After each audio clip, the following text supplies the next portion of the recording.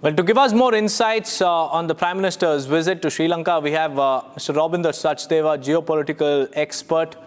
And a very good morning to you, Mr. Sachdeva. How do you look at the Prime Minister's visit to Colombo, especially after the change in guard?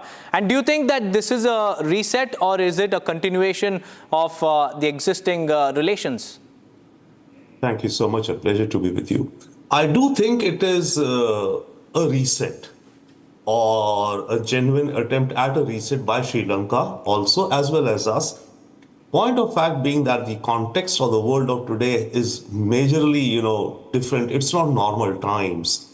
If this was a visit coming during normal times, perhaps we could have said not as much a reset, but yes, more a continuation as usual between India and Sri Lanka.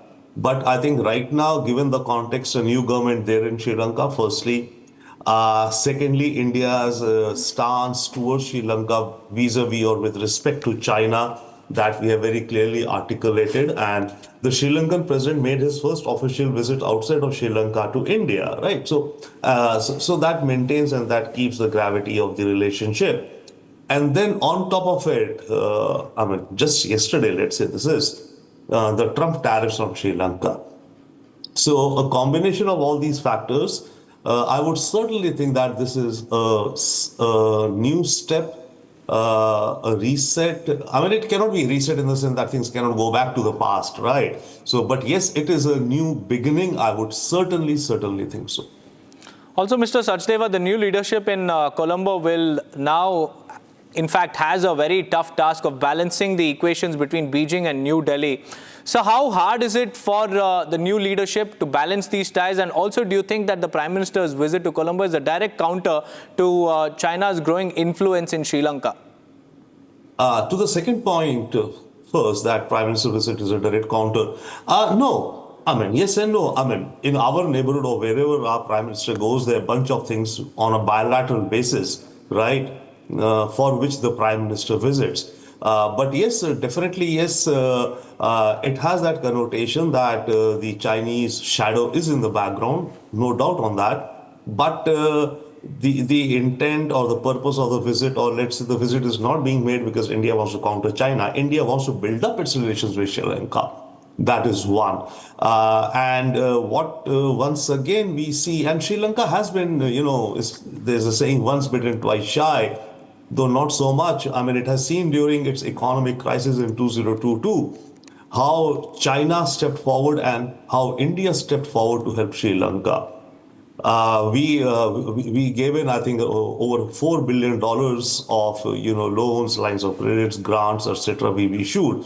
But more important than that was when it came down to restructuring of the debt of Sri Lanka. India was the first one amongst the bilateral lenders who agreed to delay and restructure the payment terms. China held out. China was not an easy negotiator for Sri Lanka. China dragged its feet, whereas we were the first one to agree to a restructuring plan with the Paris Club, which is the debt rearrangement which is done there. So Sri Lanka has seen that also. And definitely, I think the realization is joining, but you're right that would Sri Lanka find itself pulled between China and India? Yes, it will. But on the other hand, physical proximity matters. We are just a haul away, short hop away from Sri Lanka. So that's a reality which Sri Lanka cannot, ignore. And my understanding, and I think it has happened in his visit when he came, the Sri Lankan president, to India in December, India did raise very much the concern, as we have been always, about Chinese, research ships, quote unquote spy ships, coming for, refueling or rest or maybe, surveilling India, a strong opposition to it. And I think Sri Lanka has agreed, though it's continuing to entertain. Hambantota port is owned by the Chinese, so it's continuing to entertain and replenish, refuel, etc. other Chinese ships, but Chinese research ships are perhaps not being allowed there now. Mr. Sachdeva, now in just a few moments, the delegation level talks will start between India and Sri Lanka. Just to, get a quick sense of what could be on the table, if you could summarize what this meeting will be focused on. See, according to reports, firstly, it's a 3-day visit by the Prime Minister. That's quite a long trip, in terms of a Prime Ministerial visit. 2.5 days is a long visit. And one can very well assume that a lot of action-packed agenda is there in these 2.5 days. One, so it's important and there's a lot of work being done. If it requires 2 days of the Prime Minister's time, that's one. Secondly, there's supposed to be about 8 or 10 MOUs to be signed between the two sides, as you're saying, the delegation level. And amongst the other MOUs, there's one MOU specifically which is being said to be a very strategic, important one. Right. That's an MOU on defense. Right? We do have, of course, some joint activities with Sri Lanka Navy, Sri Lanka Army, etc. But this MOU on defense will perhaps take things to a newer level. As to what exactly the MOU entails, we don't know. But that's right. Several key agreements are expected to be signed, Mr. Sachdeva. Unfortunately, we've run out of time. But many thanks for joining us with those insights. And let's move on. Viewers, the Indian side has written to Pakistan over the recent infiltration attempts in Araspura sector of Jammu. BSF has taken up the issue with Pakistani Rangers. And in a strong protest note, Pakistan has been asked to stop pushing intruders to the Indian territory. Pakistan has been warned of refraining from such activities in the future.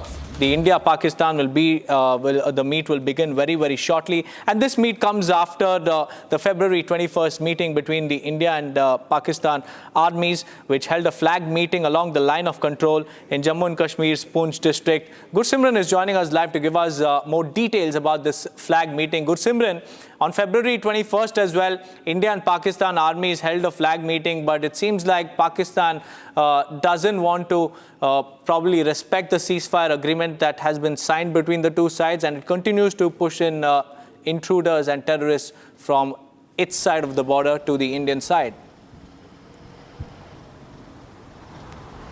Yes, Deepak, you have rightly mentioned that the Pakistan seems to be in no mood of abiding by what has been agreed upon by both the sides. So that is to maintain peace along the international border as well as line of control after two ceasefire violations along the line of control in the Poonch Krishna Ghati sector. Now we have witnessed that on the 4th and 5th of April intervening night, there was an attempt to push an intruder into the Indian territory from the Pakistani side that was thwarted by the BSF troops of the Jammu frontier, and they brought down that Pakistani intruder. Now the Pakistan is being conveyed in a flag meeting that is underway in the international border in the Araspura sector that it has to mend its way. A strong protest note has been written by the border security force that has been handed over to the Pakistani counterparts, which reads that the Pakistan has to mend its way and they have to stop felicitating the intruders entering the Indian territory. They have to stop this. Pakistan has been warned of the consequences if it continues to follow this line, that is to push more and more intruders into the Indian territory and also to destabilize the peace that is prevailing on the international border. The BSF troops are also maintaining highest of the alertness, reason being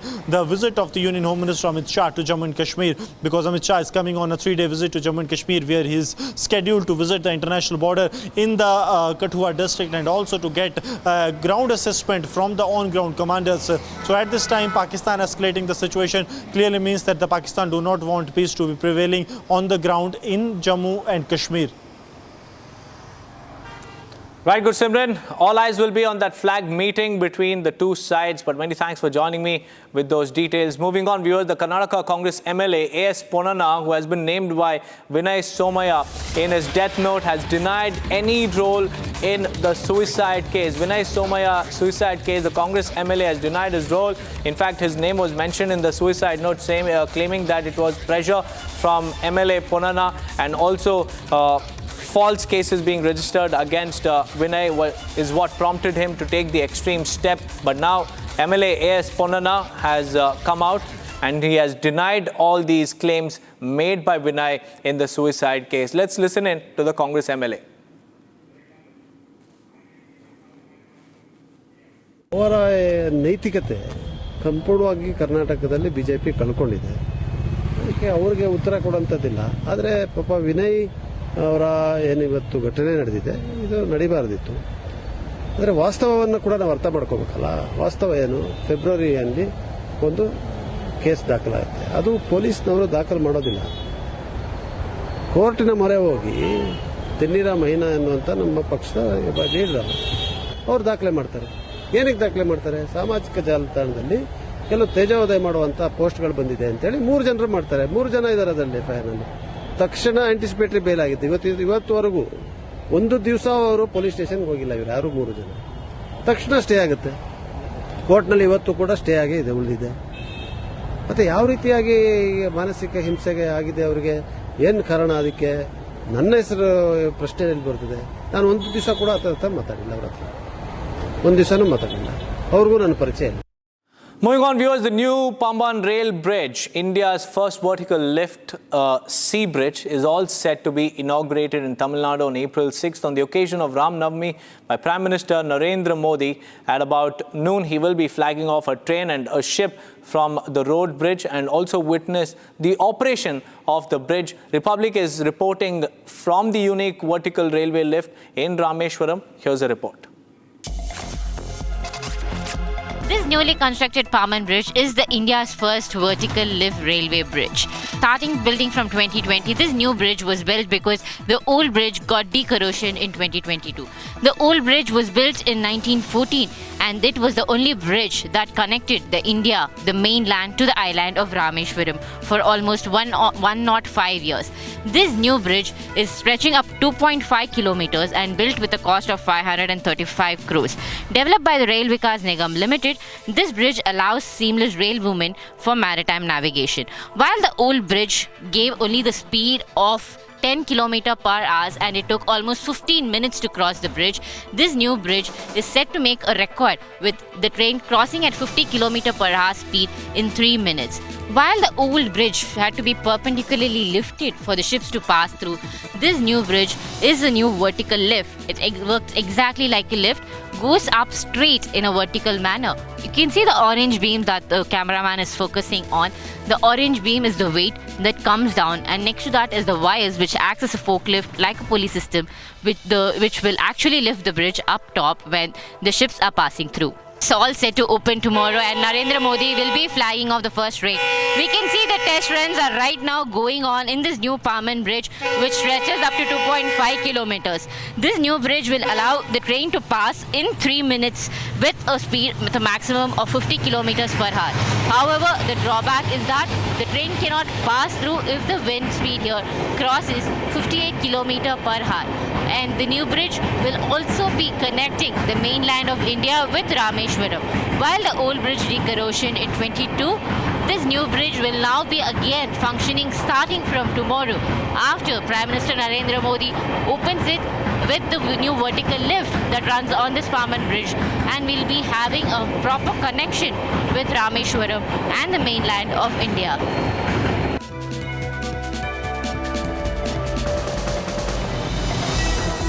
On that note, viewers, let's now shift our focus to the other top stories coming in from across Bharat in 2 minutes. Hoardings have been put up by BJP leader Tajinder Bagga at several places in the national capital over Telangana Congress's decision to clear a 400-acre forest patch in Katchatheevu in Hyderabad. And this also comes as the Supreme Court on the 3rd of April ordered no further felling of trees in the 400-acre land, which is adjacent to the University of Hyderabad.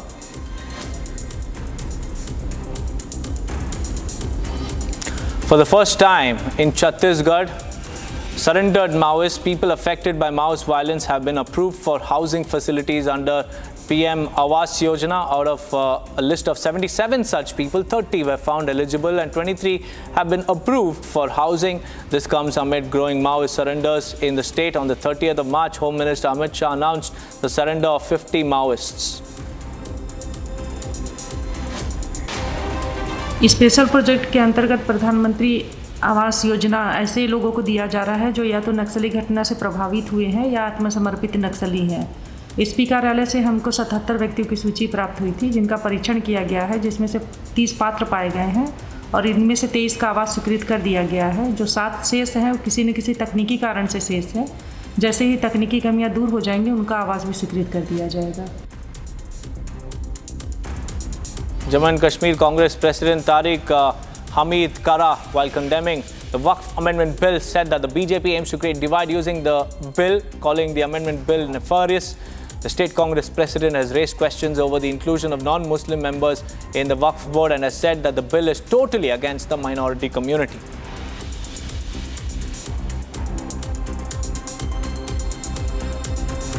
Prime Minister Modi arrived in Sri Lankan capital of Colombo, where he received a warm welcome and a cheerful one by the Indian diaspora. Prime Minister is on a 3-day official visit to the country, and it comes at the heels of his Thailand visit. India and Sri Lanka are set to unveil several measures to bolster cooperation in areas ranging from digitalization to energy and defense at the meeting between the Prime Minister and the President of Sri Lanka.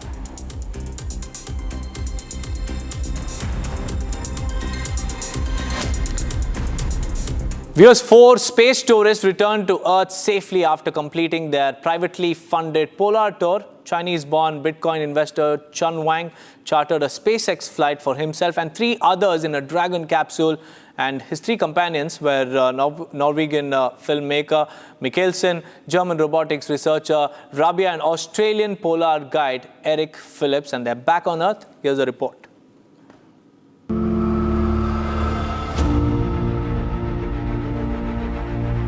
4 space tourists who orbited the North and South Poles returned to Earth on Friday, splashing down in the Pacific to end their privately funded polar tour.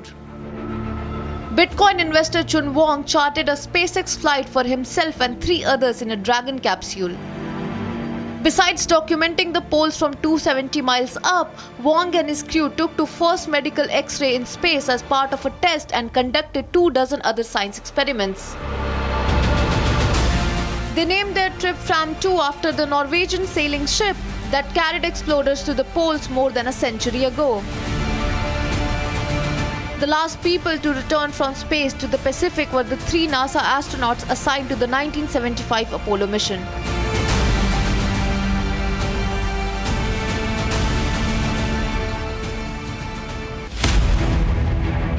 आपका भाषण संसद में वक्फ पर सबने सुना, वो तस्वीरें भी देखी जब आपने उस बिल की कॉपी को फाड़ा। गांधीयन तरीका है अपने एहतजाज को, अपने प्रोटेस्ट को दर्ज कराने का, और मेरा मानना ये कि ये जो बिल जो अब कानून बन चुका है ये अनकॉन्स्टिट्यूशनल है। बहुत से लोग ये कह रहे हैं कि वक्फ को लेकर मुसलमान समुदाय के अंदर से आवाज उठ रही थी। आप हमको ये बताइए कि आप लिमिटेशन एक्ट क्यों अप्लाई कर रहे हैं वक्फ बोर्ड के ऊपर? ये शाहीन बाग वाली जो सोच है, इसके आप समर्थक हैं कि जगह जगह शाहीन बाग बना देंगे? सुप्रीम कोर्ट ने कहा ना प्रोटेस्ट करने का राइट हमको है, तो आपको हमको क्यों इतना तकलीफ होनी चाहिए? जब आप एक आम आदमी के लिए सड़क रोक देते हैं, अगर पीसफुल प्रोटेस्ट होता है तो किसी के पेट में दर्द नहीं होनी चाहिए।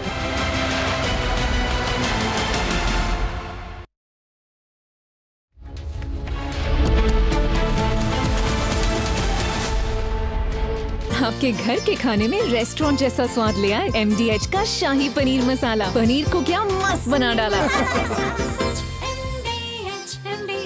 I think the startups are a little bit, the whole startup space, the startup ecosystem is getting a little spoiled. They are not open to any kind of suggestions. They are not open to any kind of criticism. They always want to be told they're the golden boys of the Indian economy, they're the fantastic ones, they're the builders, they're the creators, they're everything. But when someone tells them a little bit of the truth, they get touchy.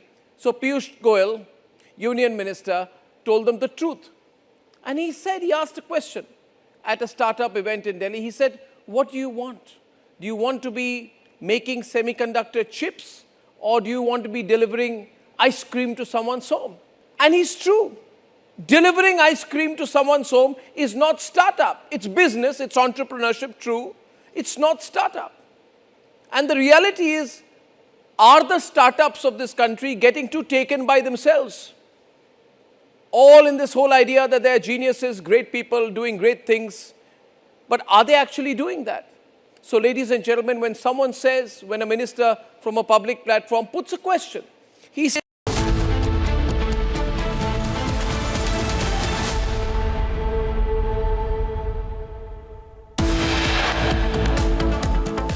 PM Modi receives ceremonial welcome in Colombo. His talks with Sri Lankan President is set to produce key outcomes across sectors. UP government orders seizure of all Waqf properties declared illegal, directs administration to launch campaign.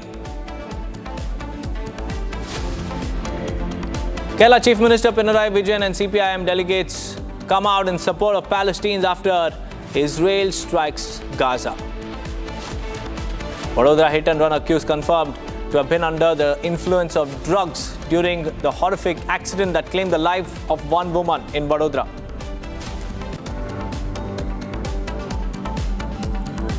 Fram 2, space tourists splash down after historic flight around the poles. There she goes. Welcome home from 2. And there she is. And there she goes. A very good morning, viewers. It's 11:30 and you're watching Republic TV. First up, we have some big breaking news coming in. TVK Chief Vijay has weighed in on the Katchatheevu row. He has called for the retrieval of Katchatheevu. He said that the island must be retrieved. He also proposed a 90-year lease of the island as the interim solution. Vijay has sought a 90-year lease for the island, and the focus is back on Katchatheevu Island row. After DMK, now TVK has jumped in. Sharada is joining us live. Sharada, Vijay has called for the retrieval of Katchatheevu Island. Tell us about what prompted the TVK chief to come out and express his stand. Well, the TVK leader Vijay is now stepping into politics in full swing as he has completed all his film shooting, and he's going to be a full-time politician from now on. And the TVK has made this move after the DMK passed a separate resolution in the State Legislative Assembly just the last week, stating that they want to retrieve the Katchatheevu, the land which initially belonged to India, is now under the Sri Lankan government's rule. The DMK passed this rule just before Narendra Modi's visit to Sri Lanka, and TVK leader Vijay yesterday made his entire statement because Narendra Modi would be in Sri Lanka today and tomorrow in the first half of the day. So noting that the Sri Lankan, the Prime Minister and the Indian Prime Minister would have a talk about this particular issue. Also, the main goal of DMK and TVK is to get the Katchatheevu back to us, is because there have been a lot of problems in the past few months with the Rameshwaram fishermen being caught by the Sri Lankan Navy as they cross the international borders while fishing. However, there's no been permanent solution for this, and the DMK government noted that at least 2 fishermen being arrested daily by the Sri Lankan Navy from India, and that to find a final solution for this is to take the land back. However, TVK leader Vijay has been stating that even if India is failing to retrieve the land back at one go, what the Indian government should do is to take the land in lease for at least the next 99 years. So the Indian fishermen would not face an issue with the Sri Lankan Navy. What we also have to note is that the Katchatheevu was given away by the Congress government back in 1976, and the pact was signed between India and Sri Lanka. Back to the studio. That's right, Sharada. Now, the interim solution that Vijay has offered is to sign a 99-year lease for the fishermen there, and also the larger context and the larger goal is to retrieve the island. Now, Congress leader Pramod Tiwari has also called for the retrieval of the island. Listen in. वो हमारे लिए बहुत concern का विषय बन गया है. हमारे मछुआरों के लिए, भारतीयों के लिए उनके सुरक्षा से जुड़ा हुआ सवाल है. प्रधानमंत्री को दृढ़तापूर्वक उसके लिए कहना चाहिए और लेना चाहिए. भारत का एक एक इंच हमारा है, उसके कण कण पर हमारा अधिकार होना चाहिए. मैं इस मांग के पक्ष में हूं कि वो भारत की सुरक्षा में रहे. भारत का एक कण कण भारत का भारतीय होना चाहिए और वो हमारा है, हमारा होना चाहिए. Moving on, viewers, a 35-year-old BJP worker from Madikeri in Karnataka allegedly took the extreme step in Bengaluru late Thursday night. Vinay Somaya is the 35-year-old leader that has been identified, and he was found hanging at his Nagawara office shortly after posting a detailed suicide note on WhatsApp and also on several other social media platforms. In the 1,000-word note, he accused several Congress leaders of harassment and also claimed political pressure and political targeting to be the reason that drove him to take the drastic step. Meanwhile, Hennur police have begun an investigation into the matter. Vinay's mobile phone has been sent to the FSL for retrieval of data and also analysis. And the death note written by Vinay has also been sent to the Forensic Science Laboratory. So the FSL teams will analyze the data and also details from his mobile phone, and then the investigation will continue to progress. We also have reactions coming in. Listen in. ಅವರ ನೈತಿಕತೆ ಸಂಪೂರ್ಣವಾಗಿ ಕರ್ನಾಟಕದಲ್ಲಿ BJP ಕಳ್ಕೊಂಡಿದೆ. ಅದಕ್ಕೆ ಅವ್ರಿಗೆ ಉತ್ತರ ಕೊಡುವಂಥದ್ದಿಲ್ಲ. ಆದರೆ ಪಾಪ ವಿನಯ್ ಅವರ ಏನಿವತ್ತು ಘಟನೆ ನಡೆದಿದೆ, ಇದು ನಡಿಬಾರ್ದಿತ್ತು. ಆದರೆ ವಾಸ್ತವವನ್ನು ಕೂಡ ನಾವು ಅರ್ಥ ಮಾಡ್ಕೋಬೇಕಲ್ಲ. ವಾಸ್ತವ ಏನು? ಫೆಬ್ರವರಿಯಲ್ಲಿ ಒಂದು ಕೇಸ್ ದಾಖಲಾಗುತ್ತೆ. ಅದು ಪೊಲೀಸ್ನವರು ದಾಖಲು ಮಾಡೋದಿಲ್ಲ. ಕೋರ್ಟಿನ ಮೊರೆ ಹೋಗಿ ತೆನ್ನೀರ ಮಹಿನಾ ಎನ್ನುವಂಥ ನಮ್ಮ ಪಕ್ಷದ ಲೀಡರ್ ಅವ್ರು ದಾಖಲೆ ಮಾಡ್ತಾರೆ. ಏನಕ್ಕೆ ದಾಖಲೆ ಮಾಡ್ತಾರೆ? ಸಾಮಾಜಿಕ ಜಾಲತಾಣದಲ್ಲಿ ಕೆಲವು ತೇಜೋವಧೆ ಮಾಡುವಂಥ ಪೋಸ್ಟ್ಗಳು ಬಂದಿದೆ ಅಂತೇಳಿ 3 ಜನರು ಮಾಡ್ತಾರೆ. 3 ಜನ ಇದ್ದಾರೆ ಅದರಲ್ಲಿ ಎಫ್ಐಆರ್ನಲ್ಲಿ. ತಕ್ಷಣ ಆಂಟಿಸಿಪೇಟರಿ ಬೇಲ್ ಆಗಿತ್ತು. ಇವತ್ತುವರೆಗೂ ಒಂದು ದಿವಸ ಅವರು ಪೊಲೀಸ್ ಸ್ಟೇಷನ್ಗೆ ಹೋಗಿಲ್ಲ ಇವರು ಯಾರು 3 ಜನ. ತಕ್ಷಣ ಸ್ಟೇ ಆಗುತ್ತೆ.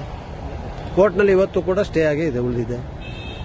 ಮತ್ತೆ ಯಾವ ರೀತಿಯಾಗಿ ಮಾನಸಿಕ ಹಿಂಸೆಗೆ ಆಗಿದೆ ಅವರಿಗೆ, ಏನು ಕಾರಣ? ಅದಕ್ಕೆ ನನ್ನ ಹೆಸರು ಪ್ರಶ್ನೆಯಲ್ಲಿ ಬರ್ತದೆ. ನಾನು ಒಂದು ದಿವಸ ಕೂಡ ಹತ್ರ ಮಾತಾಡಿಲ್ಲ ಅವ್ರ ಹತ್ರ. ಒಂದು ದಿವಸ. Abhishek is live with us. Abhishek, in Telangana, there is no safety for journalists. In Karnataka, BJP leaders claim that their workers are not safe because there is selective targeting and false cases being filed against them. And they believe that Vinay Somaya's case is an example to that of political pressure and also targeting by this Congress MLA, A.S. Ponnana, who has completely denied any link to the entire matter. Tell us about what's happening and also about the protests that erupted in Kodagu.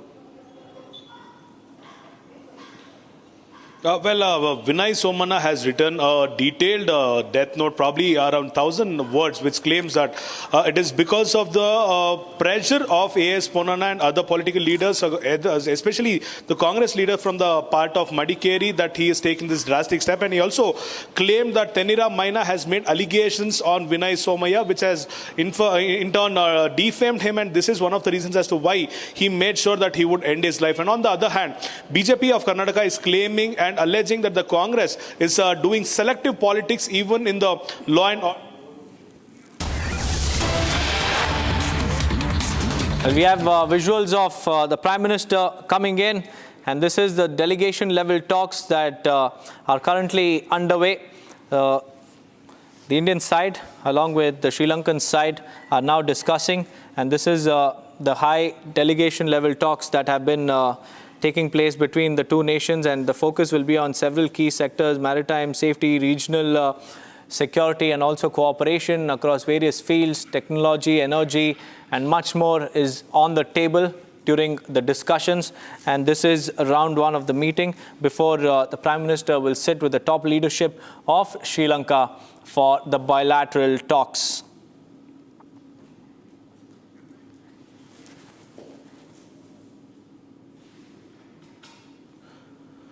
In fact, what we understand is that this is indeed the bilateral meeting with Anura Kumara Dissanayake, the President of Sri Lanka.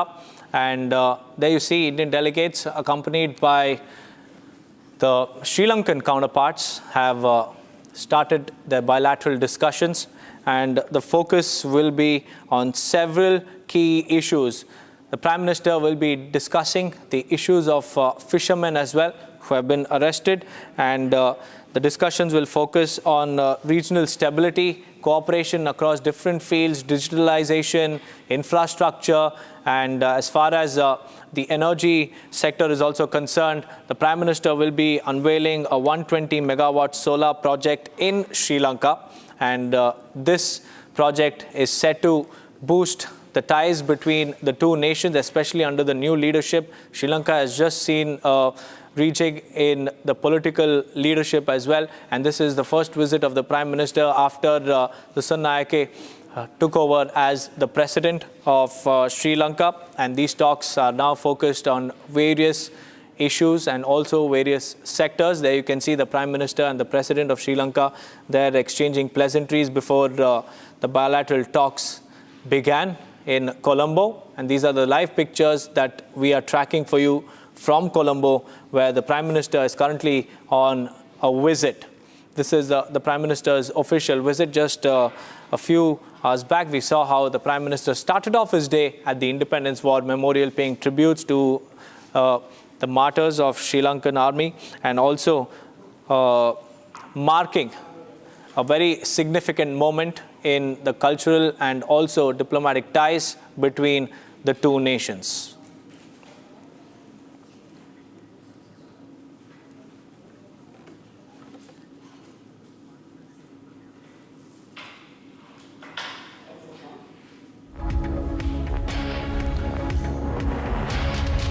There you see, viewers, that is Prime Minister Narendra Modi with his team of diplomats there, sitting across the table of the top leadership in Sri Lanka, discussing various issues and various sectors where cooperation can be furthered, and also on how to improve the bilateral ties under the new leadership in Sri Lanka.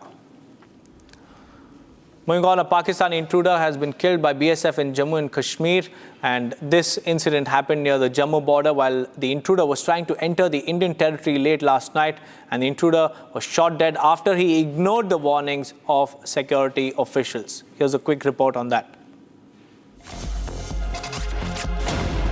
Alert troops of the Border Security Force have foiled a nefarious plan of the adversary of pushing an intruder into the Indian territory, and a Pakistani intruder has been shot dead by the troops of the BSF. Right now we are in the area of the Abdullia, where the 7th Battalion of the Border Security Force, they have brought down this intruder who was attempting to sneak into the Indian territory, and now the alert has been sounded across the international border, and also a high level of threat assessment is being done by the security forces. If we go to this side, this is the Indo-Pakistan international border, and here you will see the massive deployment of the Border Security Force. The deployment has been done in such a manner that every nook and corner is covered, because the fence that you see ahead of that is the Pakistani area, the area where the nefarious plots are made and where the attempts are made by the Pakistani side to push more and more terrorists into the Indian territory. These bulletproof tractors that have been kept here on the standby are being used by the Border Security Force so as to keep a strict vigil on the area by keeping themselves secure, and a high level of alertness is being maintained on ground here in the Araspura sector of Jammu. Moving on, viewers, the All India Muslim Personal Law Board has sought an urgent appointment with President Draupadi Murmu to express their concerns on the recently passed Waqf Amendment Bill before she gives her assent to it. And this is AIM-PLB's last resort before the bill is turned into a law with the President's assent. And before that happens, the AIM-PLB is seeking an urgent meeting with President Draupadi Murmu to highlight their opposition, to express their concerns on why they don't want the bill to be converted to a law, and whether or not the meeting will happen with the President, that remains to be seen. But the AIM-PLB has definitely submitted its request for an urgent meeting. Riyanka is also joining us live from the national capital. Riyanka, how long before the President, gives her assent to the bill, and what is AIM-PLB's last moment preparations if the meeting does not happen?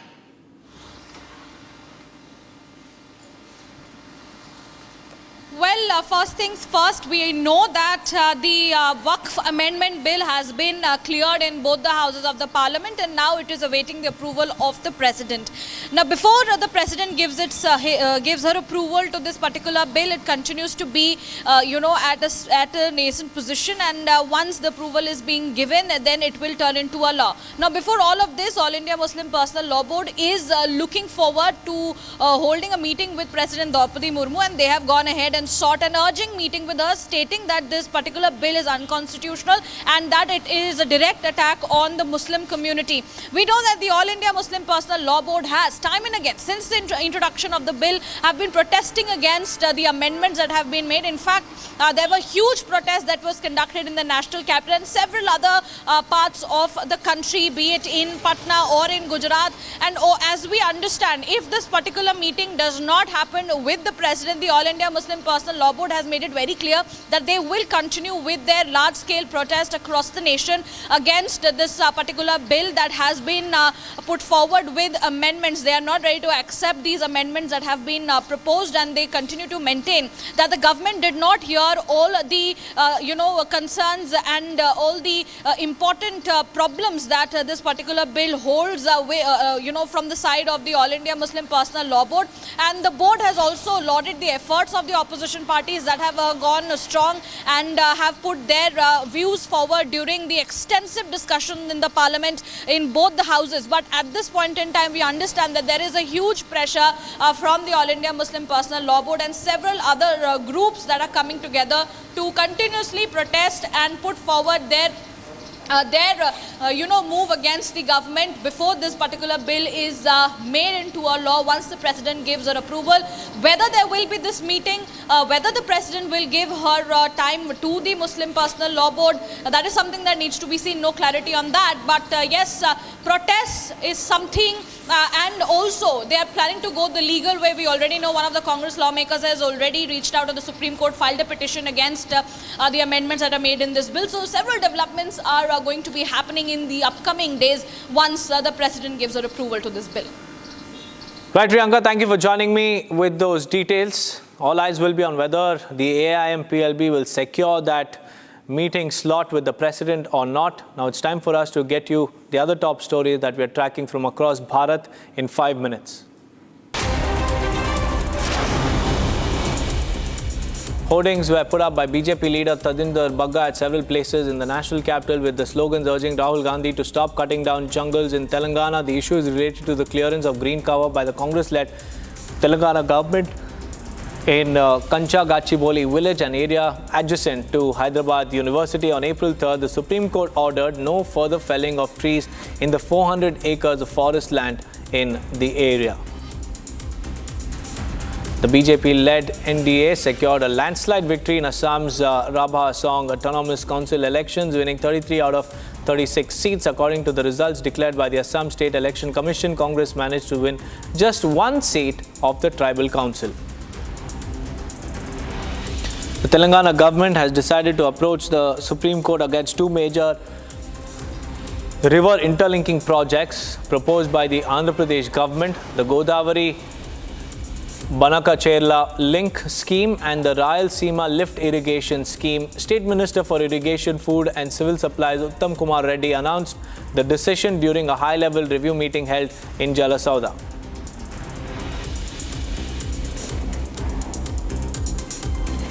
After Tamil Nadu Chief Minister M.K. Stalin called for an all-party meeting over the national eligibility cum entrance test issue, DMK leader T.K. Salangovan said that they will fight against the government and also ensure that NEET is removed. Tamil Nadu Chief Minister M.K. Stalin has also reiterated that their protest is to abolish NEET exam, and it has vowed that it would never end the protest until the centre accepts the requests of the state government. In NEET, a student who has got 30th mark or 25th, one student gets 95 marks and stands first. The other student who got 65 or 70 gets admission in passes NEET. So this student is upset and commits suicide. So we can fight with the government of India to remove NEET. That is what we can do. That was what we also promised. We will fight against the government of India and ensure that NEET is removed. After Owaisi moved Supreme Court challenging the Waqf Amendment Bill, independent MP from Pune, Pappu Yadav, has said that when the House becomes deaf and dumb, there is no other option but to approach the Supreme Court. जब तक संविधान की किसी भी प्रक्रिया को हम सदन में नहीं बदलते हैं, तब तक सर्वोच्च न्यायालय हमें रास्ता दिखाएगा ही। और जब सड़क भी सोनी और सदन भी गूंगी हो जाए, बहरी हो जाए, तो सर्वोच्च न्यायालय के अलावा कोई रास्ता नहीं है। Congress has announced Bharat Bhushan Ashu as the party candidate for the forthcoming by-election to the Punjab Legislative Assembly from Ludhiana West constituency. His candidature for contesting the bypoll from the seat was approved by Congress President Mallikarjun Kharge. BJP leader Arun Govil said that strict action should be taken against those involved in a case related to Mahadev betting app. The Central Bureau of Investigation of the CBI has named former Chhattisgarh Chief Minister Bhupesh Baghel as one of the accused in the Mahadev betting app case.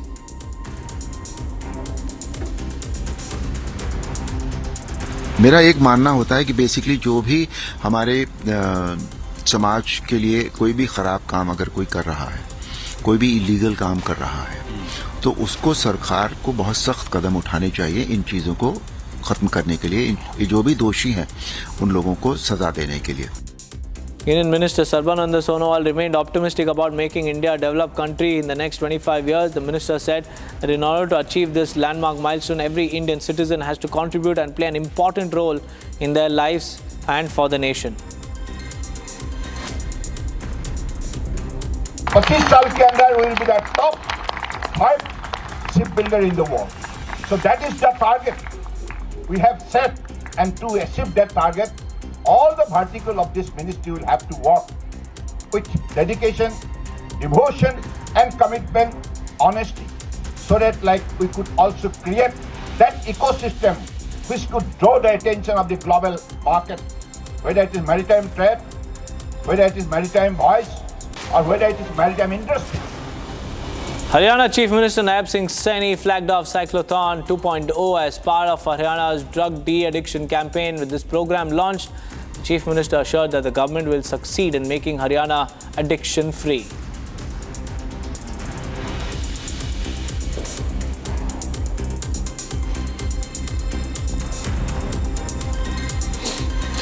With that, viewers, we'll slip into a very, very short break, but on the other side, we'll get you all the details about the key MOUs that will be signed by India and Sri Lanka. Stay tuned for more on that.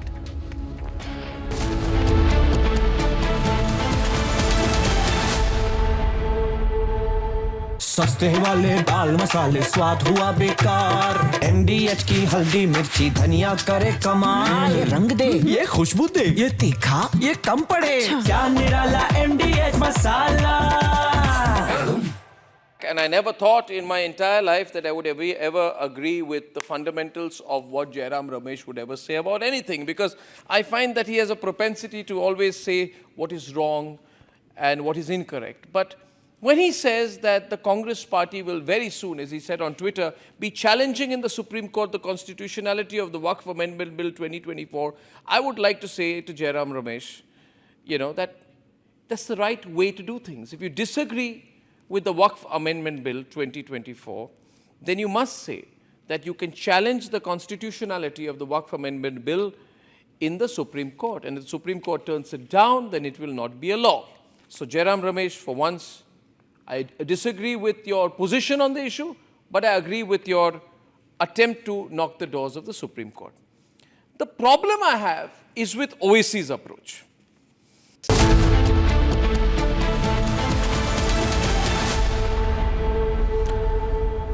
Viewers, the new Pamban rail bridge, India's first vertical lift sea bridge, is all set to be inaugurated in Tamil Nadu on April 6th on the occasion of Ram Navami by Prime Minister Narendra Modi at about noon, and he will flag off a train and a ship as well from the road bridge and witness the operation of this bridge.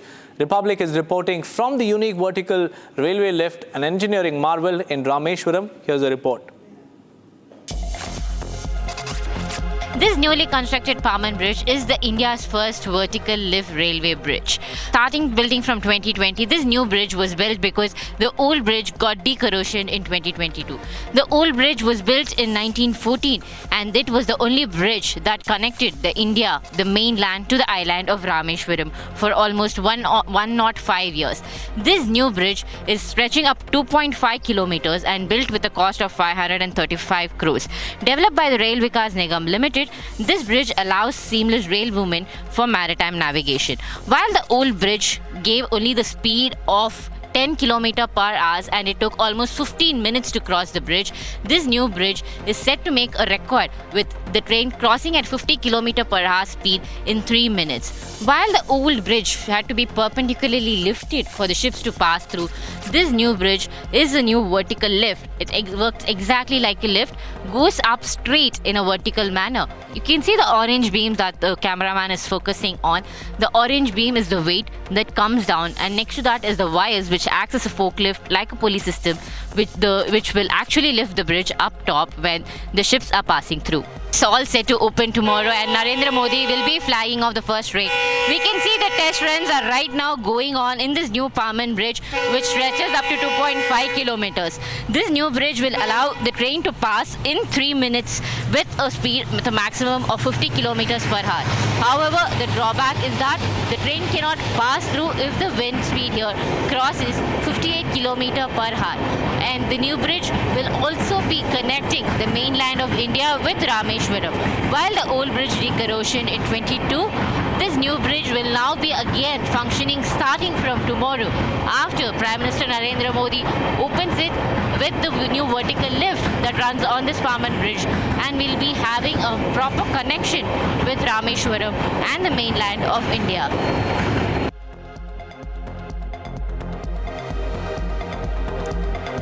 Moving on, viewers, 4 space tourists returned to Earth safely after completing their privately funded polar tour. Chinese-born Bitcoin investor Chen Wang chartered a SpaceX flight for himself and 3 others in a Dragon capsule of SpaceX. Here's more on how they returned to Earth.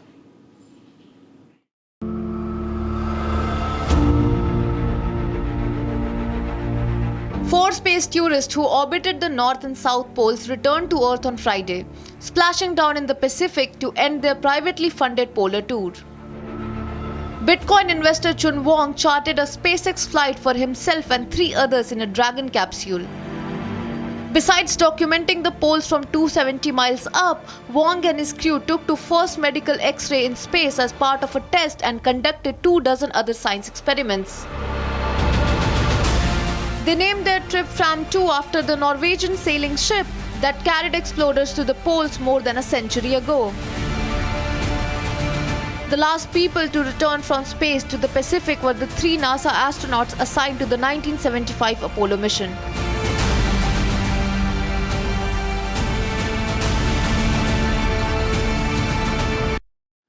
Moving on to the other top stories that we are tracking from across Bharat in 2 minutes.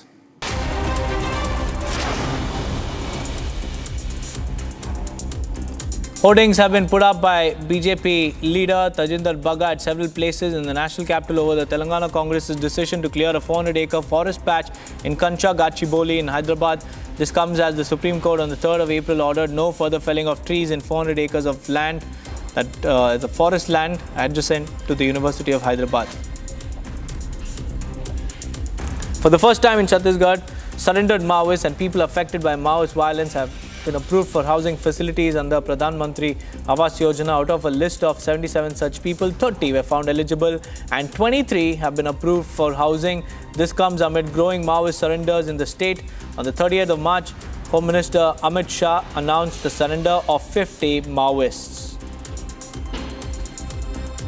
Special project के अंतर्गत प्रधानमंत्री आवास योजना ऐसे लोगों को दिया जा रहा है जो या तो नक्सली घटना से प्रभावित हुए हैं या आत्मसमर्पित नक्सली हैं। एसपी कार्यालय से हमको 77 व्यक्तियों की सूची प्राप्त हुई थी जिनका परीक्षण किया गया है, जिसमें से 30 पात्र पाए गए हैं और इनमें से 23 का आवास स्वीकृत कर दिया गया है। जो 7 शेष हैं किसी न किसी तकनीकी कारण से शेष है।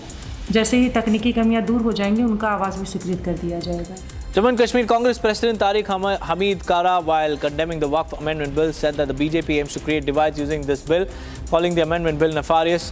The State Congress President has raised questions over the inclusion of non-Muslim people in the Waqf Board and has said that the bill is totally against the Muslims. PM Modi arrived in the capital of Colombo, where he received a warm and cheerful welcome by the Indian diaspora. Prime Minister Modi is on a 3-day official visit to the country that comes close on the heels of his recently concluded Thailand visit. India and Sri Lanka are expected to sign several MOUs across sectors such as energy, defense, and much more.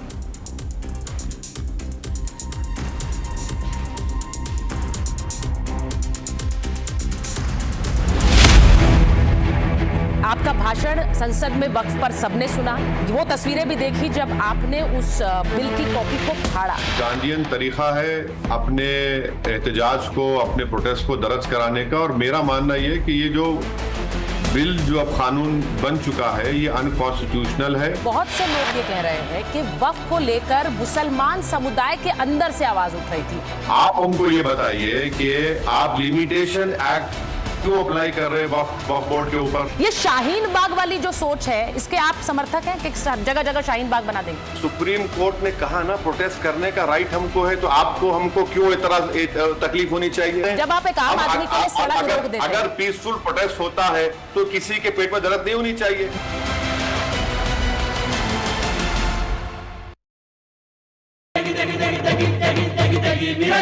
MDH की देगी मिर्च, देगी मिर्च का तड़का, अंग अंग फड़का। MDH की देगी 미라지. 파렴치한 종북 반국가 세력들을 일거에 척결하고 자유 헌정 질서를 지키기 위해 비상계엄을 선포합니다.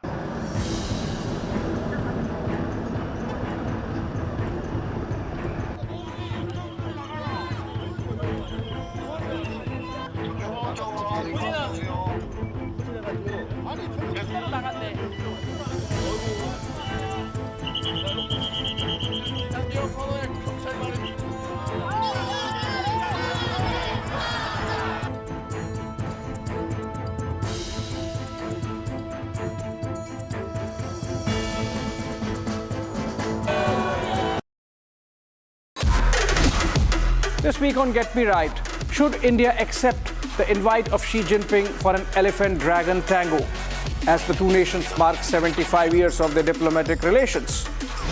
Or wait to judge little more the game of Chinese checkers from Beijing? Also, that preacher of democratic values to the rest of the world, is Europe backsliding? What does ban on Marine Le Pen contesting elections in France tell us about the health of democracy in Europe? And finally, is Naxalism on its deathbed in India? We explore. Join me this weekend on your favorite deep dive show only on Republic TV.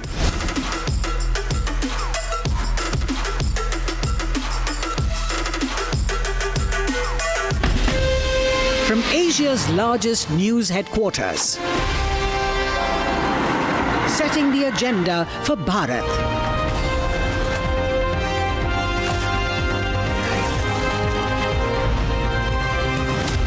You're watching Republic.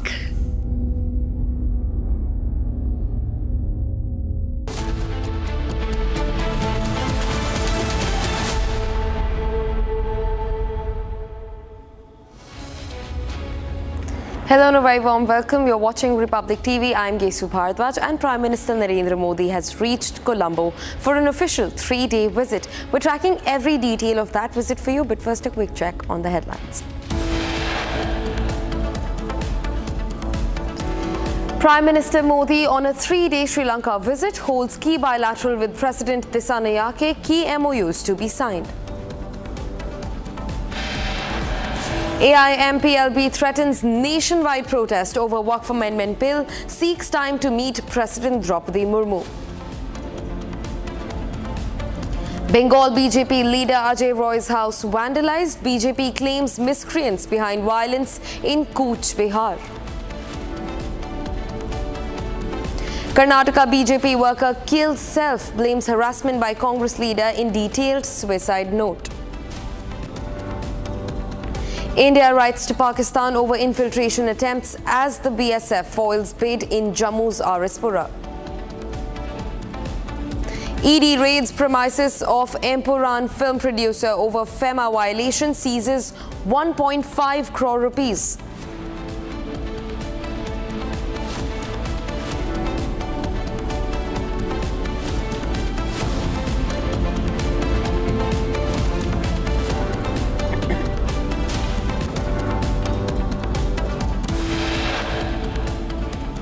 Prime Minister Narendra Modi met with Sri Lankan President Dissanayake after arriving in Colombo just yesterday. In fact, he was also given a ceremonial welcome today at the Independence Square in Colombo and also the President's Secretariat. The Prime Minister is on a 3-day official visit to Sri Lanka, where him along with the President of Sri Lanka are set to sign a slew of MOUs, developmental MOUs. In fact, important talks will remain the focal point, ranging right from trade, tariffs and also defense.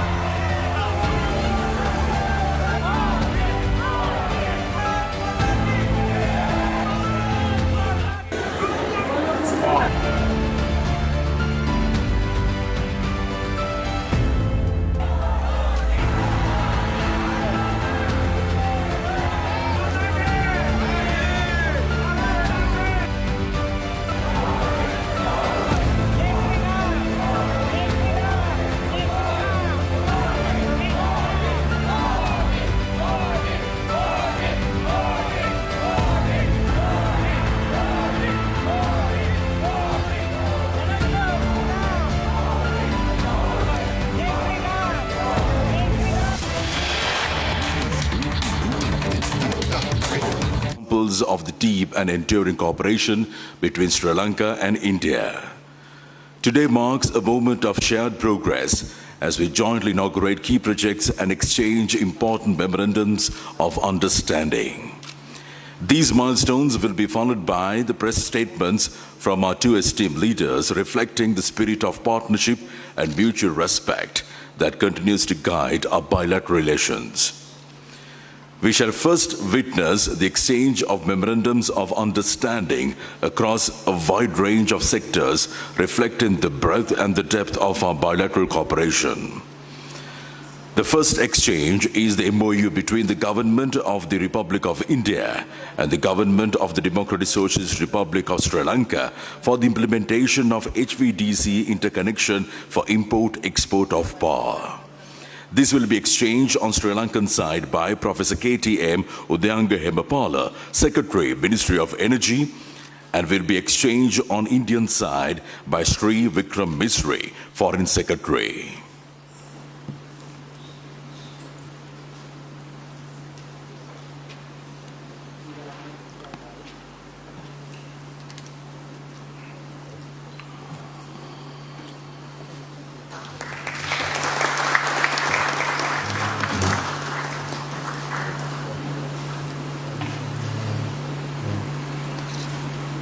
Thank you very much, Professor Udayanga Hemapala. Would like to kindly request Sri Vikram Misri, Foreign Secretary, to remain where you are for the further exchanges of MOU. The next exchange is of the MOU between the Ministry of Electronics and Information Technology of India and the Ministry of Digital Economy of Sri Lanka on cooperation in the field of sharing successful digital solutions implemented at population scale for digital transformation. This will be exchanged on Sri Lankan side by Mr. Varunasri Dhanapala, Acting Secretary, Ministry of Digital Economy. And the exchange on Indian side by Sri Vikram Misri, Foreign Secretary.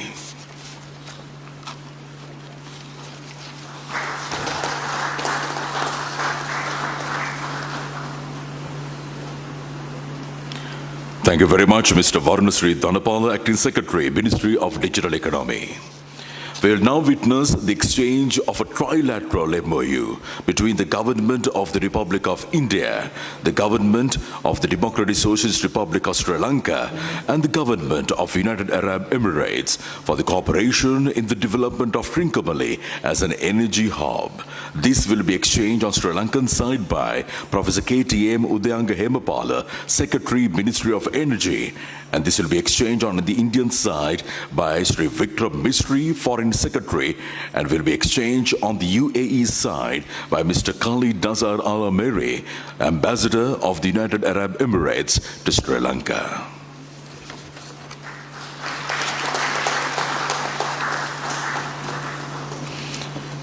Thank you very much, Professor KTM Udayanga Hebapala and Mr. Khalid Nazar Almeri. The next is the exchange of the MOU between the Government of the Republic of India and the Government of the Democratic Socialist Republic of Sri Lanka on defense cooperation. This will be exchanged on the Sri Lankan side by Air Vice Marshal Sampath Thuyakonda, retired Secretary Ministry of Defence, and will be exchanged on the Indian side by Sri Vikram Misri, Foreign Secretary.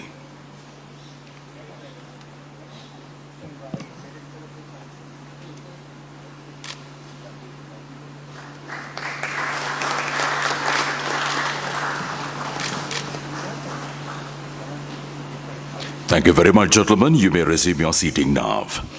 The next is the MOU on the multi-sectoral grant assistance for Eastern Province. This will be exchanged on the Sri Lankan side by Mr. K.M.M. Siddhivardhana, Secretary, Ministry of Finance, Planning and Economic Development, and will be exchanged on the Indian side by Sri Santosh Jha, the High Commissioner of India to Sri Lanka.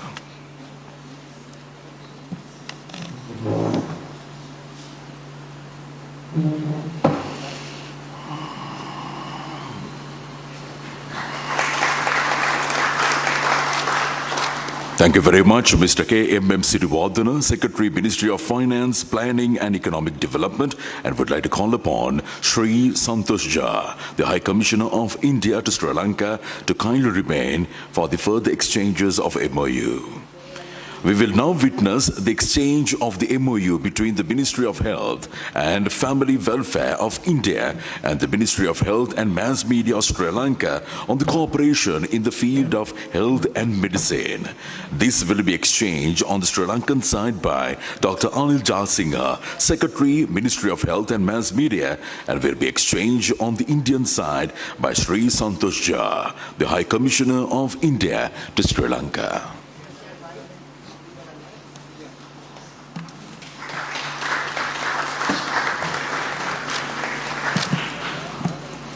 Gentlemen, please remain. The next is the MOU on the Pharmacopoeia cooperation between the Indian Pharmacopoeia Commission, Ministry of Health and Family Welfare of India and the National Medicines Regulatory Authority of Sri Lanka. This will be exchanged on the Sri Lankan side by Dr. Anil Jalsingha, Secretary, Ministry of Health and Mass Media, and this will be exchanged on the Indian side by Sri Santosh Jha, the High Commissioner of India to Sri Lanka.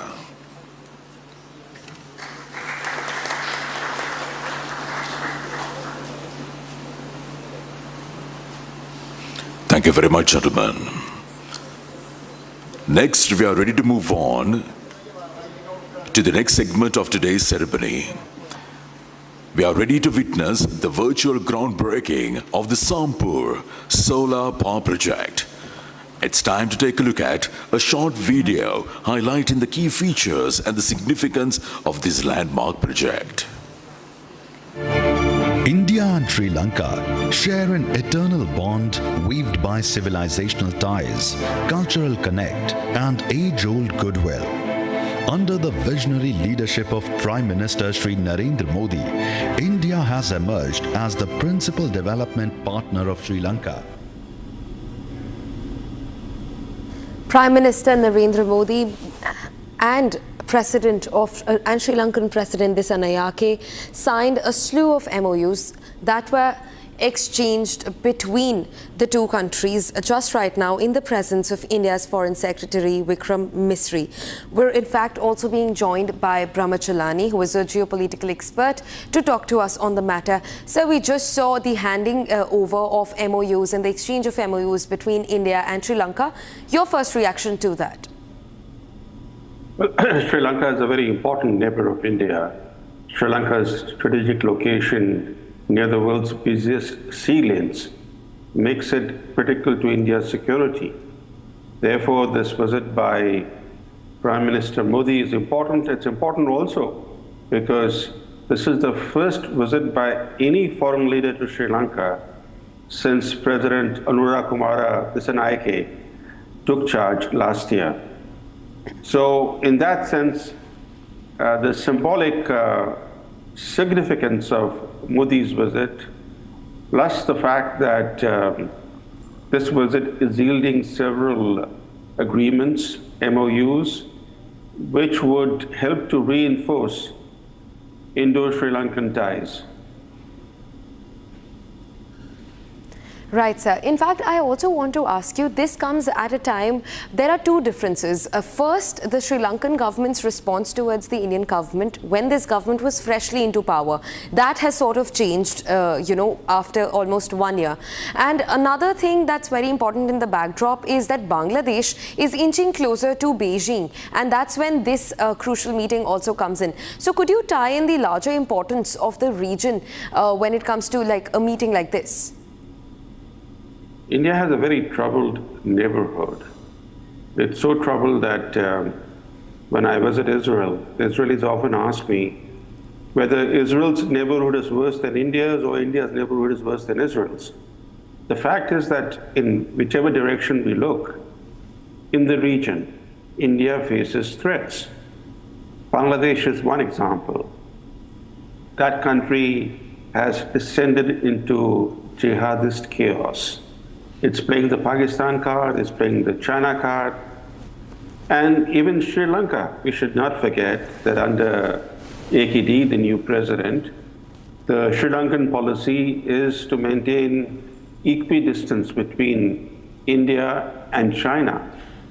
But India and China are not located equidistant from Sri Lanka. Sri Lanka's immediate neighbor is India. China is located far from Sri Lanka. And yet, successive governments in Sri Lanka have pursued this equidistance policy. You would recall that when Sri Lanka had this economic meltdown in 2022, 3 years ago, that it was India that first came to Sri Lanka's rescue. India provided $4 billion, more than $4 billion in aid in the first half of 2022 to keep Sri Lanka afloat, despite that economic meltdown. And yet, months after that economic meltdown began, Sri Lanka, in open disregard of India's security interests, hosted China's latest generation space tracking military ship. It allowed that ship to dock at the commercial port of Hambantota.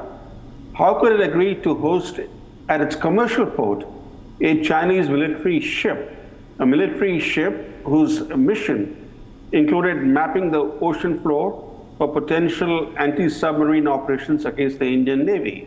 So it's that lack of, being sensitive to India's concerns that that often troubles India's relationships with its neighbors, and Sri Lanka is just one example. Right. In fact, sir, I also want to understand, this comes at the backdrop of the tariffs that the US has levied, globally, and the global markets are seeing the brunt of those tariffs as well. But do you think that this meeting, in a way, since there is a huge focal point also on investments and trade, do you think that this could be India's way of sort of diverting, shifting focus and looking at newer markets? It's not just India. The entire world today has been shocked into action. All economies are looking at diversifying their trade, and India is just one of the important economies that seeks diversification. The fact is that countries like Sri Lanka are a small market for India. The US is a huge market for India, and similarly for the US, India is a huge market. And therefore, the impact of Trump's tariff war on India cannot be offset by building closer trade ties with smaller economies. India will have to deal with the Trump-administered shock by using both diplomatic means as well as, to some extent, increasing its negotiating leverage. Because if you negotiate with the US without having sufficient leverage, the Americans will dictate terms to you. And even as India seeks to clinch a bilateral trade deal with the US, it has thus far refrained from imposing any retaliatory tariffs on American goods. And I think India will have to look for ways to leverage its own strengths so that at least at the negotiating table, India has some negotiating leverage. Yeah. So the last time that this meeting happened was when Anura Kumara Dissanayake, the president, Sri Lankan president, was in New Delhi, and he had met with Prime Minister Modi, where he assured him last year that he will not let the Sri Lankan territory be used for any activity that's against the interests of India. And cut to 2025, right now in April, this is another meeting. Prime Minister has in fact became the first foreign leader to visit Sri Lanka after Dissanayake gained power in Sri Lanka last year. Do you think that this particular meeting, the 3-day event, is a more concrete version of the ties that already exist between India and Sri Lanka? Or are the two countries eyeing at a different chapter, the next chapter of bilaterals? Both for Sri Lanka and for India, this bilateral relationship is critical.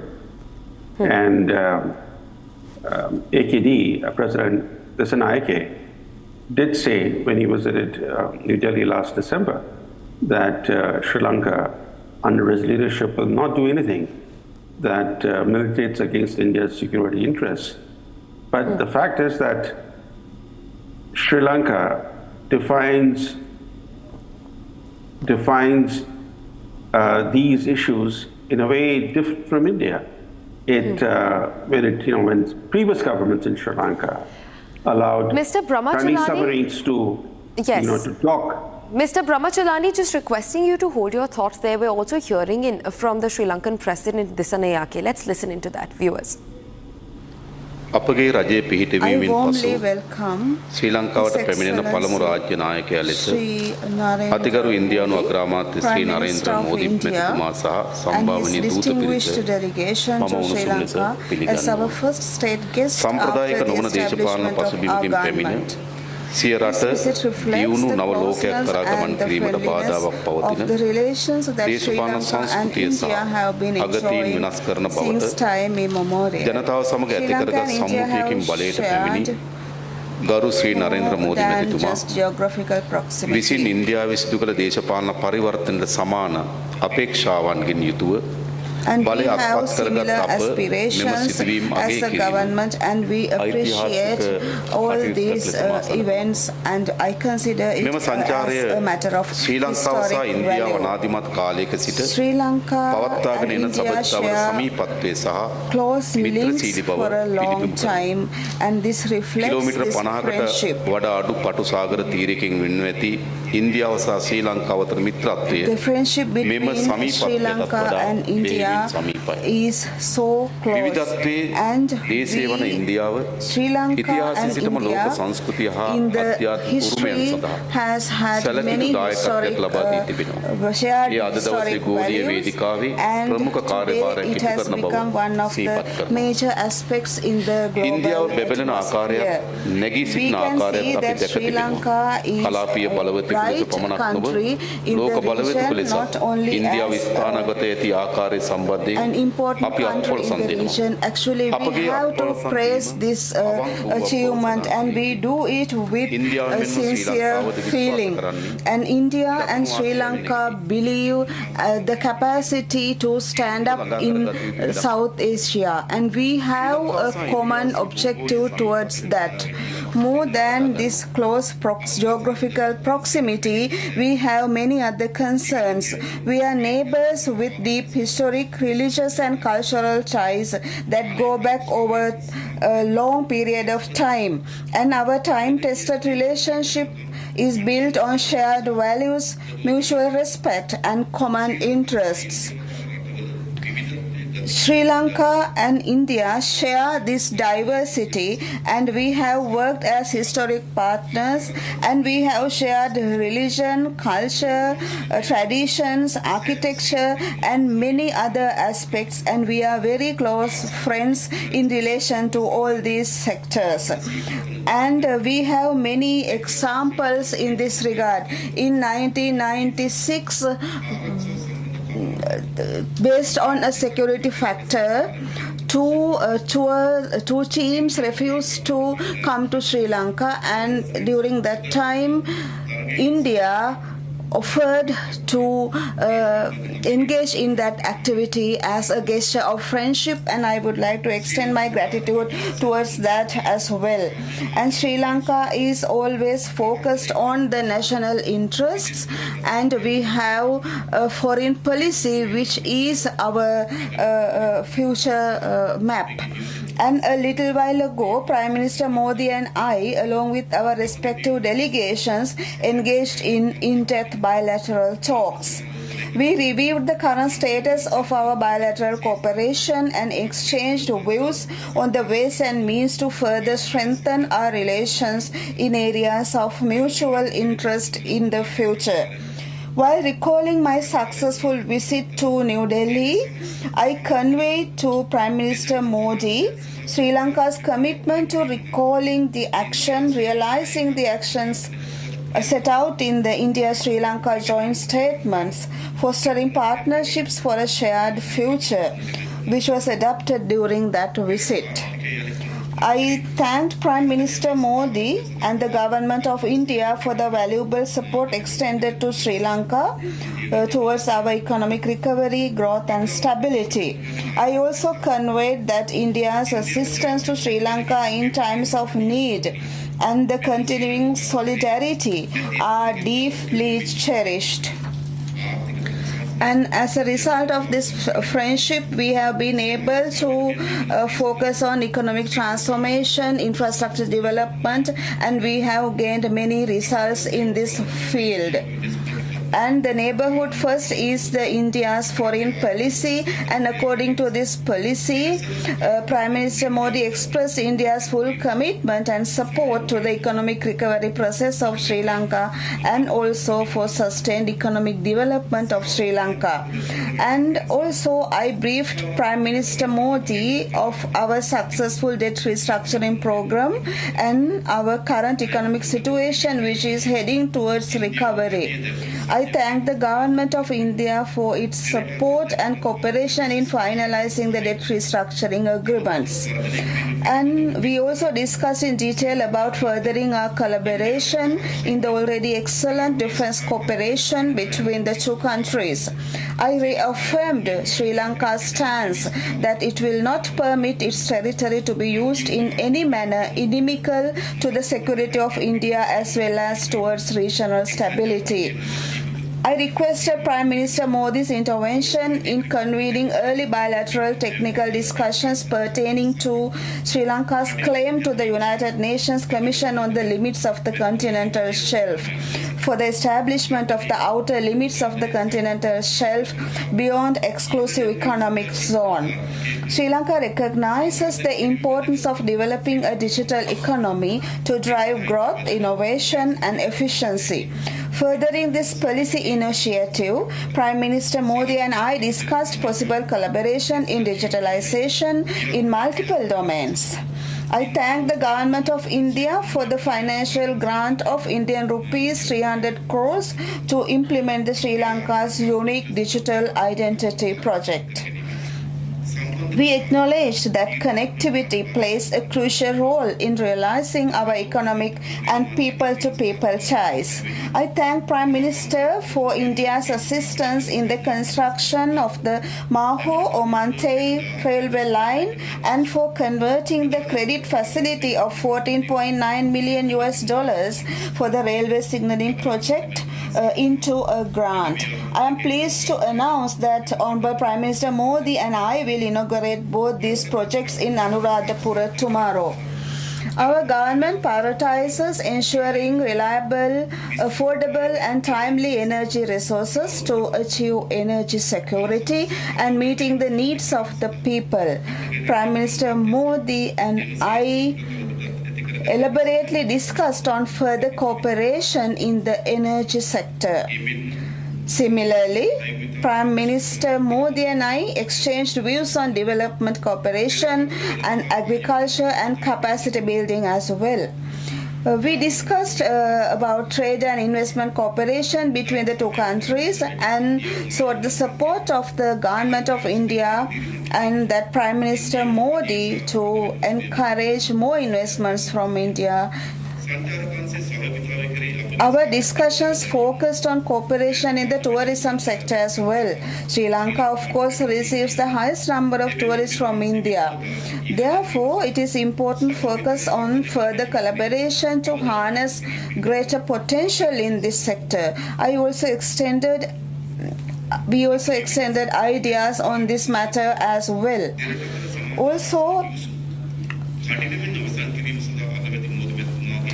we requested the intervention of Honorable Prime Minister Modi towards many projects and also of the need to have an intervention regarding the fishermen's matter. As recognizing the irreparable ecological damage caused by bottom trawling, which is a banned practice in both countries, I requested that measures be taken to stop this practice and curb IUU fishing. We are also pleased to have witnessed today the exchange of bilateral instruments between Sri Lanka and India pertaining to the areas of energy, defense cooperation, health sector cooperation, infrastructure projects and debt restructuring. And this will bring our friendship forward. I am particularly happy to have joined Honorable Prime Minister in the virtual groundbreaking of the Sampur solar power plant that would add 120 megawatts to our national grid, and the virtual unveiling of the project for the supply of solar rooftop systems, and also for the temperature controlled agriculture warehouse in Dambul, which is one of the first of its kind in Sri Lanka.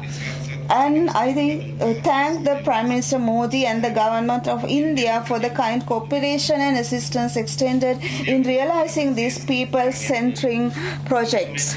And Buddhism is the most precious gift received by us from India. And I am pleased to note that tomorrow, Honorable Prime Minister Modi and his delegation will be traveling to Anuradhapura. And in Anuradhapura, we expect to pay homage to the Sri Maha Modi in Anuradhapura. As a symbol of great friendship and unstinted multifarious support extended by Prime Minister Shri Narendra Modi to Sri Lanka and its people, I am pleased to announce that the government of Sri Lanka has decided something special, and I would like to emphasize that the support of India has been certainly important for us, and also to ensure the prosperity of the people of the country. And the people of both the countries should be able to enjoy these results. Sri Lanka and India are not just countries in a map.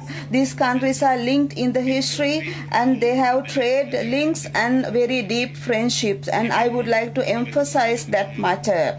Also, Honorable the Sabbasa Sabvikas concept is also a concept of timely importance. This concept is put forward by Honorable Narendra Modi, and he has always extended hands of friendship to Sri Lanka and the people of the country. As a symbol of the great friendship of unstinted support extended by the Prime Minister of India, I am pleased to announce that the government of Sri Lanka has decided to confer upon him the highest Sri Lankan honor to a foreign head of state or head of government, Sri Lanka Mitra Vibhushana.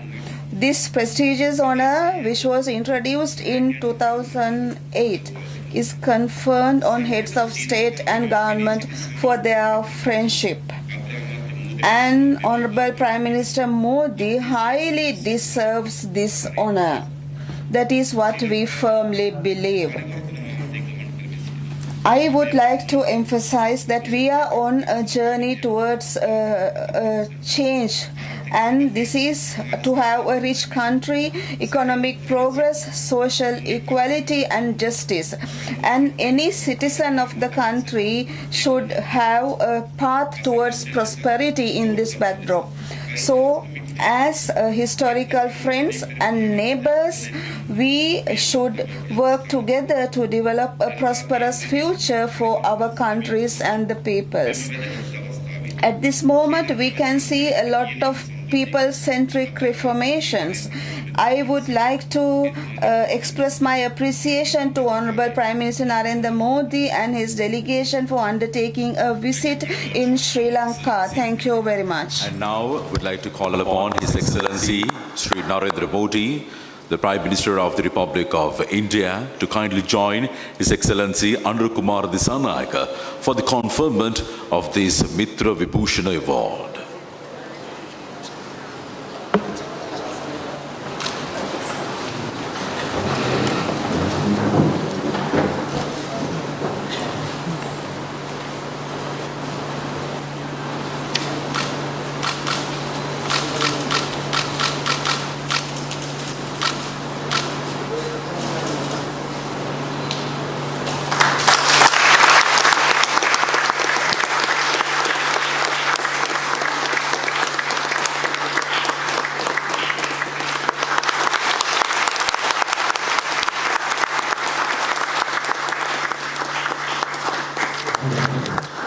May I once again request the leaders to proceed to your respective lecterns.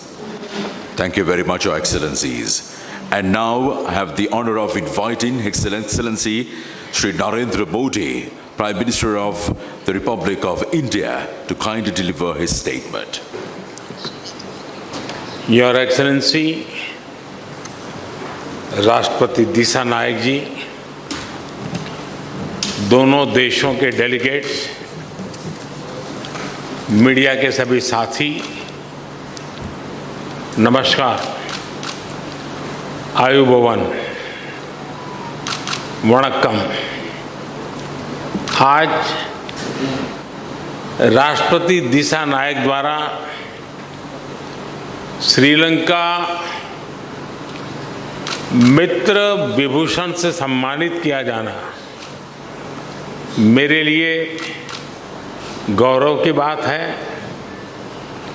यह सम्मान केवल मेरा सम्मान नहीं, बल्कि यह 140 करोड़ भारतीयों का सम्मान है। यह भारत और श्रीलंका के लोगों के बीच ऐतिहासिक संबंधों और गहरी मित्रता का सम्मान है। इस सम्मान के लिए मैं राष्ट्रपति जी का, श्रीलंका सरकार और यहाँ के लोगों का हृदय से आभार व्यक्त करता हूँ। फ्रेंड्स, प्रधानमंत्री के रूप में श्रीलंका का यह मेरा चौथा दौरा है। 29 की मेरी पिछली यात्रा एक बहुत ही संवेदनशील समय पर हुई थी। उस समय मेरा विश्वास था कि Sri Lanka will rise and rise stronger. मैं श्रीलंका के लोगों के धैर्य और साहस की सराहना करता हूं और आज श्रीलंका को वापस प्रगति के पथ पर देखकर हर्ष महसूस कर रहा हूं। भारत के लिए यह गर्व का विषय है कि हमने एक सच्चे पड़ोसी मित्र के रूप में अपने कर्तव्यों का निर्वहन किया है। चाहे 2019 का आतंकी हमला हो, कोविड महामारी हो या हाल में आया आर्थिक संकट, हर कठिन परिस्थिति में हम श्रीलंका के लोगों के साथ खड़े रहे हैं। मुझे महान तमिल संत थिरुवल्लुवर की बात याद आ रही है। उन्होंने कहा था, शेयर करिए याबुल नटपिण आदुपुल विणेक्करिए याबुल कापू, अर्थात चुनौतियों और शत्रुओं के विरुद्ध एक सच्चे मित्र और उसकी मित्रता की ढाल से बढ़कर और क्या सुरक्षा हो सकती है। फ्रेंड्स, राष्ट्रपति दिशा नायक ने अपनी पहली विदेश यात्रा के लिए भारत को चुना था और उनके पहले विदेशी अतिथि बनने का सौभाग्य मुझे मिला है। यह हमारे विशेष संबंधों की गहराई का प्रतीक है। हमारी नेबरहुड फर्स्ट पॉलिसी और विजन महासागर दोनों में श्रीलंका का विशेष स्थान है। पिछले 4 महीनों में राष्ट्रपति दिशा नायक की भारत यात्रा के बाद से हमारे सहयोग में उल्लेखनीय प्रगति हुई है। सामपुर सोलर पावर प्लांट से श्रीलंका की ऊर्जा सुविधा में मदद मिलेगी। मल्टी प्रोडक्ट पाइपलाइन के निर्माण और त्रिंकोमाली को ऊर्जा हब के रूप में विकसित किए जाने के लिए जो समझौता हुआ है, उसका लाभ श्रीलंका के सभी लोगों को मिलेगा। दोनों देशों के बीच ग्रिड इंटरकनेक्टिविटी समझौते से श्रीलंका के लिए बिजली एक्सपोर्ट करने के विकल्प खुलेंगे। मुझे खुशी है कि आज श्रीलंका में धार्मिक स्थलों के लिए 5000 सोलर रूफटॉप सिस्टम का उद्घाटन किया जाएगा। Sri Lanka unique digital identity project में भी हम सहयोग करेंगे। फ्रेंड्स, भारत ने सबका साथ सबका विकास के विजन को अपनाया है। हम अपने पार्टनर देशों की प्राथमिकताओं को भी महत्व देते हैं। पिछले 6 महीनों में ही हमने $100 मिलियन से अधिक राशि के लोन को ग्रांट में बदला है। हमारी द्विपक्षीय डेट रिस्ट्रक्चरिंग एग्रीमेंट से श्रीलंका के लोगों को तत्काल सहायता और राहत मिलेगी। आज हमने इंटरेस्ट की दर को भी कम करने का निर्णय लिया है। यह प्रतीक है कि आज भी भारत श्रीलंका के लोगों के साथ खड़ा है। पूर्वी प्रांतों के सामाजिक और आर्थिक विकास के लिए लगभग 2.4 बिलियन लंकन रुपए का सहयोग पैकेज दिया जाएगा। आज हमने किसानों की भलाई के लिए श्रीलंका के सबसे बड़े वेयर हाउसेज का भी उद्घाटन किया। कल हम माहो ओमनथाई रेल लाइन का उद्घाटन करेंगे और माहो अनुराधपुरा स्टेशन पर सिग्नल सिस्टम का भी शिलान्यास करेंगे। कांके संतुरई पोर्ट से आधुनिकीकरण के लिए काम जल्द ही शुरू किया जाएगा। श्रीलंका में इंडियन ओरिजिन तमिल कम्युनिटी के लिए 10,000 घरों का निर्माण कार्य जल्द पूरा किया जाएगा। श्रीलंका के 700 अतिरिक्त कार्मिकों को भारत में प्रशिक्षण प्रदान किया जाएगा। इसमें सांसद, न्यायपालिका से जुड़े लोग, उद्यमी, मीडिया कर्मी के साथ साथ युवा लीडर्स भी शामिल होंगे। फ्रेंड, हमारा मानना है कि हमारे सुरक्षा हित समान है। दोनों देशों की सुरक्षा एक दूसरे से जुड़ी है और एक दूसरे पर निर्भर है। भारत के हितों के प्रति उनकी संवेदनाओं के लिए मैं राष्ट्रपति दिशा नायक का आभारी हूं। रक्षा सहयोग में संपन्न किए गए महत्वपूर्ण समझौते का हम स्वागत करते हैं। कोलंबो सिक्योरिटी कॉन्क्लेव और हिंद महासागर में सुरक्षा सहयोग पर भी मिलकर काम करने के लिए हम सहमत हैं। फ्रेंड्स, भारत और श्रीलंका के बीच सदियों पुराने आध्यात्मिक और आत्मीयता भरे संबंध है। मुझे यह बताते हुए अत्यंत खुशी है कि 1960 में मेरे होम स्टेट गुजरात के अरावली में मिले भगवान बुद्ध के रेलिस को श्रीलंका में दर्शन के लिए भेजा जा रहा है। त्रिकोमाली के थिरुकोनेश्वरम मंदिर के रिनोवेशन में भारत सहयोग देगा।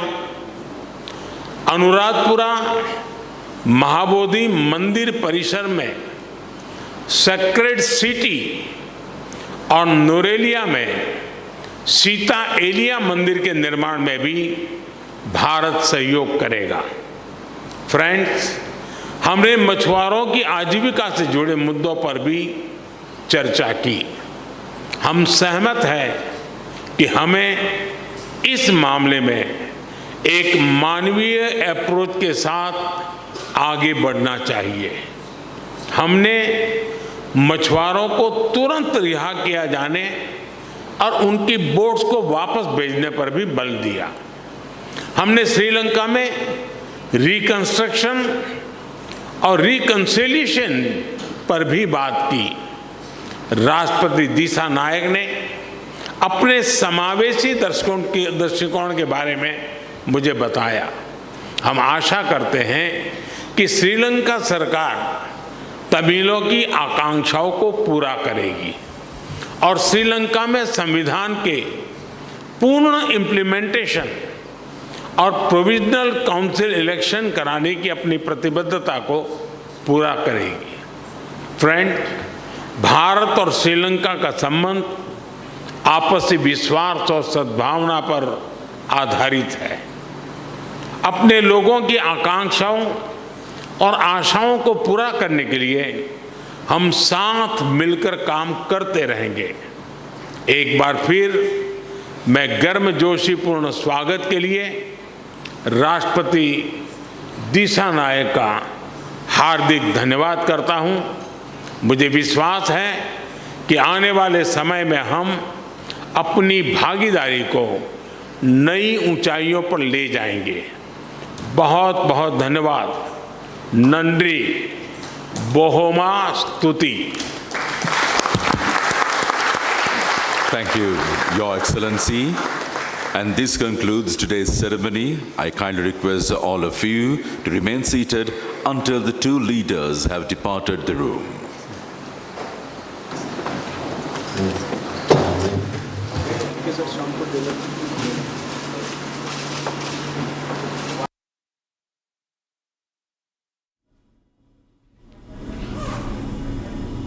A crucial meeting between Prime Minister Narendra Modi during his 3-day official visit to Sri Lanka, along with Sri Lankan President Anura Kumara Dissanayake. Multiple MOUs were exchanged in the company of India's Foreign Secretary Vikram Misri, the visuals of which are on your screens. Right from IT digitization to trade and defense, multiple MOUs shared between India and Sri Lanka in the crucial meeting. In fact, Prime Minister Narendra Modi has also been awarded Sri Lankan Award of Mitra Vibhushan. Tracking this and a lot more for you right after this short break. Stay tuned to Republic TV.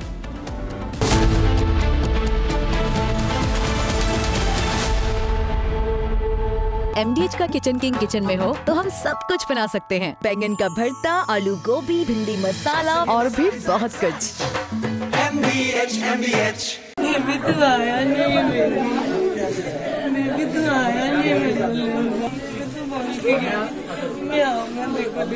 Ji 23rd को सगाई थी, अभी 23rd को सगाई हुई थी।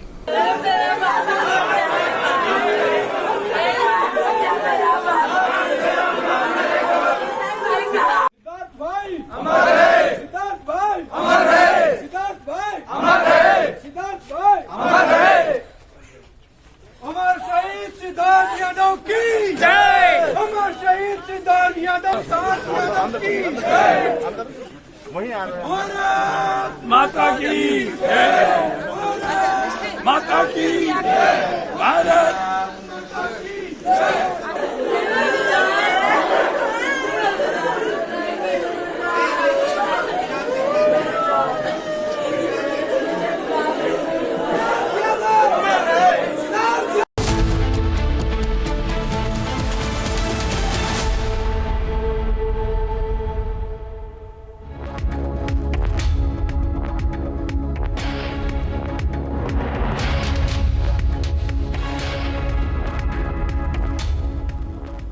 Hello and a very warm welcome. Thanks very much for staying with us.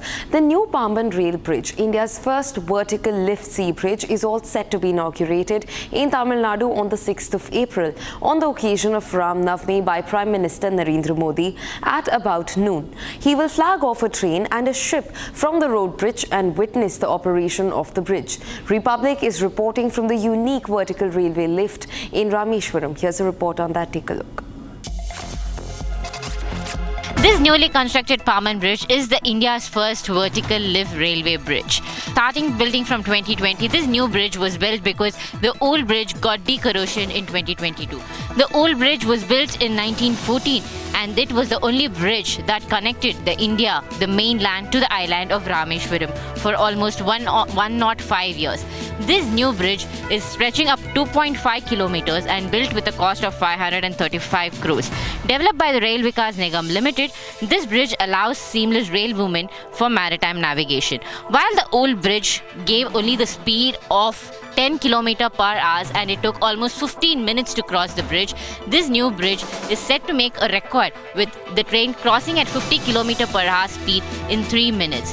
While the old bridge had to be perpendicularly lifted for the ships to pass through, this new bridge is a new vertical lift. It works exactly like a lift, goes up straight in a vertical manner. You can see the orange beam that the cameraman is focusing on. The orange beam is the weight that comes down, and next to that is the wires which acts as a forklift like a pulley system which will actually lift the bridge up top when the ships are passing through. It's all set to open tomorrow and Narendra Modi will be flying off the first train. We can see the test runs are right now going on in this new Pamban bridge which stretches up to 2.5 kilometers. This new bridge will allow the train to pass in 3 minutes with a maximum of 50 kilometers per hour. However, the drawback is that the train cannot pass through if the wind speed here crosses 58 kilometers per hour.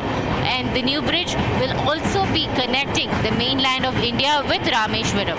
While the old bridge decorrosion in 22, this new bridge will now be again functioning starting from tomorrow after Prime Minister Narendra Modi opens it with the new vertical lift that runs on this Pamban bridge, and we'll be having a proper connection with Rameshwaram and the mainland of India.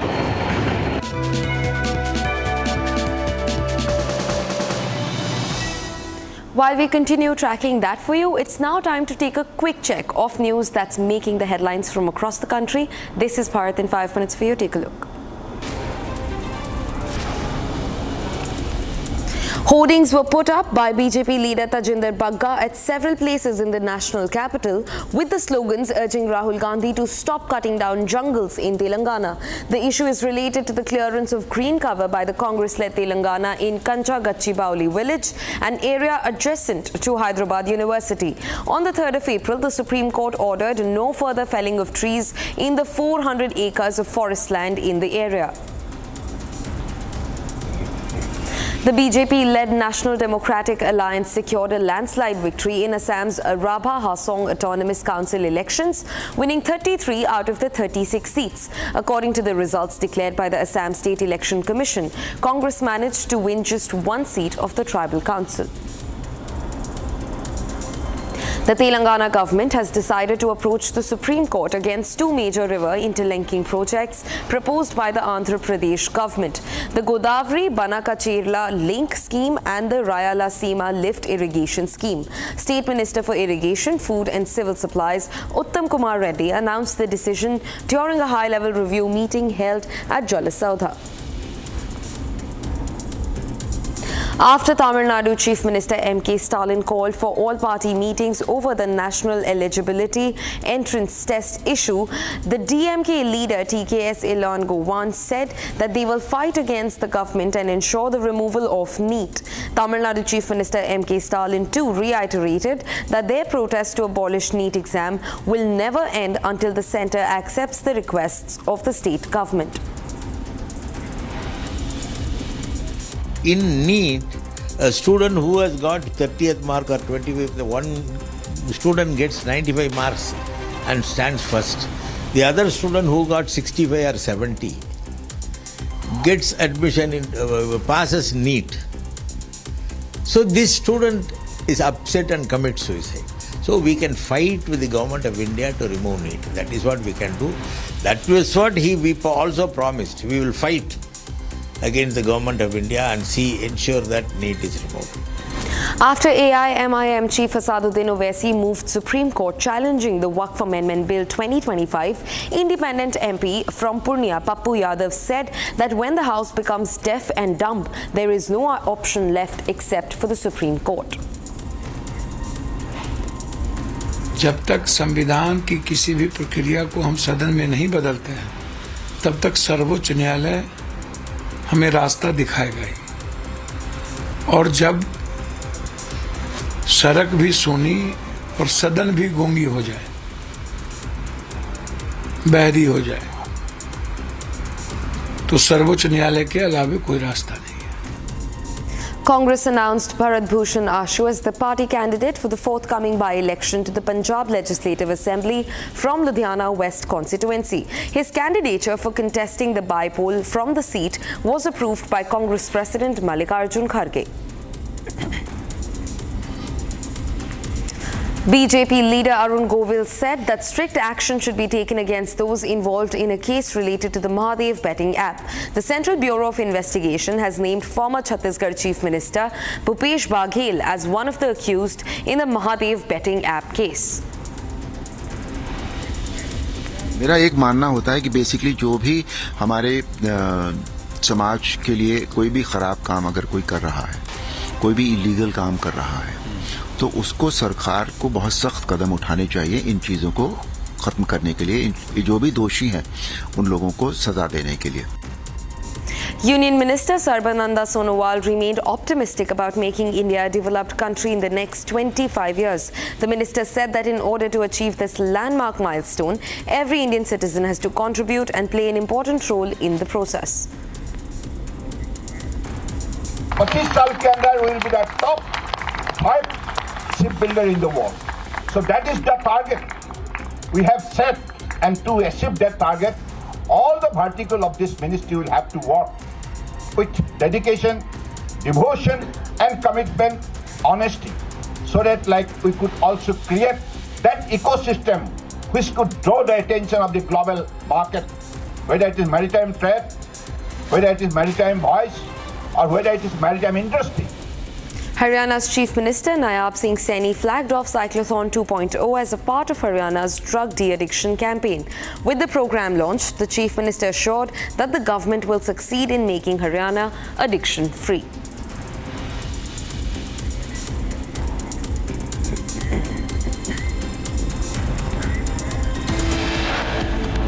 The All India Muslim Personal Law Board threatens nationwide protest over Waqf Amendment Bill, seeks time to meet President Draupadi Murmu before her assent is submitted. Tracking this and a lot more for you right after this short break. Stay tuned to Republic TV.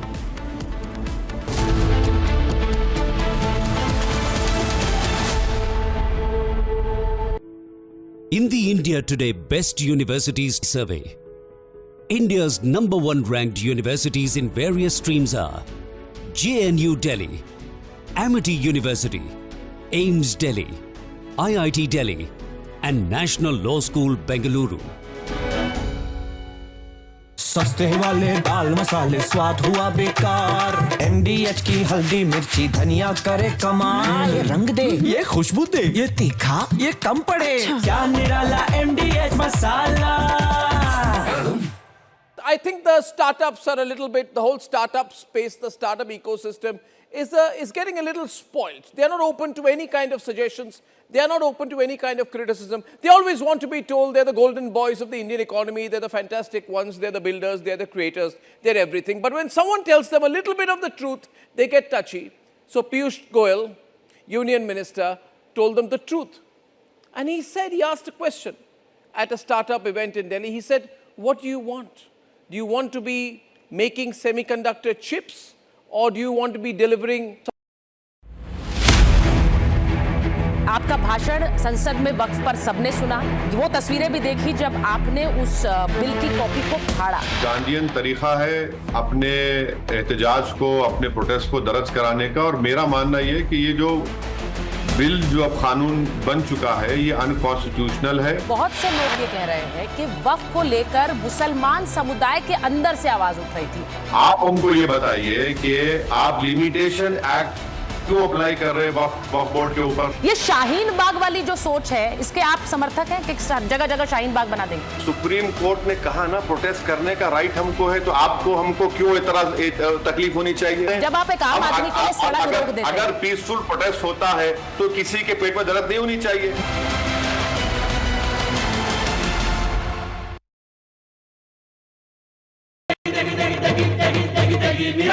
MDH की देगी मिर्च देगी मिर्च का तड़का अंग अंग फड़का MDH की देगी मिर्च। And I never thought in my entire life that I would ever agree with the fundamentals of what Jairam Ramesh would ever say about anything, because I find that he has a propensity to always say what is wrong and what is incorrect. But when he says that the Congress party will very soon, as he said on Twitter, be challenging in the Supreme Court the constitutionality of the Waqf Amendment Bill 2024, I would like to say to Jairam Ramesh, you know, that that's the right way to do things. If you disagree with the Waqf Amendment Bill 2024, then you must say that you can challenge the constitutionality of the Waqf Amendment Bill in the Supreme Court. And if the Supreme Court turns it down, then it will...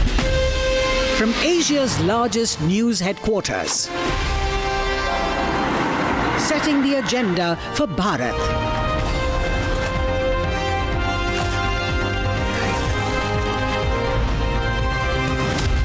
You're watching Republic.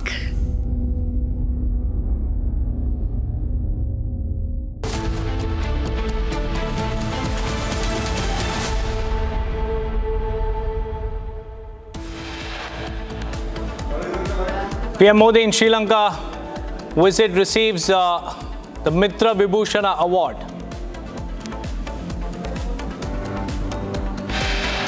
After AIM and Congress, now AAP moves Supreme Court over Waqf bill. Karnataka BJP worker kills self, blames harassment by Congress leaders in a detailed suicide note.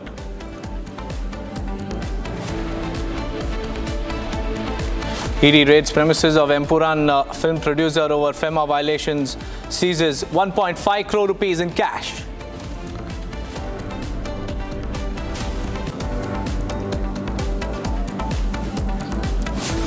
A very good afternoon, viewers. It's 1 p.m. and you're watching Republic TV. I'm Deepak Suresh Kumar. Amanatullah Khan, the Aam Aadmi Party MLA and the chairman of the Delhi Waqf Board, has now moved Supreme Court challenging the Waqf Amendment Bill.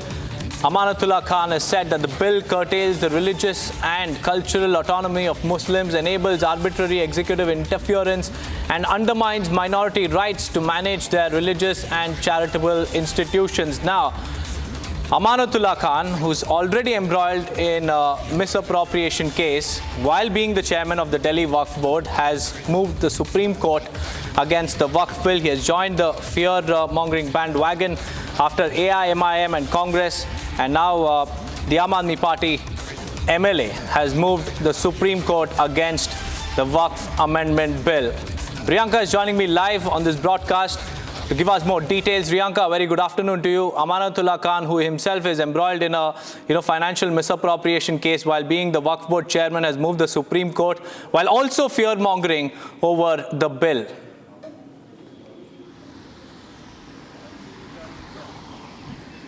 Oh, well, absolutely, Deepak, very rightly mentioned there, the bandwagon of the fear-mongers who are now coming forward and moving ahead and making several, actions, whether it is from protest to taking legal aid at this point in time. We have seen earlier as well how the Congress party, one of the leaders, had gone ahead and filed a petition in the top court challenging the Waqf Amendment Bill. And now, as per the latest development, it is Aam Aadmi Party leader Amanatullah Khan, who is also the chairman of the Delhi Waqf Board. He's also gone ahead and moved a petition in the Supreme Court that challenges the Waqf Amendment Bill, and the narrative is the same, that this particular bill is unconstitutional. They have a problem with the inclusion of a non-Muslim in the Waqf Council, and it is almost the same sort of situation that we are seeing. In one hand, the All India Muslim Personal Law Board along with several other groups, they are going ahead and deciding to start with protests once again, as this bill, will be made into a law once the president approves it. But there is the constant pressure from the side of the opposition parties. They try to, raise their concerns in the House as well, in both the houses of the Parliament, and they had said that they will be taking legal action, and this is something we all have been expecting. It was first, the move was made by the Congress party, then AIMIM, and now the Aam Aadmi Party has also taken into the Supreme Court. They knocked the doors of the Supreme Court, and they have sought the fact that there has to be a hearing, and they have challenged the amendments that have been made in the Waqf Amendment Bill. And it is looking like, even though the centre has passed the bill in both the houses, the opposition is not going to sit quiet, and this is something that we need to see for furthermore developments in the coming days to come. Right, Priyanka, many thanks for joining me with those details. Despite the centre assuring the Muslim community, we have Amanatullah Khan and the others continuing to mislead the community members, and now they've also moved the Supreme Court. We'll have to wait and watch what happens next, but let's move on, viewers. Uttar Pradesh Chief Minister Yogi Adityanath has now waded once again into the Waqf debate. He says, and I quote now, "No one can rob lands in the name of Waqf Board. Public property and revenue lands will now be used to build schools, colleges, hospitals, or housing for the poor." This is a big statement coming in from the Uttar Pradesh Chief Minister Yogi Adityanath. He has now waded into the Waqf debate, saying that nobody can rob lands in the name of Waqf Board anymore. And this after the Waqf Amendment Bill was passed in both the houses, and also this comes in the face of growing cases as far as the arbitrary land grab by Waqf is concerned. Now, Uttar Pradesh Yogi Adityanath has issued a very, very strong statement. Let's listen in. परसों ही देश की संसद में वक्फ board संशोधन अधिनियम पारित किया है। अब वक्फ बोर्ड के नाम पर जमीनों पर कोई डकैती नहीं डाल सकता है, लूट खसोट नहीं हो सकती है, चौराहे की जमीनों पर कोई कब्जा नहीं कर सकता है। अब सार्वजनिक संपत्ति जो भी होगी, जो राजस्व की भूमि होगी, उसका उपयोग विद्यालय बनाने में, चिकित्सालय बनाने में, कॉलेज बनाने में, मेडिकल कॉलेज बनाने में, ऐसे बैराज बनाने में, गरीबों के लिए आवास बनाने में ही उसका उपयोग होगा। किसी बोर्ड के नाम पर लूट खसोट हमेशा के लिए लगाम लगाने का काम किया है। वक्फ बोर्ड संशोधन अधिनियम पारित होने के कारण अब ये मनमानेपन पर लगाम लगेगी। मैं इसके लिए प्रधानमंत्री मोदी जी का, गृह मंत्री अमित शाह जी का हृदय से आभार व्यक्त करता हूं, क्योंकि उत्तर प्रदेश में भी लाखों एकड़ लैंड वक्फ बोर्ड के नाम पर नाजायज तरीके से कब्जा करने का काम हुआ था। इसमें किसी गरीब का कल्याण नहीं हो रहा था, चंद लोगों के लिए लूट का एक माध्यम बन गया था। इस लूट पर अब लगाम लगेगी, सख्ती से लगाम लगेगी, और उसी लगाम के क्रम में आज हम सब आपके बीच यहां पर आए हैं। परसों ही देश की संसद में वक्फ बोर्ड संशोधन अधिनियम पारित किया है।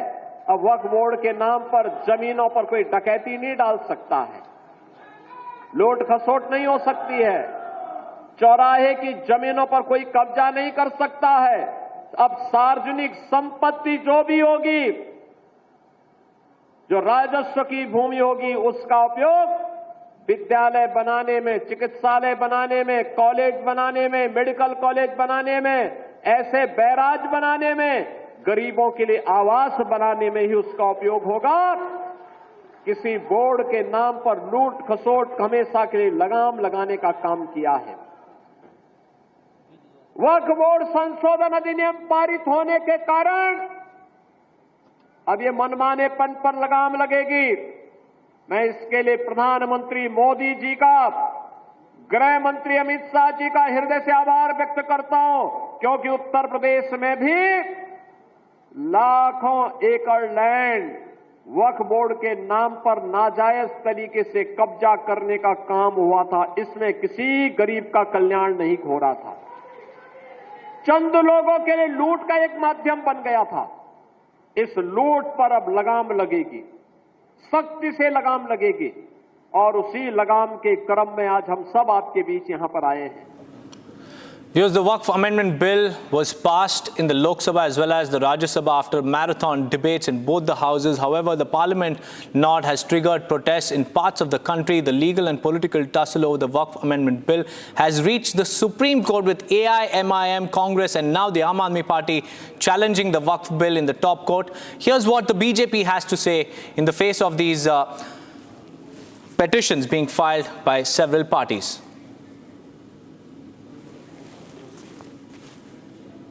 मैं मानता हूं कि आने वाले समय में गरीब मुसलमानों के हित में ये विधेयक रहेगा और समय इसको साबित भी करेगा।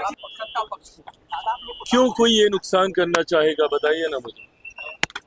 अगर इतना ही स्पष्ट है, अगर विपक्ष इतना ही स्पष्ट है कि भैया 17% का हम लोग को नुकसान होगा, हम लोग क्यों करना चाहेंगे? हम लोग चाहते हैं कि समाज में बराबरी का एक माहौल बने, अमीर और गरीब के बीच की लड़ाई को कम करने की सोच के साथ मेरी सरकार कार्य कर रही है। ऐसे में कुछ मुट्ठी भर लोग जो यहाँ पे बैठकर निर्णय लेते थे, तकलीफ से उन लोगों को होगी। इससे मुसलमान समाज में एक बड़ा वर्ग ऐसा है, गरीब मुसलमानों, जिनको मौजूदा संशोधन जो हुए हैं उसका लाभ उनको मिलेगा। इस बिल को जिस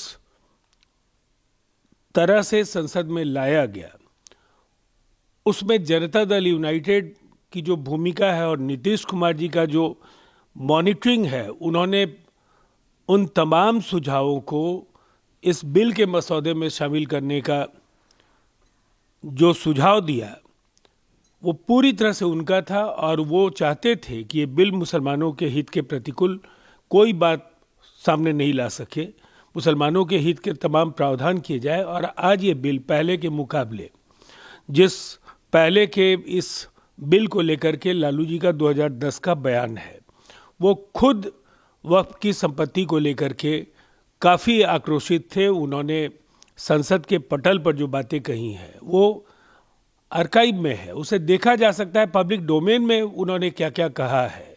और आज राष्ट्रीय जनता दल या अब्दुल बारी सिद्दीकी हो या तेजस्वी यादव हो या स्वयं लालू जी हैं, अगर 2010 में इसमें गड़बड़ियाँ थी तो फिर आज बदलाव हम कर रहे हैं तो वो हमारे साथ क्यों नहीं है। Viewers, Uttarakhand Waqf Board chairman on the opposition to Waqf bill has said that those protesting against the Waqf bill are none other than political Muslims. Listen in. ये जो वक्फ अमेंडमेंट एक्ट है गरीबों के लिए, और मैंने कहा था कि जो गरीब मुसलमान हैं वो विरोध नहीं कर रहा है।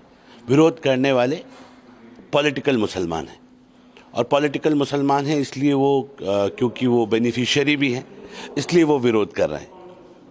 और अब नई बात शुरू हो गई है कि पुतले दहन होने शुरू हो गए हैं, सरकार के भी हो रहे हैं और अब हमारे भी पुतले दहन शुरू हो गए। तो मैं तो ये कह रहा हूँ कि पुतला दहन तो इस्लाम का हिस्सा नहीं है। अगर मौलाना धर्म की बात कर रहे हैं और वो पॉलिटिकल मौलाना नहीं है, दाढ़ी टोपी रखकर जो प्रोटेस्ट कर रहे हैं ये पॉलिटिकल लोग नहीं हैं, तो इस्लाम में तो दहन का कोई कॉन्सेप्ट ही नहीं है। तो ये दहन कैसे कर रहे हैं? क्या इस्लाम ने दहन करना सिखाया? क्या अरब में दहन होता है? क्या मुसलमान दहन करता है? तो जो दहन करने वाले हैं या तो ये मुसलमान नहीं हैं और या ये पॉलिटिकल मुसलमान हैं। Meanwhile, viewers, the opposition continues to cry foul, protesting the Waqf bill, calling it unconstitutional. Here are some reactions coming in. अभी तो ये बिल मैं समझता हूँ जब तक राष्ट्रपति की असेंट न हो जाए, राष्ट्रपति के यहाँ इसको स्वीकृति न मिल जाए, फिर नोटिफिकेशन ना हो जाए, गजट ना आ जाए, तब तक तो ये कानून का रूप इसने लिया नहीं। फिर हमारे सारे विकल्प खुले, हम जनता की अदालत में भी जाएंगे, सर्वोच्च न्यायालय भी जाएंगे, हम इससे इनकार नहीं करते हैं। हम सारी संभावनाओं को प्रयोग करेंगे क्योंकि ये देश की एकता और अखंडता को प्रभावित करता है। आज बारी मुस्लिम वक्फ की है, कल बारी होगी सिखों के गुरुद्वारे की, परसों बारी होगी बौद्ध स्तूप, बौद्ध विहार की। तो इरादा क्या है भारतीय जनता पार्टी का, खासतौर से मोदी जी का, कि इसे लो, जैसे सार्वजनिक उद्योग, हवाई जहाज, रेल सब दे दिया अपने मित्रों को, अब ये जमीनें भी जाएंगी। वक्फ बिल संशोधन जो दोनों सदनों से पारित हुआ, जनता दलियों ने तो सदन के बाहर और सदन के भीतर डट कर करके भारतीय जनता पार्टी का साथ दिया। और यूँ कहिए कि देश में जो अल्पसंख्यक वर्ग हैं उनके पीठ में छुरा भी भोंका। और मैं लगातार कहता रहा कि नीतीश कुमार का चेहरा कभी भी सेकुलर नहीं रहा है।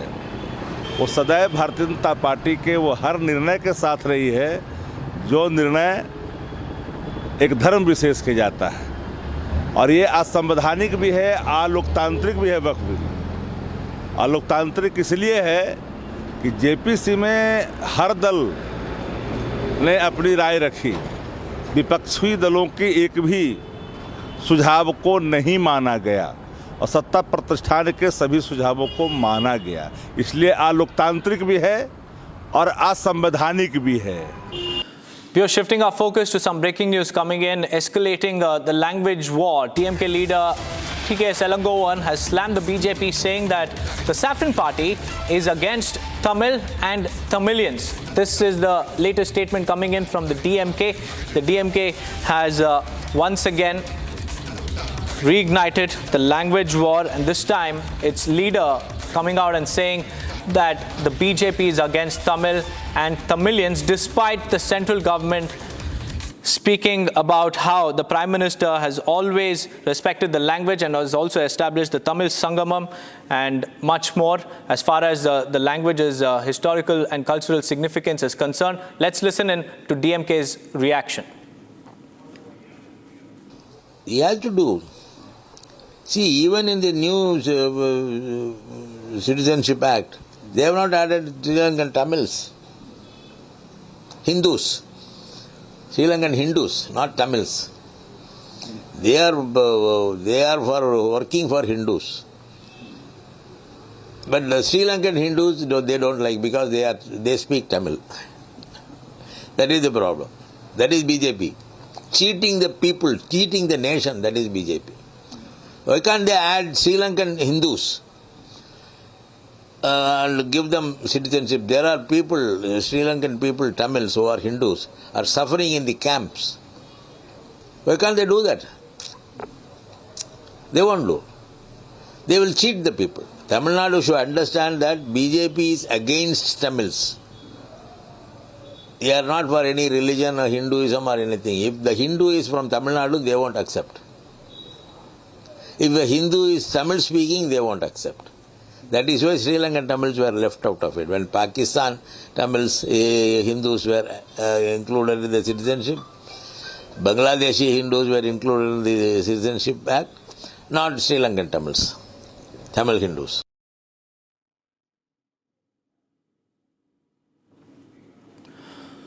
Moving on to some more breaking news coming in from the state of Telangana. As per sources, after students' protest and SC coming down heavily on the state government in Telangana, now Congress is likely to take a U-turn over the Katchatheevu land. Some environmentalists and ministers met CM Revanth Reddy and came up with a proposal to make the entire 2,300 acres of HCO land into the biggest eco park in the world.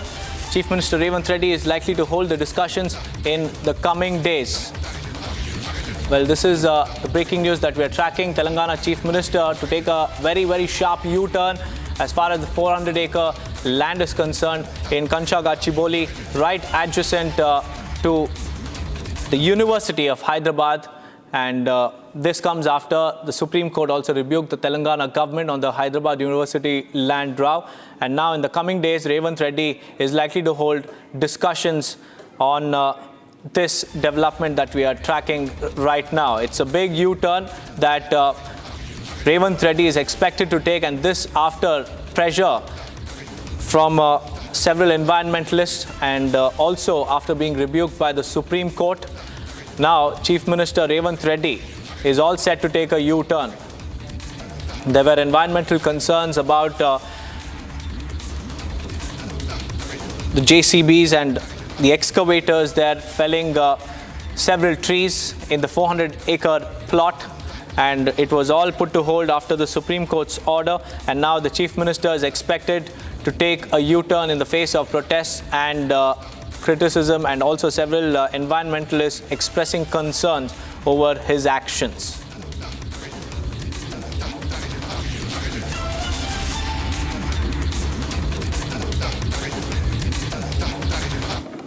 Moving on, viewers, let's now shift our focus to the other top stories that we're tracking from across Bharat in 2 minutes. The last rites of veteran actor Manoj Kumar were held today in Mumbai's Juhu. The actor passed away at the age of 87. He breathed his last at Kokilaben Dhirubhai Ambani Hospital.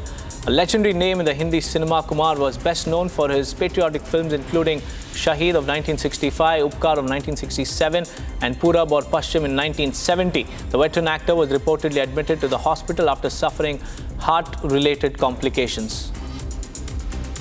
बहुत महान हस्ती है, ऐसी महान हस्तियाँ बहुत कम पैदा होती है हमारे देश में. ग्रेट फिल्म मेकर, बहुत ही उच्च दर्जे इंसान भी थे, प्यारे इंसान थे. तो पूरी इंडस्ट्री आज शोक मनाएगी और उनको एक बहुत बड़ी विदाई. In Punjab's Gurdaspur, Pastor Jashan Gill has been accused of raping a 22-year-old woman and forcing her to undergo an abortion, which allegedly led to her death. The victim's father has alleged that Jashan Gill raped his daughter in 2023, and as per reports, the abortion was performed carelessly, which led to the death of the 22-year-old victim. The father claimed that his daughter and other members of the family used to visit a church in the village where Jashan Gill misled his daughter and raped her. Haryana Chief Minister Naib Singh Saini has accused the Congress of launching appeasement politics over the Waqf Amendment Bill. Saini pointed out that the Congress began its appeasement with the Waqf Act. However, the BJP is undoing the lapses of the Congress with the amendments that only await President Draupadi Murmu's assent. इस प्रकार से कांग्रेस ने अपनी तुष्टीकरण की राजनीति को आगे बढ़ाते हुए जिस प्रकार से उन्होंने हड़बड़ी के अंदर जब 2013-14 के अंदर ये लोकसभा में कानून लेकर के आए और उसका नुकसान वक्फ बोर्ड को भी, उसका नुकसान समाज को भी, उसका नुकसान देश को भी हुआ है. Union Minister Chirag Paswan has taken on the Congress, claiming that the opposition fearmongers over the policies brought in by the NDA government, recalling the implementation of CAA and even the abrogation of Article 370 and the construction of Ayodhya's Ram Temple. Paswan said that the opposition has tried to fearmonger over every reformative move of the NDA government. मैं मानता हूं कि आने वाले समय में गरीब मुसलमानों के हित में ये विधेयक रहेगा और समय इसको साबित भी करेगा. क्यों कोई ये नुकसान करना चाहेगा, बताइए ना मुझे. अगर इतना ही स्पष्ट अगर विपक्ष इतना ही स्पष्ट है कि भैया 17% का हम लोग को नुकसान होगा, हम लोग क्यों करना चाहें?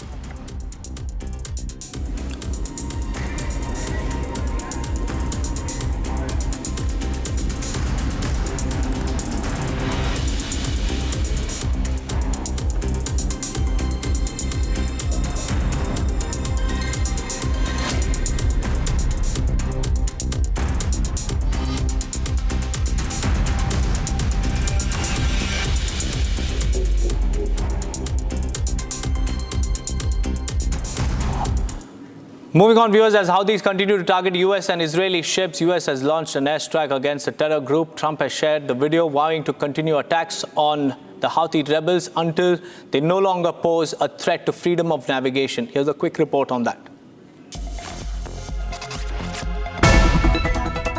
US President Donald Trump shared video footage of a deadly US strike on Houthi fighters in Yemen, vowing that Iran-backed group would never sink their ships again. Black and white drone footage captured dozens of people gathered before a massive explosion that left a crater and bodies strewn across the area. The strike is part of a wave of daily US airstrikes against Houthis as the group continues to attack merchant vessels. With the recent attack on the terror group, Trump vows to continue targeting the Houthis until they no longer pose a threat to freedom of navigation.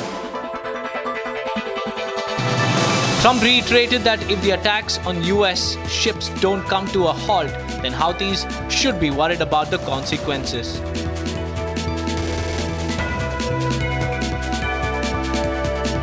Houthis have been targeting Israeli and US ships since Israel cut off humanitarian aid bound for Gaza last month.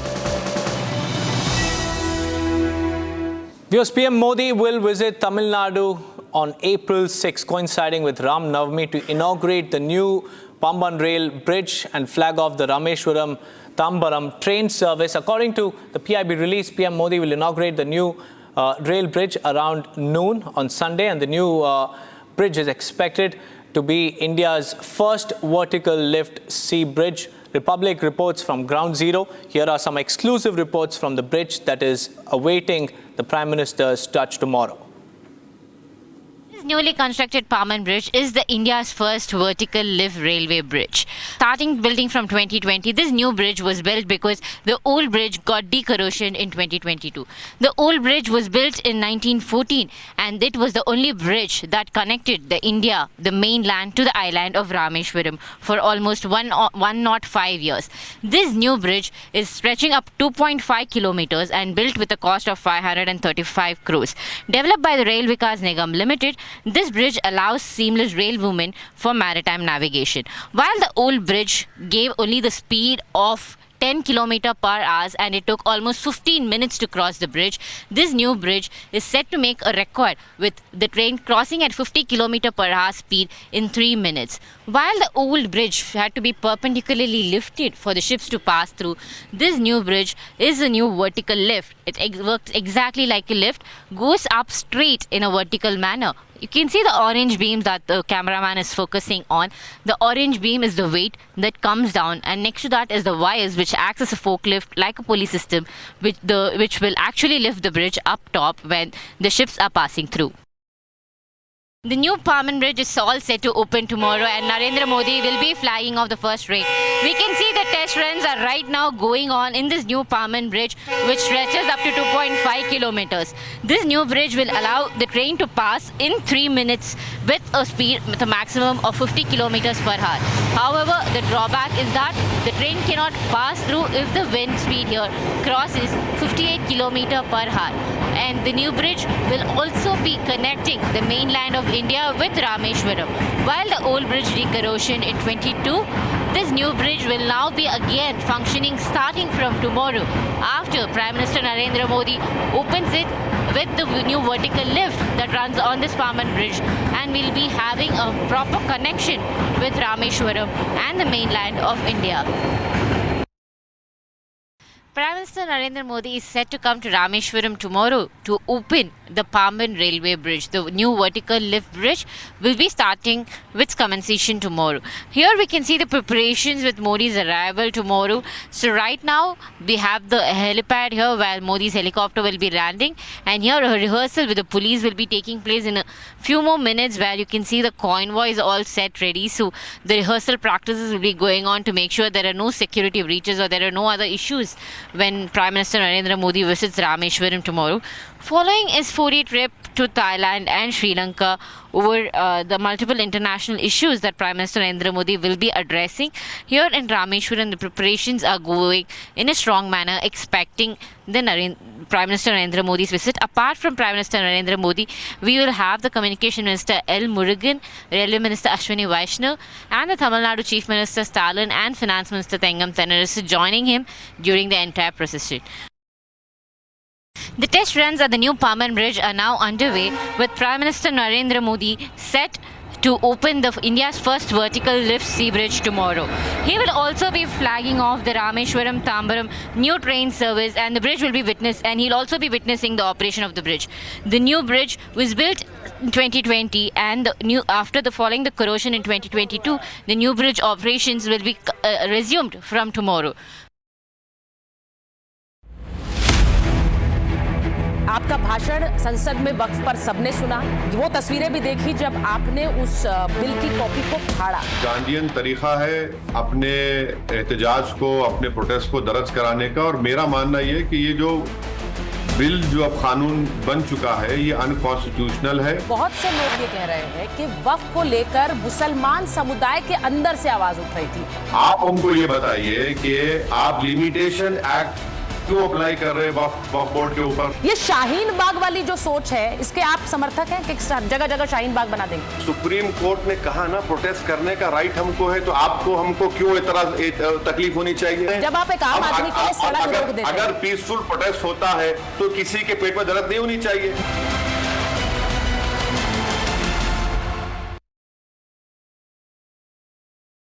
आपके घर के खाने में restaurant जैसा स्वाद ले आए MDH का शाही पनीर मसाला। पनीर को क्या मस्त बना डाला। इसको घर पे लगाओगे तो शादी का तो पता नहीं, पर घर पक्का नहीं टूटेगा। रुंगटा नहीं तो घर स्ट्रॉन्ग नहीं। रुंगटा स्टील TMT बार एकदम सॉलिड। पहाड़ों में एक हाइकिंग शिप भी बन सकती है। 파렴치한 종북 반국가 세력들을 일거에 척결하고 자유 헌정 질서를 지키기 위해 비상계엄을 선포합니다.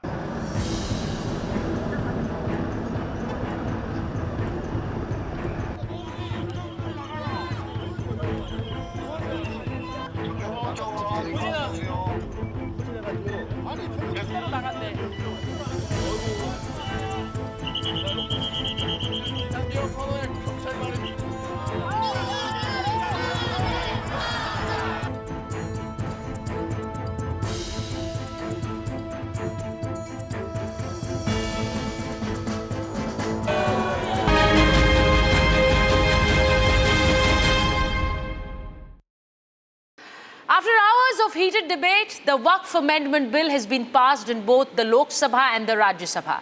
It is now waiting for a nod from the President.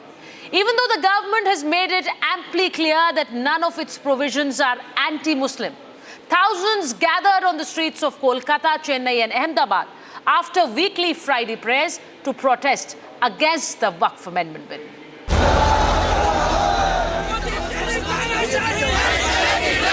Nationwide protests erupted a day after Parliament cleared the Waqf Amendment Bill, with demonstrators calling the legislation anti-Muslim.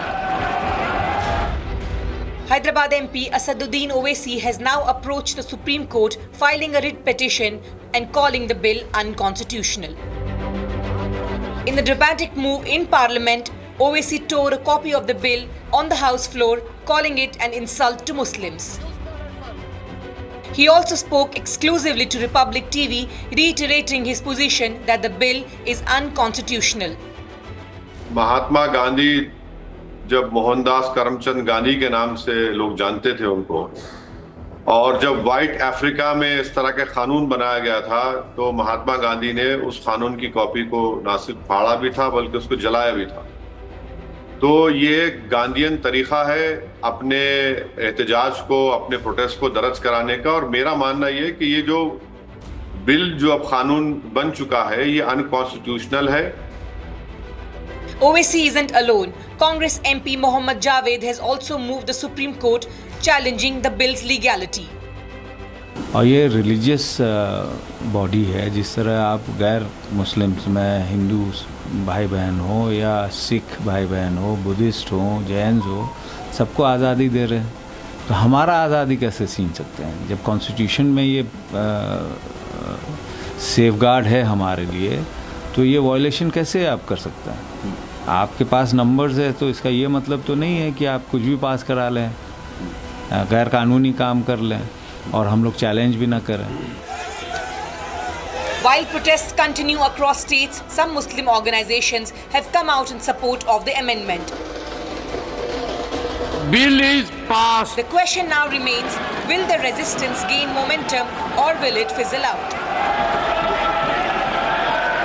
AIMIM MP Asaduddin Owaisi has challenged the Waqf Amendment Bill in the Supreme Court, calling it discriminatory and unconstitutional.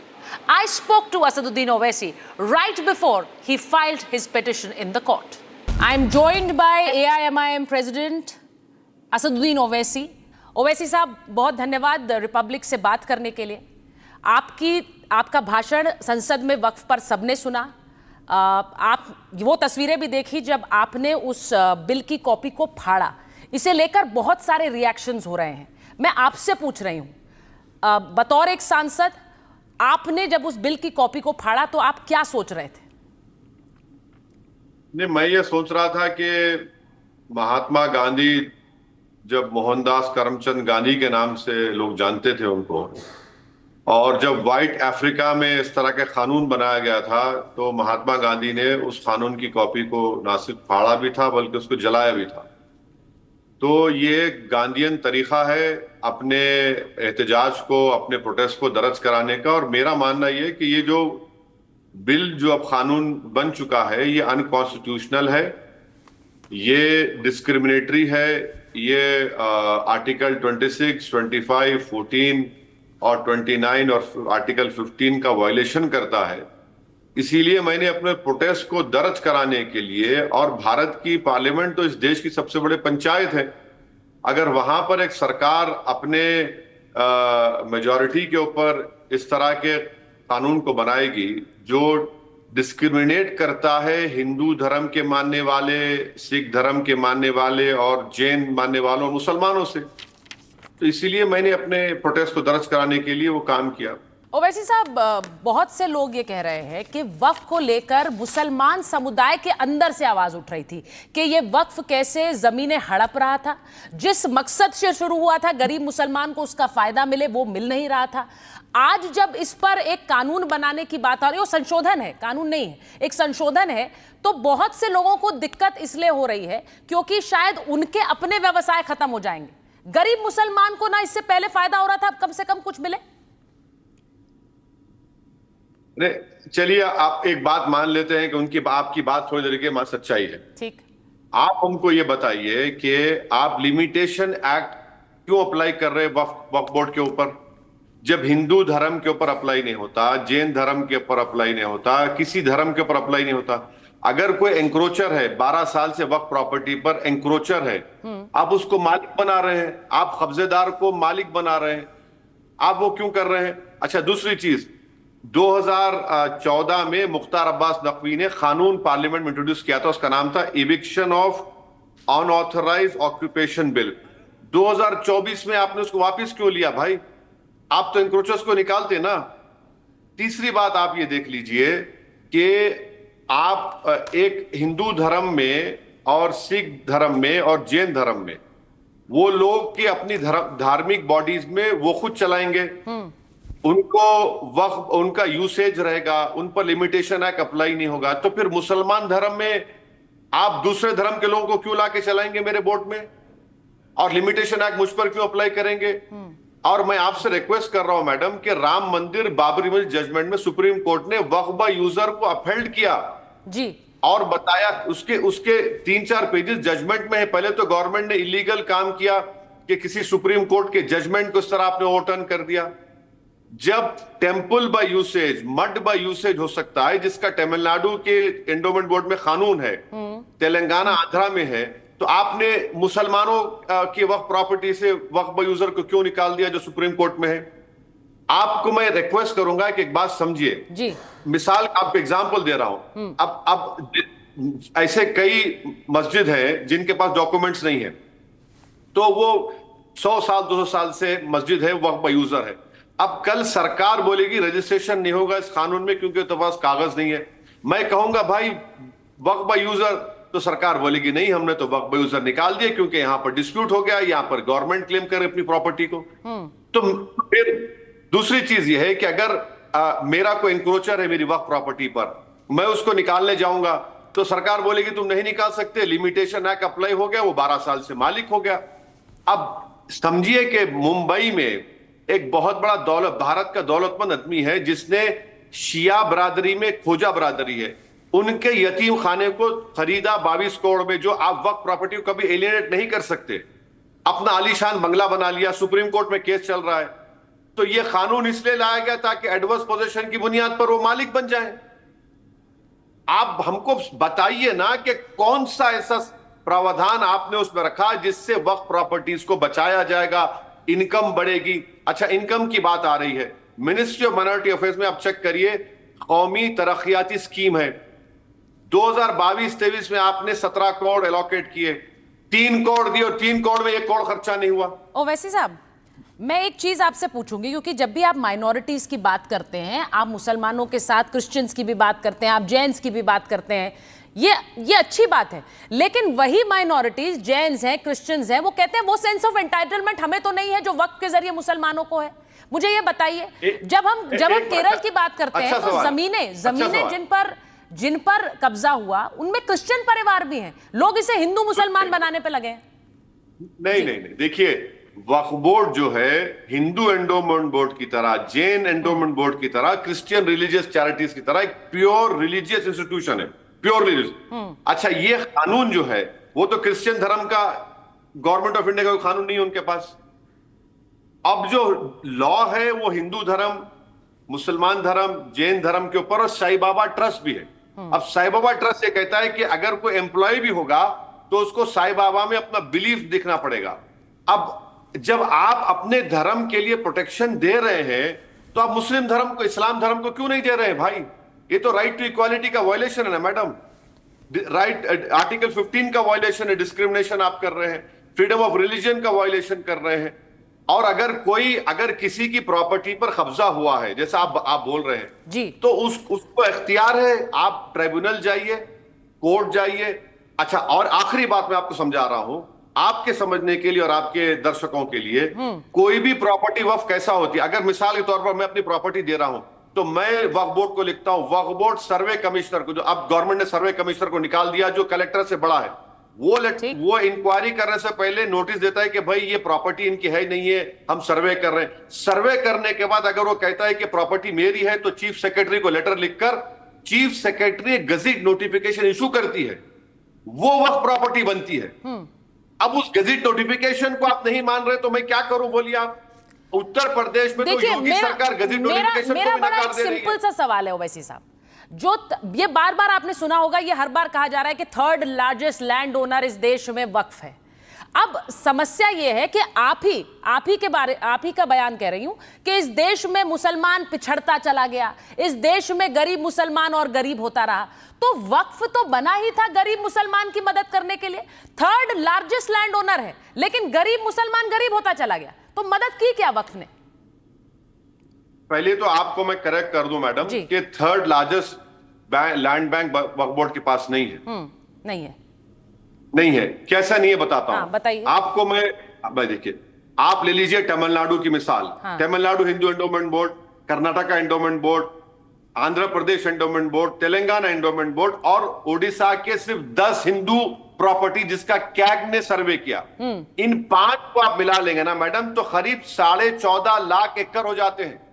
मैं इसमें UP नहीं मिलाया, UP Hindu endowment board को, मध्य प्रदेश, राजस्थान, सिर्फ 5 को मिला रहा हूं तो 14.5 लाख एकड़ है। तो ये जो प्रोपेगेंडा बीजेपी संघ परिवार ने किया वो छूटा है, नंबर 1। दूसरी बात आप कह रहे हैं कि रेवेन्यू क्यों नहीं बढ़ रहा है, वही बोल रहे हैं ना आप। तो रेवेन्यू बढ़ाने के लिए, सुन लीजिए, रेवेन्यू बढ़ाने के लिए सरकार ने क्या मदद की? रेवेन्यू बढ़ाने के लिए आपने हमको वो पावर्स नहीं दिए जो हिंदू एंडोमेंट बोर्ड के पास समरी एविक्शन पावर है, वो उनके एंक्रोचर्स को निकाल सकते हैं। मेरे पास क्या, आखिरी बात सुनिए, मेरे पास पावर क्या है कि अगर मैं आपके खिलाफ केस जीतता हूं सुप्रीम कोर्ट में, तब भी मैं जाकर एंक्रोचर को नहीं निकाल सकता, मुझे एग्जीक्यूटिव पिटीशन लोकल कोर्ट में डालना पड़ता है। आप वक्फ बोर्ड को पावर्स नहीं देकर जो थोड़े पावर्स थे उसको तो आपने निकाल ही दिया, और आप मुझसे सवाल कर रहे हैं रेवेन्यू कैसा नहीं है, रेवेन्यू क्यों नहीं बढ़ रहा है। अरे भैया, जब आप पावर्स देंगे, एविक्शन के पावर्स मुझे देंगे, अब ट्राइब्यूनल के फाइनल पावर्स को आप छीन रहे हैं। मैडम, आपकी कंपनी है, रिपब्लिक टीवी चैनल है, अगर आपके पास कोई झगड़ा होगा तो आप एनसीएलटी को जाते हैं ना, आपके एमडी साहब, एनसीएलटी को आप जाते हैं तो ट्राइब्यूनल है, ट्राइब्यूनल से अगर कोई फैसला आपके खिलाफ होता है, मिसाल के तौर पर, जो नहीं होगा कभी, तो आप अगर हुआ तो रिव्यू डालते हैं हाई कोर्ट में। यहां पर भी आप कह रहे हैं अपील डालो। अरे भाई, जब वहां पर सही है, यहां पर गलत कैसे हो रहा है? देखिए वैसी साहब, मैं हमेशा कहती हूँ आप बहुत अच्छे वक्ता हैं, लेकिन आप क्या इस बात को नकार रहे हैं कि वक्फ थर्ड लार्जेस्ट लैंड ओनर नहीं है? आप कह रहे हैं ये सरासर झूठ है, ये संघ परिवार का फैलाया झूठ है। तो ओवैसी साहब ऑन रिकॉर्ड कह रहे हैं कि वक्फ के पास इतनी जमीन नहीं है जितना के प्रचार किया गया। बिल्कुल झूठ है। मैं आपको कह रहा हूं ना, 5 हिंदू धर्म बोर्ड, एंडोमेंट बोर्ड के कर्नाटका, तमिलनाडु, आंध्रा, तेलंगाना और उड़ीसा के सिर्फ 10 प्रॉपर्टीज, अगर आप यूपी, बिहार, राजस्थान, बंगाल को मिला लेंगे तो मैडम वो पैसा आता है डिफेंस से बड़ा हो जाएगा। सर, तिरुमाला तिरुपति की भी मैं बात कर लूं, टेम्पल बोर्ड से भी जो पैसा आता है, जो टैक्स लगता है, वो टैक्स देश में बेहतरी के लिए सबके लिए जाता है। वो हिंदू मुसलमान नहीं देखता है, वो क्रिश्चियन और जैन नहीं देखता है। क्या वो देख रहा है जो सरकार टैक्स का पैसा लेती है, क्या वो देख रही है धर्म? टीटीडी से जो आप पैसा लेते हैं सरकार, उसको वापिस करना पड़ता है, वापिस करती है सरकार। अच्छा, और एक बात सुनिए मैडम, टीटीडी में जो नॉन हिंदू एम्प्लॉयज उसको निकाल रहे हैं आप, एम्प्लॉयज की बात कर रहा हूं। सुनिए मेरी बात मैडम, प्लीज मेरी बात को मुकम्मल सुनो, मैं तैयार हूं, सुनिए मेरी बात। बोलिए। एम्प्लॉयज को आप निकाल रहे हैं। टीटीडी का एक्ट ये कहता है कि जो मेंबर होगा, असिस्टेंट कमिश्नर होगा, हिंदू होगा। भाई, मुस्लिम धर्म में आप क्यों कर रहे हैं, नॉन मुस्लिम को क्यों ला रहे हैं? और टीटीडी का आखिरी बात, टीटीडी में जो आप मेरा सवाल टक करके अपने सवाल पर लाना चाह रहे हैं वैसी साहब। नहीं, मेरी बात सुनिए। टीटीडी के आप जिक्र किए, टीटीडी में जो लड्डू बनता है कौन बनाता है? आम हिंदू बनाता है? नहीं बनाता है मैडम। आम ब्राह्मण बनाता है? नहीं बनाता है। ब्राह्मण में एक सेक्ट है, वो ही लड्डू बनाता है। आप तो मेरा पूरा, लेकिन सर उसके बोर्ड में क्रिश्चियंस भी थे। मैं आपको सिर्फ ये बता रही हूँ, बोर्ड में क्रिश्चियंस थे कि नहीं थे, मैं आपसे पूछ रही हूँ। सर, आप तो करेक्ट कर देते हैं ऑन एयर ही, तो बता दीजिए जरा, बोर्ड में थे कि नहीं थे? जब लड्डू विवाद हुआ उसके बाद ये उजागर हुआ, बहुत से लोगों को तो पता नहीं था। नौकर थे, नौकर है। आप नौकर को निकाल रहे हैं। नहीं, आप सुनिए ना, आप नौकर को निकाल रहे हैं।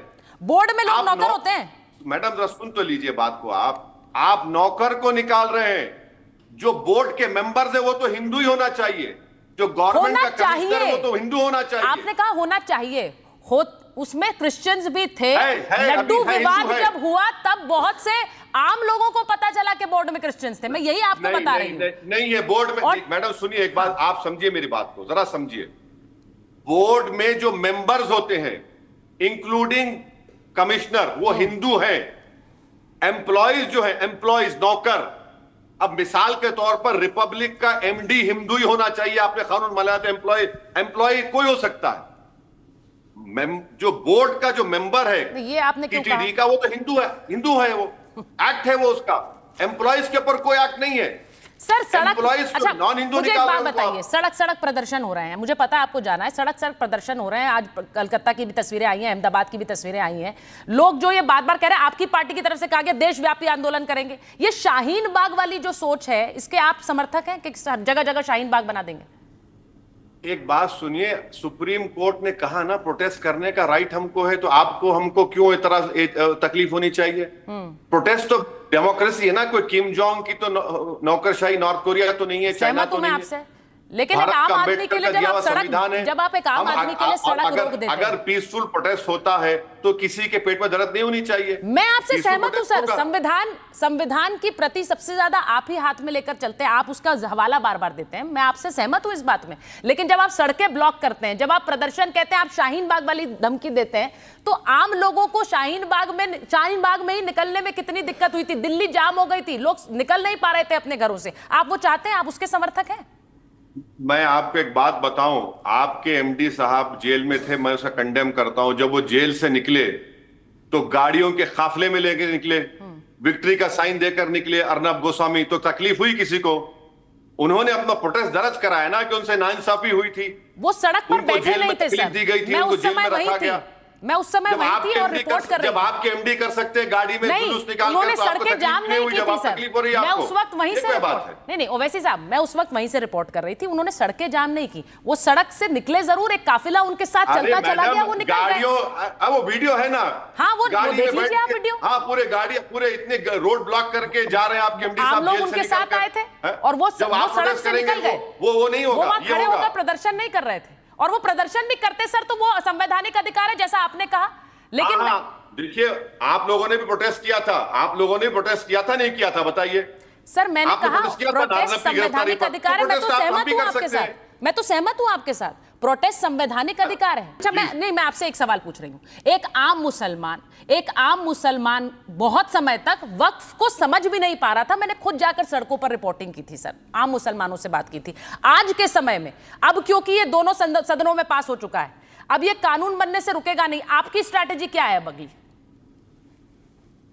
आप आम मुसलमान की जब बात कर रहे हैं मैडम, तो हम जमीन रोड पर नमाज नहीं पढ़ सकते, कांवड़ यात्रा चल सकती है, आरएसएस के लोग जुलूस निकाल सकते हैं। संभल में घर में भी नमाज पढ़ने नहीं दिए, मालूम आपको, संभल में घर में। तो आगे की जो भी पॉलिसी होगी, all India Muslim personal law board meeting करेगा, हमारे प्रेसिडेंट साहब मौलाना खालिद सैफुल्लाह रहमानी और तमाम लोग बैठेंगे, प्रोटेस्ट करेंगे। ये काला कानून है, ये वक्फ को बचाने के लिए नहीं है, वक्फ को बर्बाद करने के लिए लाया गया है। मुसलमानों से उनकी मस्जिद, दरगाह, खानका, बल्कि डायरेक्ट अटैक है मुसलमानों के ऊपर, उनके ऊपर हमला है, उनकी तमाम मजहबी चीजों को छीनने के लिए। मैंने बस ये पूछा, ओवैसी साहब आपको जाना है, मुझे पता है, आप लोग क्या सड़कों पर प्रदर्शन के लिए उतरेंगे? क्या आप लोग कोर्ट जाएंगे? मैं एमआईएम की बात कर रही हूं। देखिए, जहां तक हमारी पार्टी का बात है, हमने फैसला लिया है कि हम सुप्रीम कोर्ट को जाएंगे और इस सिलसिले में हमने हमारे सीनियर एडवोकेट निजाम पाशा साहब को ये जिम्मेदारी उनकी है और हम लोग सुप्रीम कोर्ट जाएंगे इस काले कानून के खिलाफ जो अनकॉन्स्टिट्यूशनल है, फंडामेंटल राइट्स का ग्रेव वायलेशन करता है, सुप्रीम कोर्ट के जजमेंट्स का वायलेशन करता है और डिस्क्रिमिनेटरी है, ये हम जाएंगे। ओवैसी साहब, थैंक यू सो मच, बहुत बहुत धन्यवाद हमसे बात करने के लिए, बहुत बहुत धन्यवाद समय देने के लिए।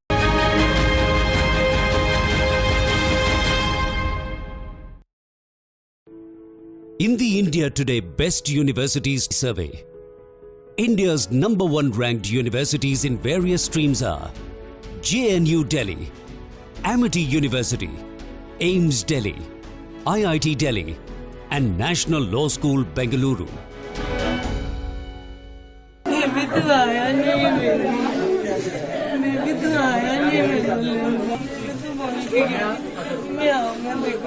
जी 23rd को सगाई थी, अभी 23rd को सगाई हुई थी।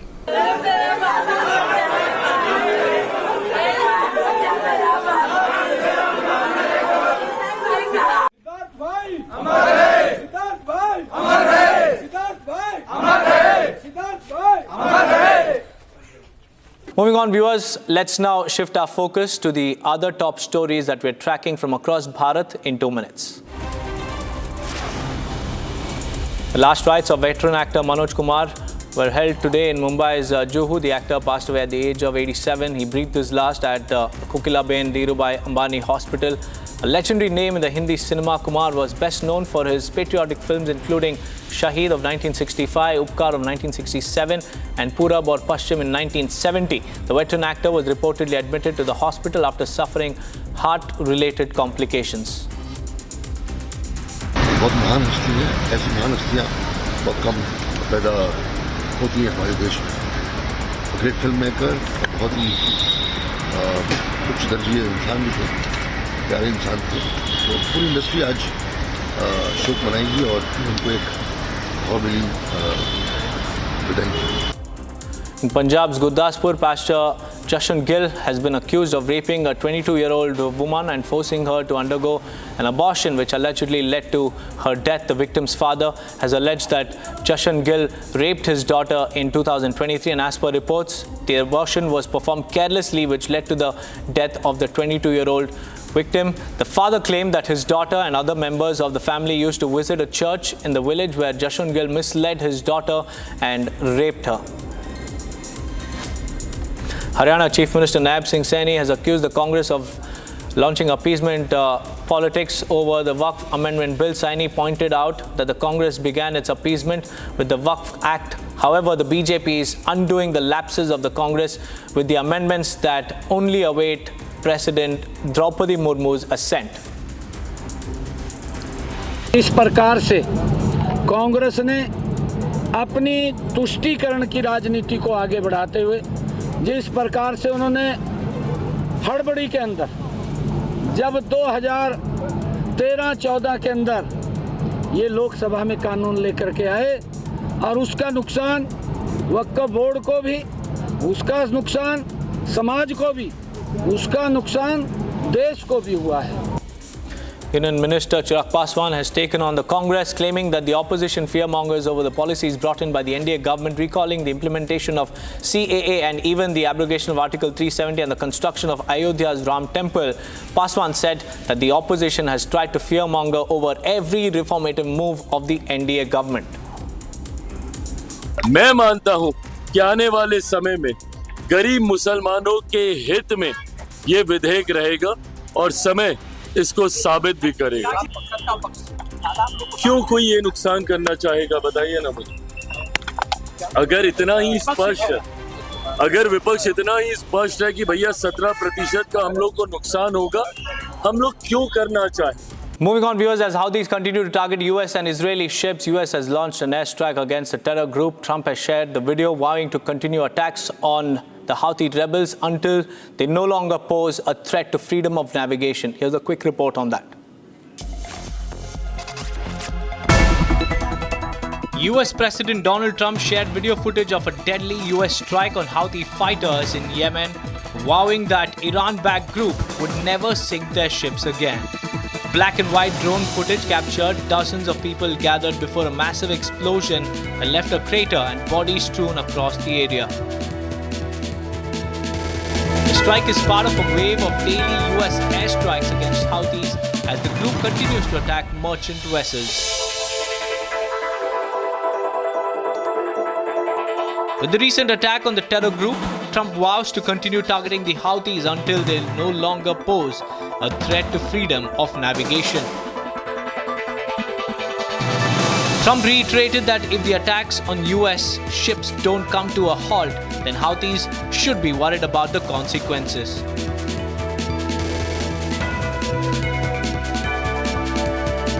Houthis have been targeting Israeli and US ships since Israel cut off humanitarian aid bound for Gaza last month.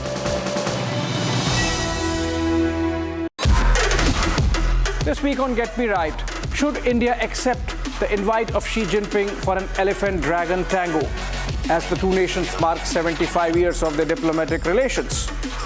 Or wait to judge little more the game of Chinese checkers from Beijing? Also, that preacher of democratic values to the rest of the world, is Europe backsliding? What does ban on Marine Le Pen contesting elections in France tell us about the health of democracy in Europe? And finally, is Naxalism on its deathbed in India? We explore. Join me this weekend on your favorite deep dive show only on Republic TV.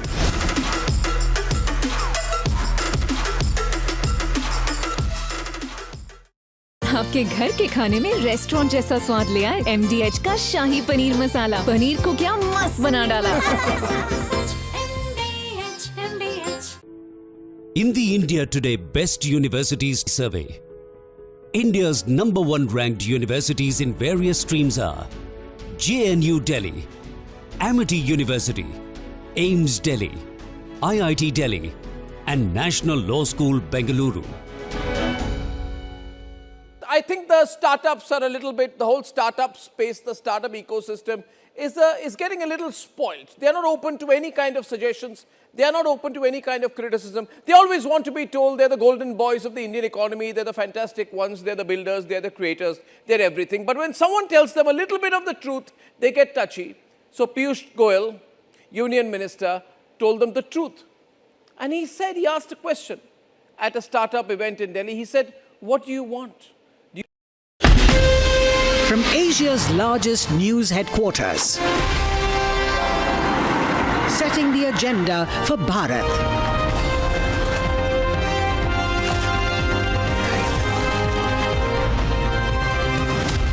You're watching Republic.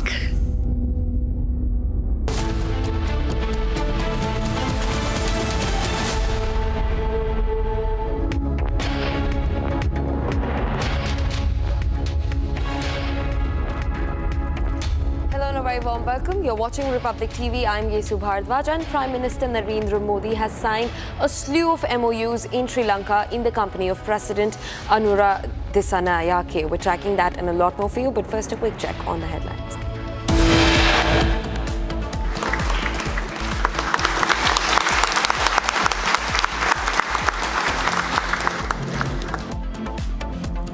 Prime Minister Narendra Modi in Sri Lanka visit receives the Mitra Vibhushana Award. Waqf board के नाम पर जमीनों पर कोई डकैती नहीं डाल सकता। लाखों एकड़ लैंड वक्फ बोर्ड के नाम पर नाजायज तरीके से कब्जा करने का काम हुआ था। इसमें किसी गरीब का कल्याण नहीं हो रहा था। Uttar Pradesh Chief Minister Yogi Adityanath has weighed in on the passage of the Waqf bill, saying that no one can rob lands in the name of the Waqf board. After AIMIM and the Congress, now AAP moves Supreme Court over the Waqf Amendment Bill.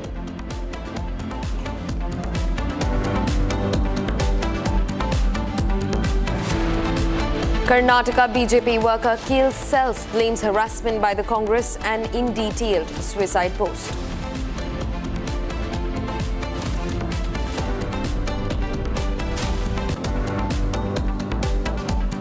ED raids premises of Empuran film producer over FEMA violation, seizes 1.5 crore rupees.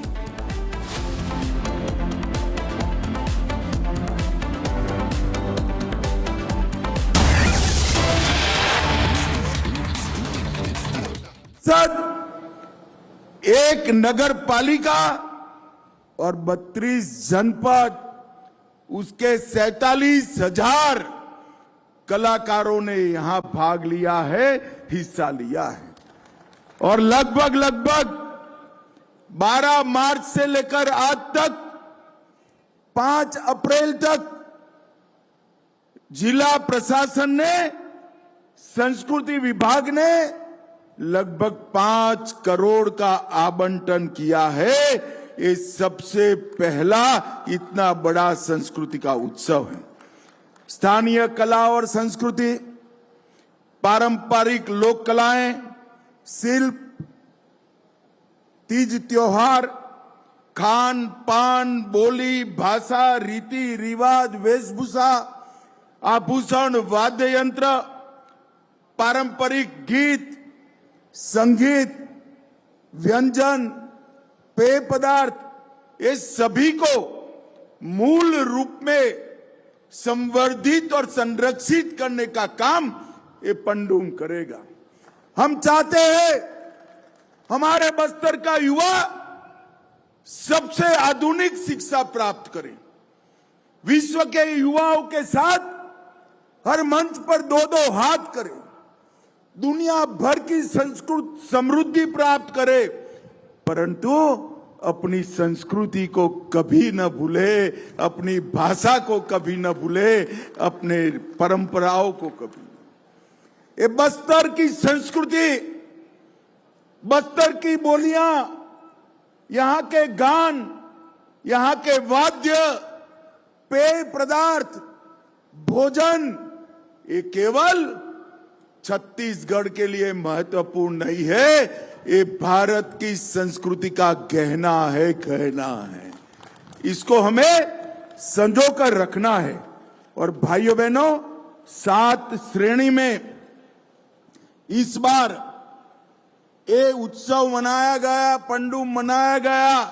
अगली बार 12 श्रेणियों में मनाएंगे और देश भर के आदिवासी यहां पर आएंगे। भाइयों बहनों, यहां जिन जिन लोगों ने पुरस्कार मिला या न मिला, इसमें हिस्सा लिया है, वो सभी को मैं बहुत बहुत बधाई और साधुवाद देना चाहता हूं। मैं हमारे छत्तीसगढ़ के पहले मुख्यमंत्री, आदिवासी मुख्यमंत्री पहले बने हैं। विष्णुदेव जी आगे आइए भाई, जरा जोर से आदिवासी भाइयों बहनों ताली बजाइए। इनका एक और बात के लिए भी धन्यवाद करिए। तेंदुपत्ता 5500 रुपये से अब सीधा सरकार खरीदेगी, कोई दलाल के पास आपको नहीं जाना पड़ेगा। भाइयों बहनों, ये बहुत बड़ा फैसला है जो लाल आतंक फैलाने वालों के डर से आपका पैसा जो वो ले जाते थे, विष्णुदेव जी आपके बैंक अकाउंट में 5500 रुपया सीधा डालने का काम करेंगे, सीधा डालने का। बैठिए विष्णुदेव जी। भाइयों बहनों, ये बहुत बड़ा निर्णय विष्णुदेव जी ने किया है। ये पंडुम कुछ लोगों को मैंने सुना था जब शुरू हुआ, इससे क्या हासिल होगा, उनको मालूम नहीं है। भारत की ताकत ही अनेकता में एकता है। भारत की ताकत अनेक प्रकार की संस्कृतियों का समागम है। अनेक परंपराएं, अनेक कलाएं, अनेक भाषाएं, अनेक बोलियां, विविध प्रकार के व्यंजन, ये सब मिलाते हैं तब तो मेरा भारत बनता है। ये इन लोगों को मालूम नहीं है। इन्होंने भुला दिया था भारत का आकलन भौतिक विकास, रुपया पैसा, इंडस्ट्री में करा था। वो तो हम करेंगे ही, दुनिया के साथ हर स्पर्धा में खड़े रहेंगे, परंतु हमारी बोलियां, हमारे लोक नृत्य, लोकगीत, भाषाएं, परंपरा, व्यंजन, पेय पदार्थ, खाना और हमारे वेशभूषा को भी संरक्षित करेंगे। और ये बस्तर पंडुम इसकी शुरुआत। हमने बस्तर ओलंपिक करा, हर साल करने वाले हैं। और ये बस्तर पंडुम का जो प्रयोग हुआ है वो अगले साल इससे कई गुना बढ़ा कर 12 श्रेणियां और सभी राज्यों का प्रतिनिधित्व कराएंगे। भाइयों बहनों, ये जमाना चला गया जब यहां पर गोलियां चलती थी, बम धमाके होते थे। मैं आज भी सभी जिनके हाथ में हथियार है वो और हथियार नहीं है वो, सभी नक्सली भाइयों को विनती करने आया हूं, आप हथियार डाल दीजिए, मेन स्ट्रीम में आइए, आप हमारे अपने हैं। कोई भी नक्सली मारा जाता है, किसी को आनंद नहीं होता है, मगर इस क्षेत्र को विकास चाहिए।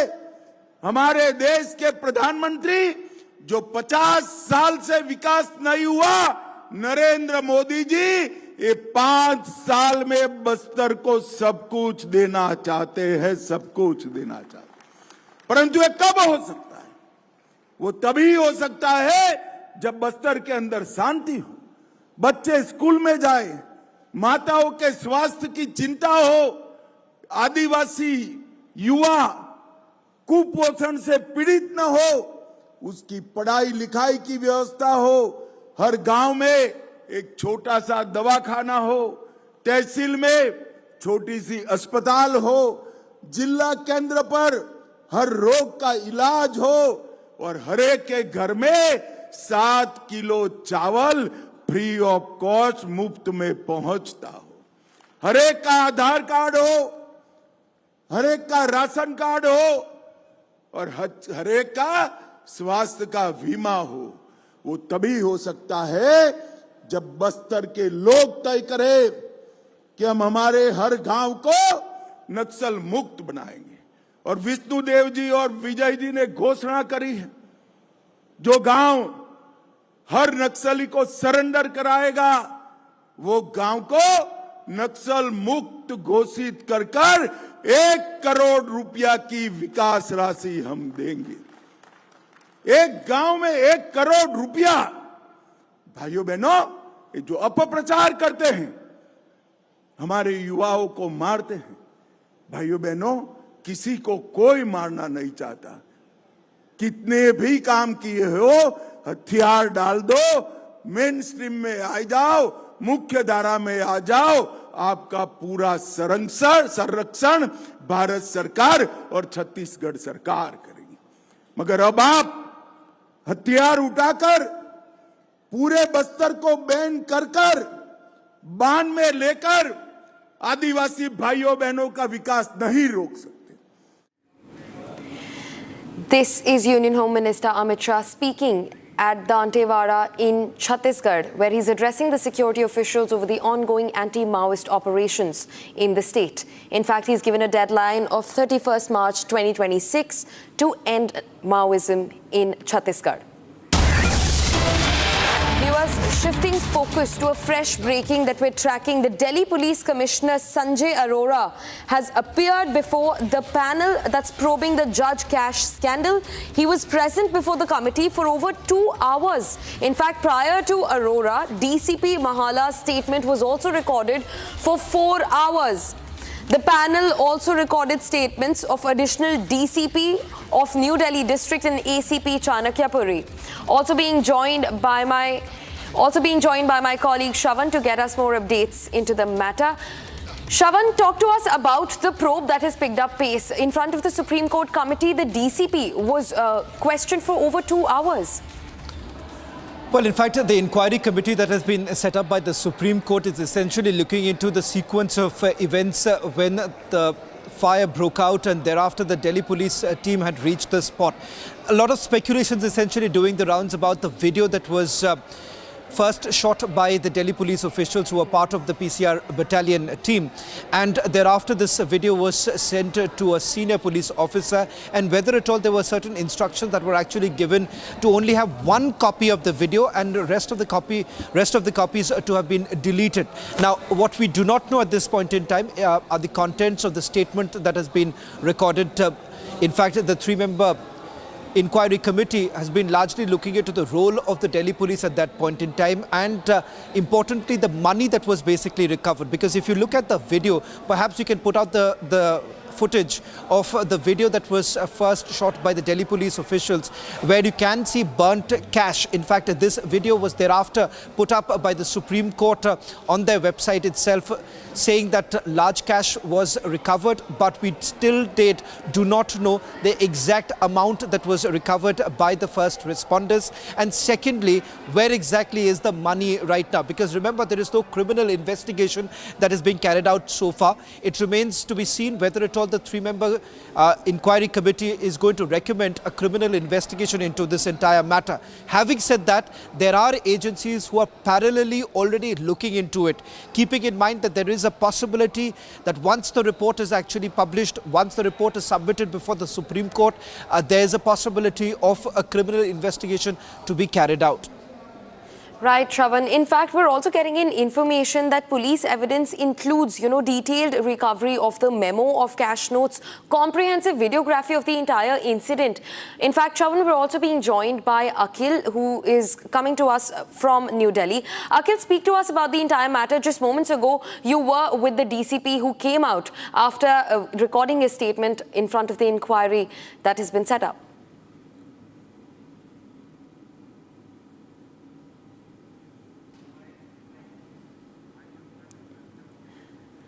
Looks like there are some audio problems that we're facing with my colleague Akhil. But Shravan, circling back to you on the matter, you were speaking about how we're yet to see whether or not criminal charges will also be placed into the investigation. However, 2 hours of questioning with the Delhi Police Commissioner and over 4 hours of questioning otherwise also with the DCP of Mahala. Speak to us about the gravity of this entire issue, Shravan.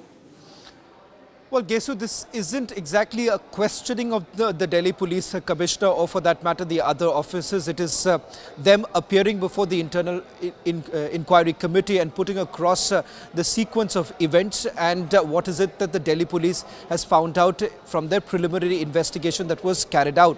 In fact, remember, it was the Delhi Police Commissioner who had actually informed the Ministry of Home Affairs, and thereafter the Chief Justice of India was actually informed that cash was recovered from the residence of a sitting judge. And secondly, there were videos that were recorded by the Delhi police officials, and they were the first responders. That is exactly what we are being told that they've been able to tell the inquiry committee.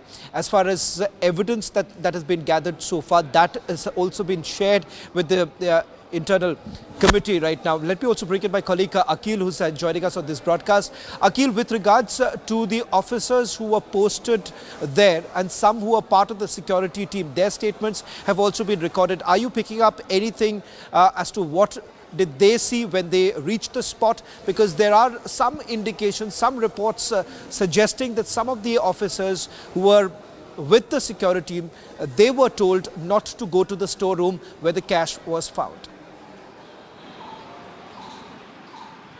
Well, that's right, Shravan. If you see after the incident, what we have seen, the Delhi police team under the supervision of New Delhi District DCP, Mr. Devesh Mehla, went inside the very bungalow of Justice Yashwant Verma to videograph the entire sequence of the event. Because if you see after this incident basically came to the limelight, and after that what we have seen that the panel which has been formed, the judicial panel, the 3-member committee which has been formed, which include the Chief Justice of Punjab and Haryana High Court, which also include Himachal Pradesh High Court Chief Justice and one judge from Karnataka High Court. So this panel basically summoned Delhi Police Commissioner Mr. Sanjay Arora, and in this case DCP Devesh Mehla as well. The questioning went on for almost 2 hours. Because if you see in this very case, Shravan, the Delhi Police team and the fire service team, which is headed by Mr. Atul Garg, both the teams were the first respondents. But there are still lingering questions, some unanswered questions, that where that money was kept and how much cash was burned at that point in time, and where was the lock? Was the lock at that point in time bolt at that point in time or not? And who kept that lock? So these are still some unanswered questions. So it is very likely that the Delhi police were being questioned in that regard. Because if you see earlier what we have seen, Shravan, in this case, that additional DCP of the New Delhi district and ACP of Tughlaq Road police station was also summoned. And if you see once that incident came into limelight, then what we have seen that the 5-member team who were the first respondent who arrived from the Tughlaq Road police station. So the inquiry committee have seized their phone and therefore were basically submitted to the Delhi Police Commissioner, which include one constable phone as well, and 2 sub-inspectors, and the SHO contact cell phone was also recovered, just to get to the details of that, what actually transpired and what were the basically evidences collected at that point in time when that incident took place. Back to you, Shravan.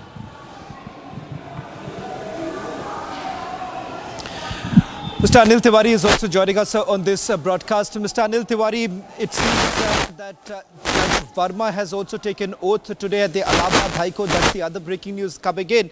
2 important developments. One with regards to the Delhi Police Commissioner. His statement has also been recovered. But having said that, the demand still remains the same. How long will the Internal Inquiry Committee really take? Because by that time, the evidence may have been completely destroyed, and that remains the biggest cause of concern. Yes, आपने बिल्कुल सही कहा. Today, Mr. Jashwant Verma has joined and taken oath. बड़े छिपे तौर पे oath हुई है, कोई notification नहीं हुआ. ये first time in the Indian history है, जुडिशियल हिस्ट्री में, किसी जज को छिपा के ओथ किया गया. बहुत सारे जजेस को इन्फॉर्मेशन भी नहीं थी. हम लोगों ने नीचे रजिस्ट्री से पूछा भी कि ओथ होने वाली है, उन्होंने कुछ नहीं बताया, कोई ओथ की इन्फॉर्मेशन नहीं थी. हम लोगों ने अभी एक रेजोल्यूशन पास करके अपना प्रोटेस्ट लॉन्च कर दिया है. अभी प्रोटेस्ट की कॉपी अभी सर्कुलेट कर देंगे मीडिया में. हमने लिखा है कि आप तो कहते हो कि जस्टिस दिखनी भी चाहिए, लेकिन ये छिपे हुए तरीके से ओथ लेना कहाँ तक जस्टिफाइड है, अनकॉन्स्टिट्यूशनल तरीके से ओथ दिलाई गई है। बहुत अनफॉर्चुनेट इंसिडेंट हुआ है इलाहाबाद हाई कोर्ट में, और हम शर्मिंदा है। High court bar association is ashamed of, बहुत बुरी तरह से शर्मिंदा है हम। ये कह रहे हैं कि हमारे यहाँ ऐसी ओथ हो रही है जिसे सिस्टम छिपा के करा रहा है। इसका मतलब सिस्टम कोई चीज क्यों कब छिपाता है? भाई बार एसोसिएशन ने जो कुछ भी किया ओपनली, क्लियरली, लाउडली उसको नेशनल मीडिया से बोला, और आज सिस्टम एक जज को ओथ करा रहा है और बार को सूचना तक नहीं, कोई नोटिफिकेशन नहीं, ओरली पूछने पे इंफॉर्मेशन नहीं दी जा रही है, इस तरह से चुपके से ओथ कराई गई। इसका हमने प्रोटेस्ट कर दिया है, प्रोटेस्ट लेटर अभी हम लोग सर्कुलेट करेंगे, बहुत डिटेल प्रोटेस्ट किया है। और सेकेंडली ये खुशी की बात है कि कमिश्नर ने अपना बयान दिया है, लेकिन मेरा अभी भी यही सवाल है कि ये आज जितना दिन इसमें डिले किया जाएगा उतनी ही बुरी तरह से एविडेंस इसके गायब हो जाएंगे, फिर इंक्वायरी का कोई मतलब नहीं रह जाएगा। इस वक्त हिंदुस्तान की जुडिशरी पब्लिक फेथ की, पब्लिक की नजर में गुनहगार की तरह से खड़ी है। बहुत दुर्भाग्यपूर्ण है कि हम लोग इस हिंदुस्तान में आज ये दिन देख रहे हैं। अनिल तिवारी जी, आप कह रहे हैं कि सीक्रेट तरीके से ओथ लिया गया है, बट सबसे पहले तो सेंटर ने इसको वेरीफाई किया हुआ था, और सेंटर का भी एक मानना है जो सुप्रीम कोर्ट की डिसीजन को लेकर, इसको लेकर भी कई लोग सवाल उठा रहे हैं। आप क्यों कह रहे हैं कि जब तक कोई इंक्वायरी ना हो, ये कहना कि जज वर्मा ओथ नहीं ले सकते, इस पर सवाल उठाना क्या ये उचित है? मैं बताता हूँ क्यों। आप कॉन्स्टिट्यूशन का देखें, किसी पब्लिक सर्वेंट को ओथ नहीं दिलाई जाती। ओथ केवल उसको दिलाई जाती है जहां पब्लिक फेथ का पद होता है, जैसे MP, MLA, ministers, governor, president, इन लोग को ओथ दिलाई जाती है। जजेस, इनको ओथ दिलाई जाती है क्योंकि पब्लिक फेथ का सवाल होता है, और ओथ जो होती है वो कोर्ट प्रोसीडिंग होती है। जब यशवंत वर्मा का जुडिशियल वर्क ले लिया गया है तो क्या एडमिनिस्ट्रेटिव काम के लिए उनको ओथ दिलाई गई है? इसलिए अनकॉन्स्टिट्यूशनल है। शेड्यूल 3 में ओथ की लैंग्वेज पढ़िए, शेड्यूल 3 का जो 8वां आइटम है वो ओथ की लैंग्वेज है। ओथ की लैंग्वेज पढ़िए, क्या ये ओथ ली जा सकती है? ओथ तो सब्सक्राइब की जाती है, बट यहां तो पढ़ी गई केवल ना। जुडिशियल फंक्शन अगर नहीं है तो ओथ का क्या मतलब है? एडमिनिस्ट्रेटिव काम के लिए ओथ नहीं दिलाई जाती। अनिल जी, मैं आपसे रिक्वेस्ट करूंगा कि अगर आप हमारे साथ लाइव जुड़ सकते हैं, क्योंकि इस वक्त बहुत बड़ी खबर है। एक तरह से ओथ की बात हो रही है, दूसरी तरफ ये इंक्वायरी कमेटी की भी बात हो रही है। हमारे साथ इस वक्त मैं चाहूंगा आप जुड़े रहें। Our legal editor Rhythm Anand Bhardwaj is also joining us on this broadcast. Rhythm, you've heard what Mr. Tiwari of the Allahabad High Court Bar Association had to say with regards to the oath-taking ceremony today. There are two important developments, Rhythm, that have taken place. One, with regards to the investigation, the Delhi Police Commissioner whose statement has been recorded. And the second is with regards to the oath-taking of Judge Verma. In fact, this is after a decision was taken that no judicial work would be assigned to Judge Verma.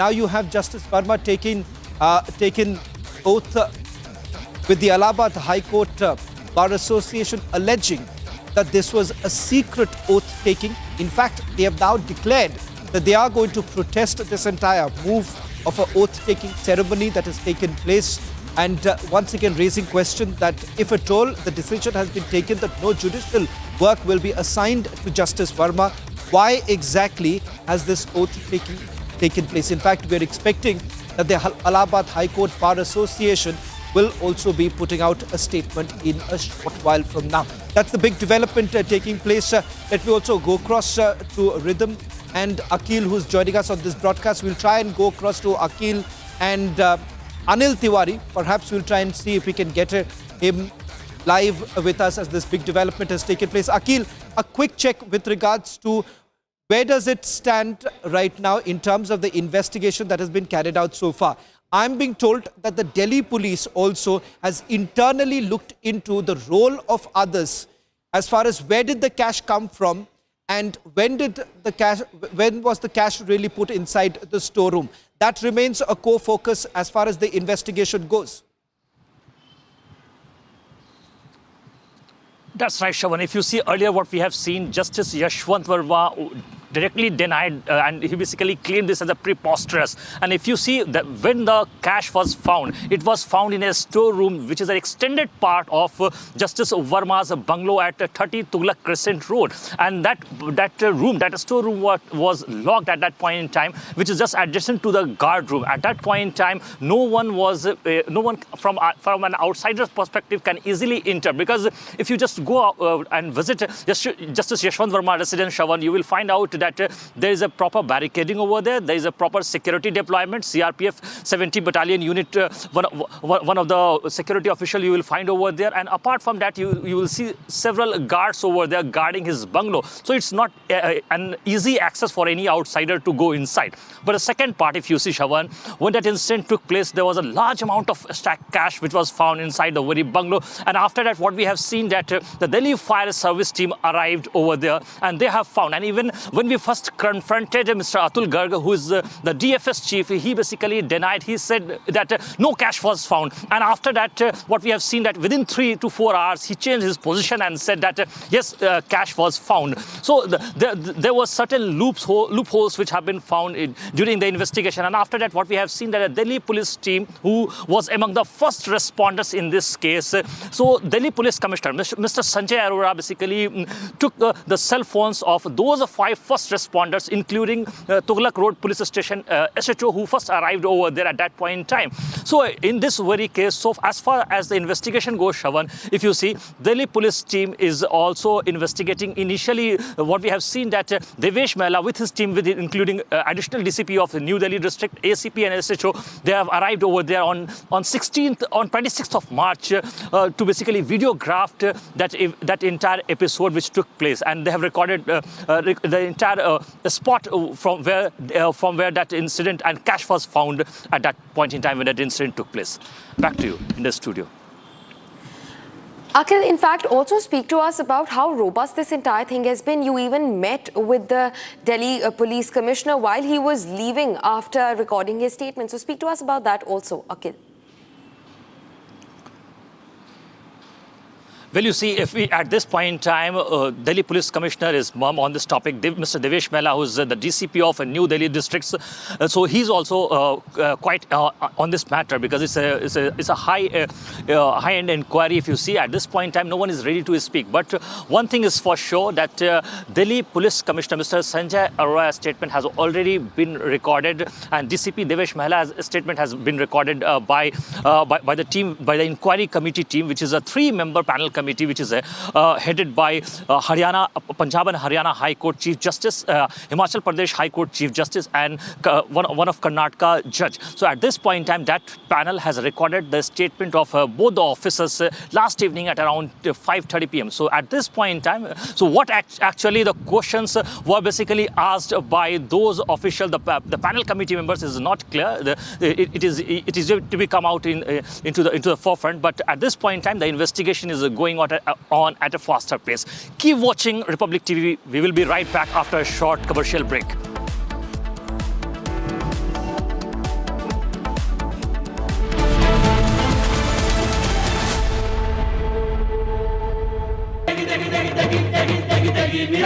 MDH की देगी मीरज, देगी मिरज का तड़का, अंग अंग फड़का। MDH की देगी Miraj. And I never thought in my entire life that I would ever agree with the fundamentals of what Jairam Ramesh would ever say about anything, because I find that he has a propensity to always say what is wrong and what is incorrect. But when he says that the Congress party will very soon, as he said on Twitter, be challenging in the Supreme Court the constitutionality of the Waqf Amendment Bill 2024, I would like to say to Jairam Ramesh, that's the right way to do things. If you disagree with the Waqf Amendment Bill 2024, then you must say that you can challenge the constitutionality of the Waqf Amendment Bill in the Supreme Court. And if the Supreme Court turns it down, then it will not be a law.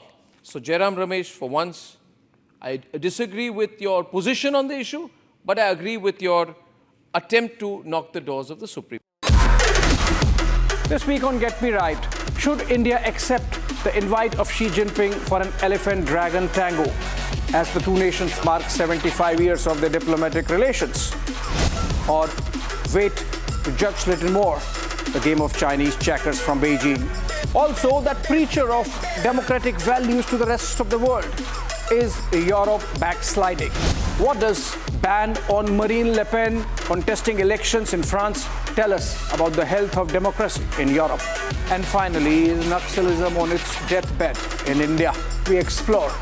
Join me this weekend on your favorite deep dive show only on Republic TV.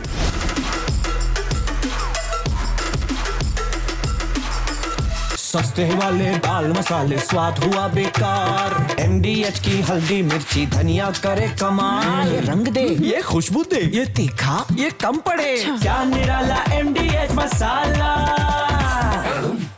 파렴치한 종북 반국가 세력들을 일거에 척결하고 자유 헌정 질서를 지키기 위해 비상계엄을 선포합니다.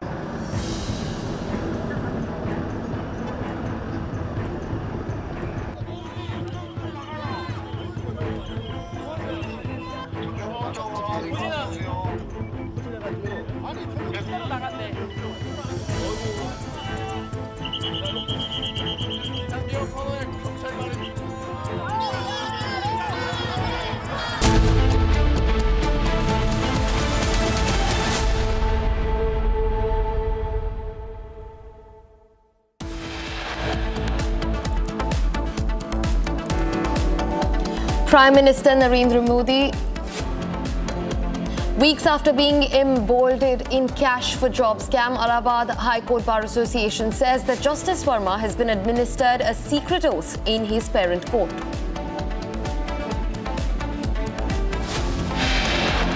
Delhi Police Commissioner appears before probe panel, records statement for over 2 hours.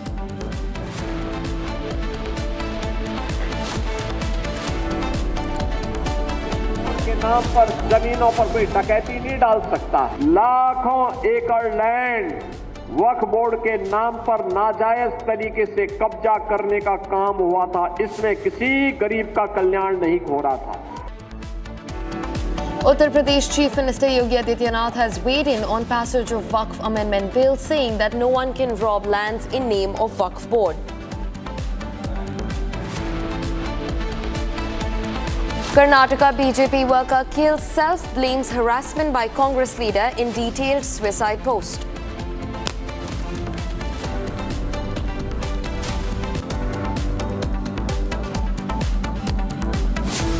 Prime Minister Narendra Modi in Sri Lanka visit receives the Mitra Vibhushan Award.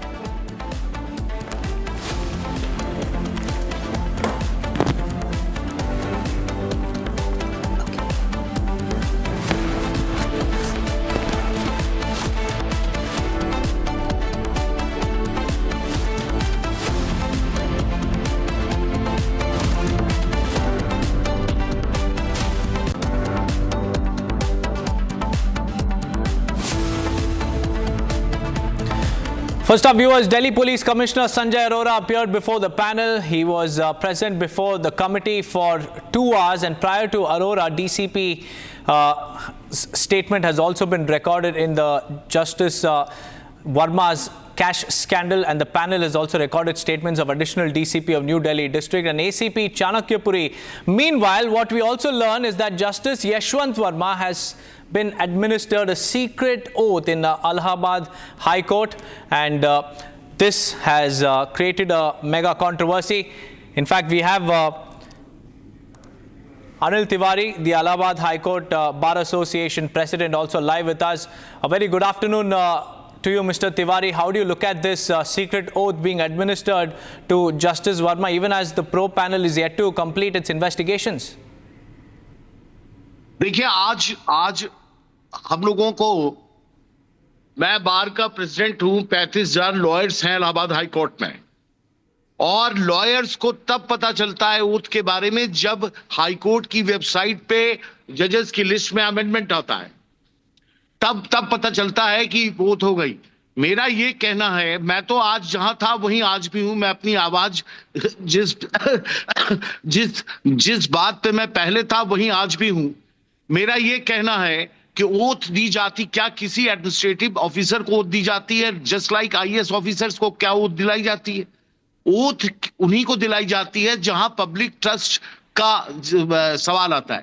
MP, MLA, ministers, जहां पे public trust है, governor, president, जजेस, इनको oath दिलाई जाती है इनके discharge के लिए, इनके फंक्शन के डिस्चार्ज के लिए। मेरा सवाल ये है कि जब इनको जुडिशियल फंक्शन दिया नहीं जा रहा तो ओथ किस बात की? यही कारण है कि हम लोगों ने इस अनकॉन्स्टिट्यूशनल ओथ का बायकॉट का पहले हमने रेजोल्यूशन पास किया था। लेकिन हमारा आज एक दूसरा सवाल खड़ा हो गया है। सवाल यह है कि बार एसोसिएशन ने जो कुछ भी बार एसोसिएशन ने किया, बार एसोसिएशन ने लाउडली किया, ओपनली किया, सब कुछ बता के किया। और वही बार एसोसिएशन का जो दूसरा पार्ट है, एक जस्टिस का चैरियट है, उसके दो व्हील है, एक बार है और एक बेंच है। तो बार ने तो अपना लाउडली ओपनली सब कुछ कहा कॉन्स्टिट्यूशन के खिलाफ है, इसलिए हम इसमें पार्टिसिपेट नहीं करेंगे। लेकिन सवाल यह है कि बेंच के चैरियट के दूसरे आदमी, दूसरे पार्ट ने, बेंच ने तो इसको छिपे तरीके से ओथ करा दी। ओथ का किसी को कोई नोटिफिकेशन नहीं। इलाहाबाद हाईकोर्ट की हिस्ट्री पिछले 150 सालों में ये पहला इंसिडेंट है जब किसी जज की ओथ की कोई नोटिफिकेशन नहीं है। बार वॉज नेवर इन्फॉर्म्ड और नीचे ओथ हो गई। और सरप्राइजिंग बात यह है कि जजेस को भी नहीं पता है। Most of the judges are not aware of this fact that oath is going to be oath ceremony is going to take part. ये बात जजेस को भी नहीं मालूम, बार किसी ऑफिस को नहीं मालूम, अचानक वेबसाइट से मालूम चलता है। We have lodged a protest, a very strong protest we have lodged. Now we will be circulating that protest throughout the lawyers community and throughout India. To every bar association we are sending. Right, Mr. Tiwari, stay on with me because I have Ripudaman Shahi also live with us, the president of the Oudh High Court Bar Association. Mr. Shahi, like Mr. Tiwari was mentioning, there was no notification issued for the oath-taking ceremony. Why do you think that everything was done in a very secretive manner, even as the investigation continues? This has been a usual practice since long, that the bar is given an formal invitation to appear or to participate in oath ceremony. But in any case, in the present case, since the Bar Association has already declared its inclination to participate in the ceremony, but it has not absolved the High Court from its duty to communicate it in writing to the Bar Association that such oath ceremony is scheduled to take place. Everything has been done in a very clandestine manner and very disgusting.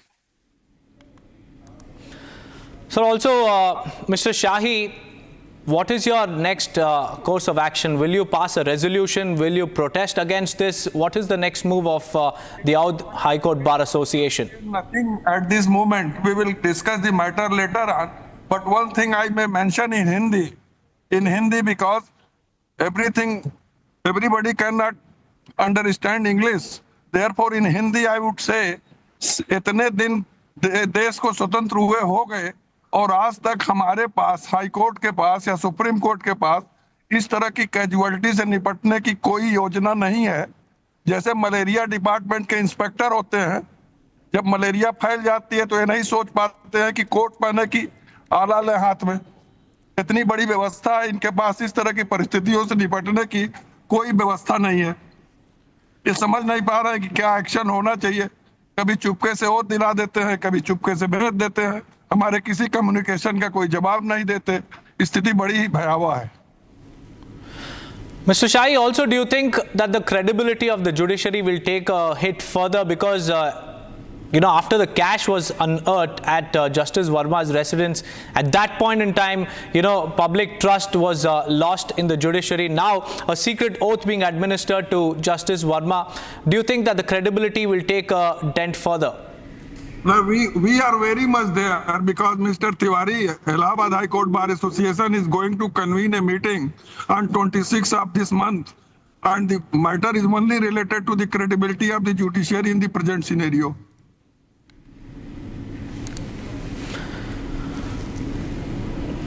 And also, sir, do you think that bar associations should have been notified about this oath-taking ceremony, because nobody knew about it until the oath was administered? Obligation to do it. That's right, sir. So what is your next plan of action? Allahabad High Court Bar Association has said that it will call for a meeting, but what is your stance, sir, as far as this entire controversy is concerned? Okay.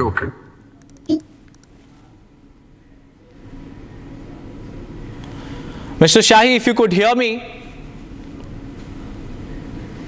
Yes.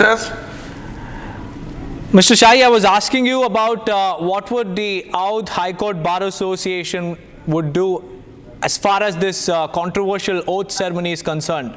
What is your next plan of action? We are not concerned with their controversial oath so long as he is not given any judicial assignment. We are least concerned. Like the manner, they are least concerned about our participation in their oath ceremony. We are least concerned about his sitting at Allahabad or at Lucknow or at anywhere, so long he is not given any judicial assignment. But anyhow, subject to the discussion in the executive committee, we will discuss the matter in our executive committee. What would be our next course of action? Mr. Shahi, stay on with me because my colleague Akhil is also joining me live. Akhil, is there a concern within the bar associations that the oath taking of Justice Verma amid the investigation, might create a perception of bias or lack of transparency? If you see that is one of the main concerns we have been seeing in the recent past. But if you see what has happened now, the Delhi Police Commissioner Mr. Sanjay Arora and DCP of the Central District of the New Delhi District, Mr. Devesh Mehla, has been questioned, and his statement, both of them statement were recorded by the inquiry committee. The inquiry committee, which was basically formed by the CGI, Mr. Sanjeev Khanna, which include Punjab and Haryana High Court Chief Justice, Himachal Pradesh High Court Chief Justice, and one of the judges from Karnataka High Court. So that panel has basically recorded a statement of those two officials, because if you see in this very case, in this entire cash row case, what we have seen that the Delhi police team and the Delhi fire service team, the DFS team, were the first responders in this case. And earlier, if you see what we have seen that on March 26, if you see that the incident took place on March 14 and March 15 intervening night. And then if you see in the later on stage, what we have seen that Delhi Police Commissioner has basically seized the cell phones which were being used by those officials who were the first responders who basically arrived at that point in time when that incident took place, which include the SHO of Tughlaq Road Police Station, because the very residence, the very bungalow of Justice Yashwant Verma comes under the jurisdiction of Tughlaq Road Police Station. So at that point in time, what we have seen that 5 police officers who were present at that point in time, their phones were seized by the Delhi Police Commissioner, and it was submitted to the panel. And if you see the fresh development that we are seeing in this case, that Delhi Police Commissioner Sanjay Arora statement has already been recorded in connection with the case by the internal committee which has been formed by the CGI, Mr. Sanjeev Khanna. Back to you. Right, Akhil, stay on with me. Let me go across to Mr. Shahi once again. Mr. Shahi, do you think that the bar associations should have a more direct role in advising and also questioning the timing of such events, especially during an investigation, because this is a secret oath that was administered to Justice Verma, even as the investigation is currently underway? This is for the first time. Suppose I say you that I will not going to attend the marriage of your brother. But if you have any courtesy, then we will give a formal invitation to me. You cannot suppose that I am not going to attend the ceremony. They were under an obligation, and constitutional obligation is there with the High Court administration to invite us to participate in the ceremony, if any. But they have taken a very firm stand, and they are very much clear about their further course of action. They are least bothered about the transparency, accountability of the judiciary at all. Sir, and also, do you think that it was prudent enough to, administer oath, especially at a time when the credibility of the judiciary has taken a hit, and, the public sentiment is also against Justice Verma, and what happens, during the investigation is that a secret oath is now administered? But secret oath, it was not desirable at all, but at least they should have some courtesy to send an intimation to that effect that they are going or they have proposed to such a ceremony. Sir, and also, how do you look at the public perception, when a judge who is under the scanner is administered oath, how do you think that public perception on the judiciary will take a hit? देखिए, Allahabad bar association के president Tiwari ji, जो बहुत ही विद्वान अधिवक्ता हैं और senior advocate भी हैं, उन्होंने बहुत साफ साफ कह दिया कि परसेप्शन तो बिगड़ चुका है पूरी तरह, उसको हम लोग चाहे जितना संभाल लें, संभालने वाला नहीं है अभी। Sir, and since the perception has already taken a hit, do you think that it can be compromised when a judge who is under the lens for, after a cash stash was found at his residence was administered oath, because it's already taken a hit? So even जो भी credibility बचा था वो भी अभी has taken a hit. Sorry to say that it has already been compromised, gentlemen. It has already been compromised. All right, sir, stay on with me. Akhil, as far as the investigation is concerned, we know that the additional DCP has been questioned. We have the ACP also questioned. And Akhil, stay on with us because we have our legal editor, Rhythm, also joining us on the phone line. Rhythm, we also have the Chief of Awadh High Court Bar Association with us. Yes, Rhythm. Well, I've earlier spoken to you, and the question that really is to be asked here in this case is, now that the secret oath has been given to him and no justification has been given for the secret oath, what could be the next steps, Ripu Daman Shahi, that you think could be taken sensibly in this matter, which could possibly lead to some help from the courts as well?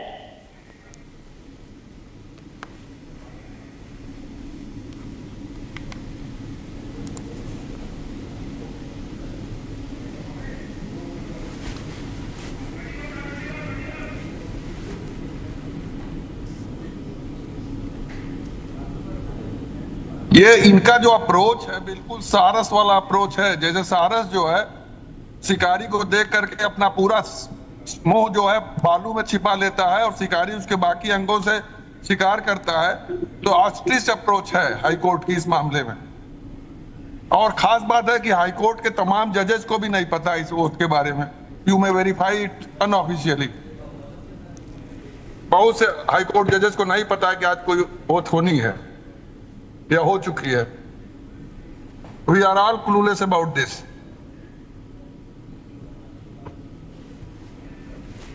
And that is why, Ripu Daman Shahi, the big question really to be how this will move forward, as the secret oath for Justice Verma has taken place in Allahabad. We really have to see what happens next, what the inquiry says, because as per my sources, Justice Verma in the Judge Cash scandal will find it very difficult to explain that cash that has been found at his residence, this even coming from sources who have also possibly given advice to him. I thank you for being with us, as well as Akhil.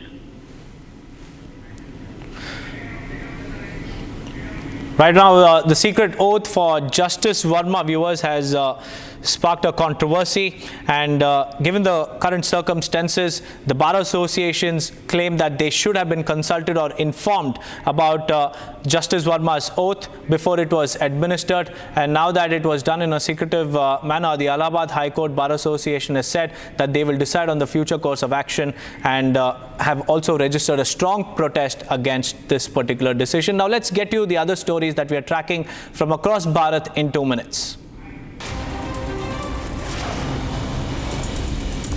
The last rites of veteran actor Manoj Kumar was held in Mumbai's Juhu. The actor passed away at the age of 87. He breathed his last at the Kokilaben Dhirubhai Ambani Hospital, a legendary name in Hindi cinema. Kumar was best known for his patriotic films including Shahid in 1965, Upkar in 1967 and Purab or Paschim in 1970. The veteran actor was reportedly admitted to the hospital after suffering heart-related complications.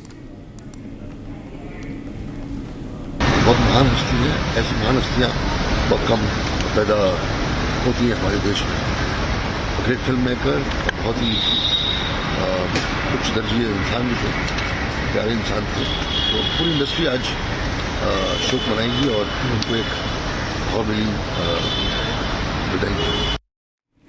In Punjab's Gurdaspur, Pastor Jashan Gill has been accused of raping a 22-year-old woman and forcing her to undergo an abortion which allegedly led to her death.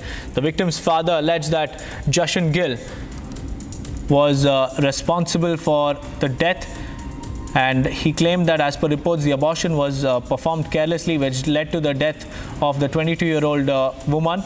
And the father claimed that his daughter and other members of the family used to visit a church in the village where Jashan Gill misled his daughter and raped her.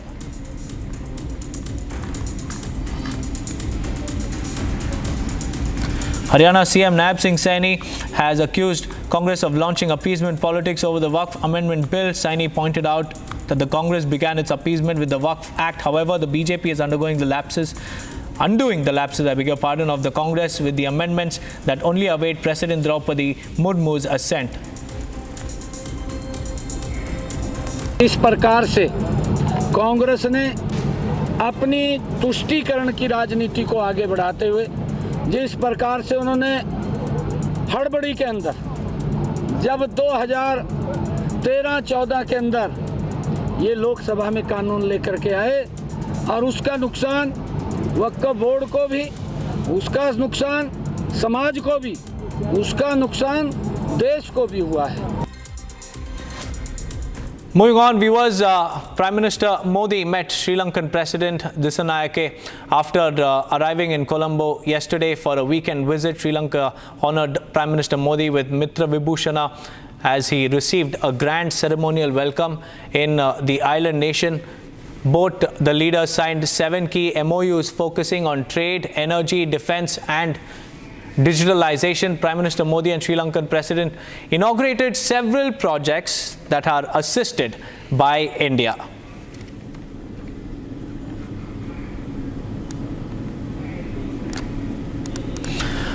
Remember, viewers, this is the first visit of Prime Minister Narendra Modi to Sri Lanka after the change in guard in the top leadership of Colombo, and this comes close on the heels of the Prime Minister's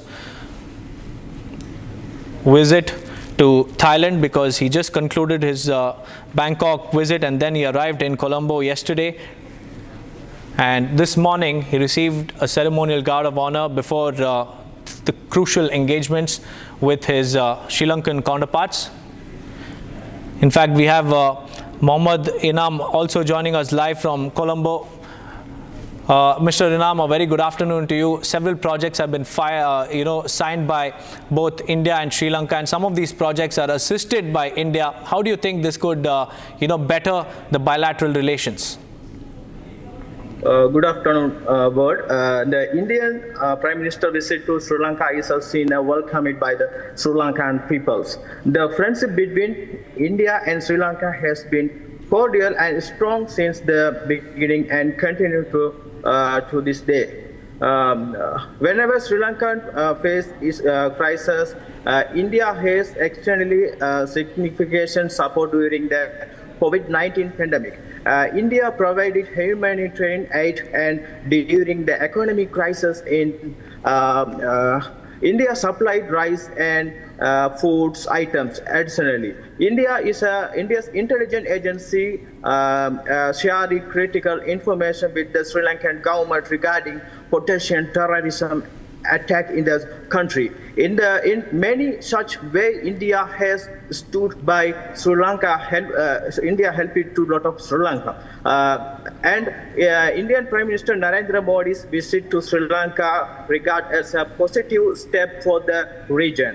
Will many world leaders today visit only world nations?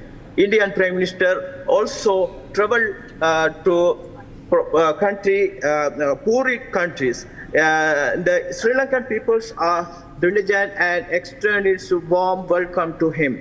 We also observed that some national opposing India and Sri Lanka relations are growing to further strengthen the bond between the India and Sri Lanka, and the peoples of Sri Lanka are keen interest in proposed bridges. Sri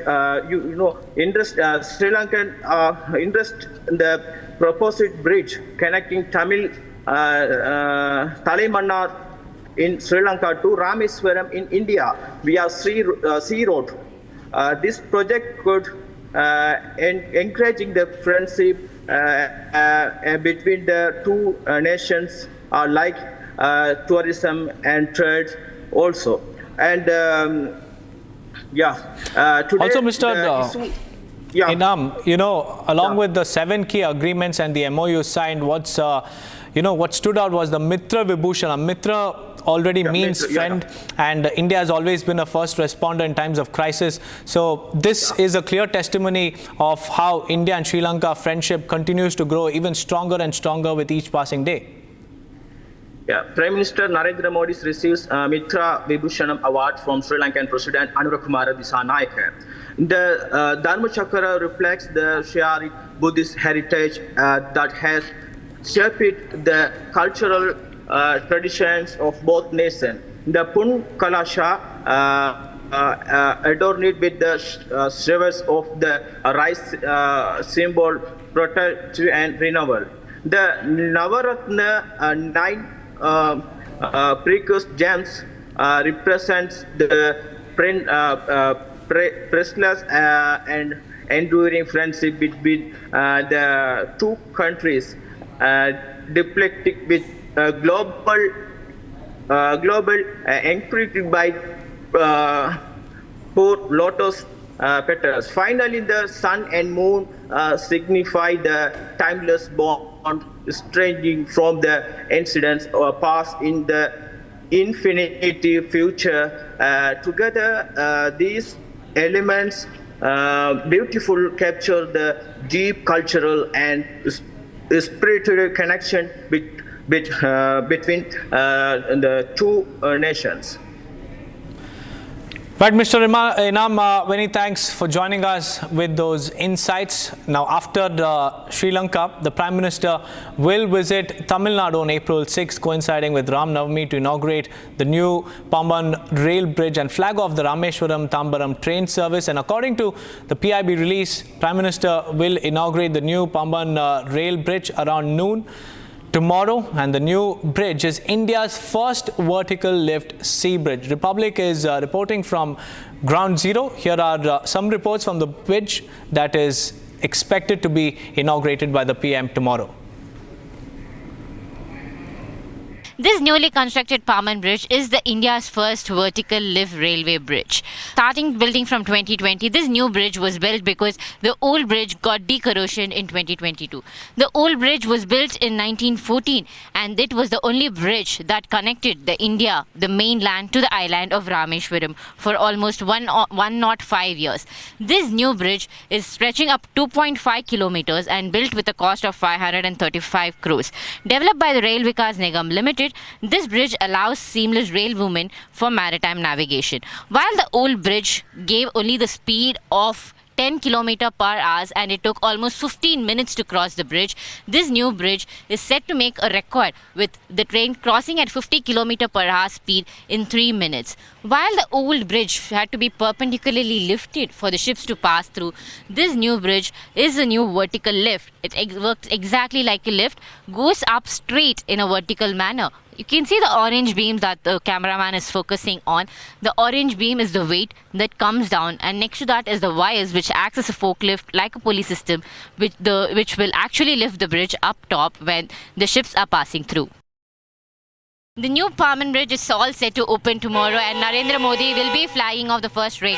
We can see the test runs are right now going on in this new Pamban Bridge, which stretches up to 2.5 kilometers. This new bridge will allow the train to pass in 3 minutes with a maximum of 50 kilometers per hour. However, the drawback is that the train cannot pass through if the wind speed here crosses 58 kilometers per hour. And the new bridge will also be connecting the mainland of India with Rameswaram. While the old bridge decorrosion in 22, this new bridge will now be again functioning starting from tomorrow after Prime Minister Narendra Modi opens it with the new vertical lift that runs on this Pamban Bridge, and we'll be having a proper connection with Rameswaram and the mainland of India. The test runs at the new Pamban Bridge are now underway, with Prime Minister Narendra Modi set to open India's first vertical lift sea bridge tomorrow. He will also be flagging off the Rameshwaram-Tambaram new train service, and the bridge will be he'll also be witnessing the operation of the bridge. The new bridge was built in 2020, and following the corrosion in 2022, the new bridge operations will be resumed from tomorrow.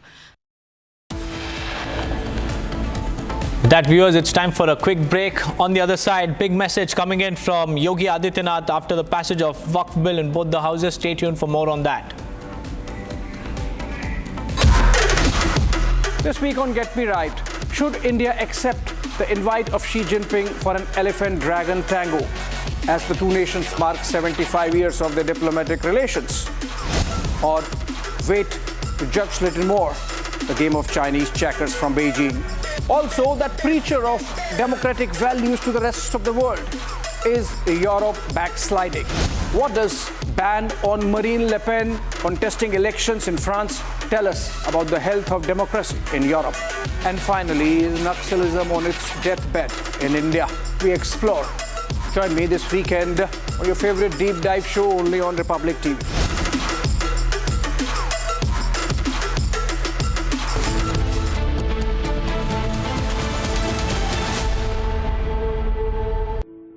In the India Today Best Universities Survey, India's #1 ranked universities in various streams are JNU Delhi, Amity University, AIMS Delhi, IIT Delhi, and National Law School, Bengaluru. MDH का kitchen king kitchen में हो तो हम सब कुछ बना सकते हैं। बैंगन का भरता, आलू गोभी, भिंडी मसाला और भी बहुत कुछ। MDH। ये भी तो आया नहीं मेरे। मैं भी तो आया नहीं मेरे। तो बोल के गया मैं आऊँगा देखो दे। जी 23rd को सगाई थी। अभी 23rd को सगाई हुई थी।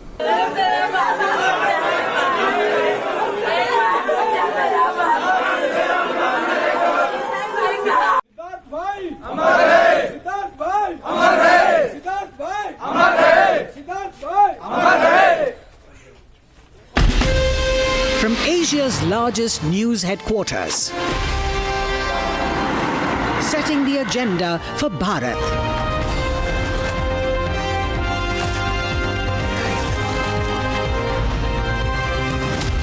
You're watching Republic.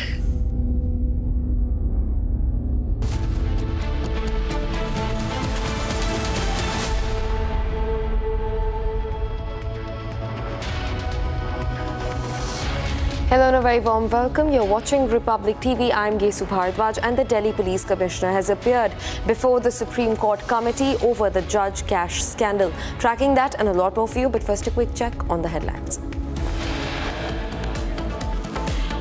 Weeks after being embroiled in cash for jobs scam, Allahabad High Court Bar Association says that Justice Verma has been administered a secret oath in parent court. Delhi Police Commissioner appears before probe panel, records statement for over 2 hours.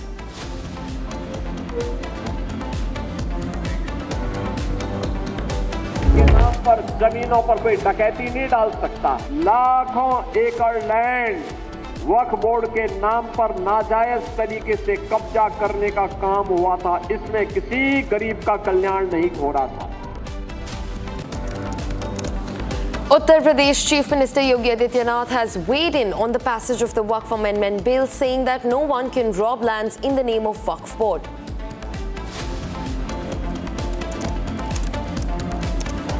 Karnataka BJP worker kills self, blames harassment by Congress leaders in detailed suicide note.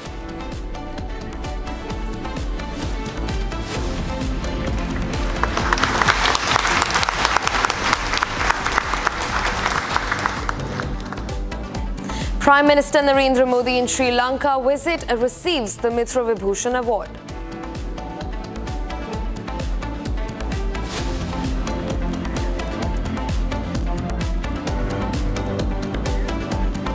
Viewers quickly cutting across to the fresh break.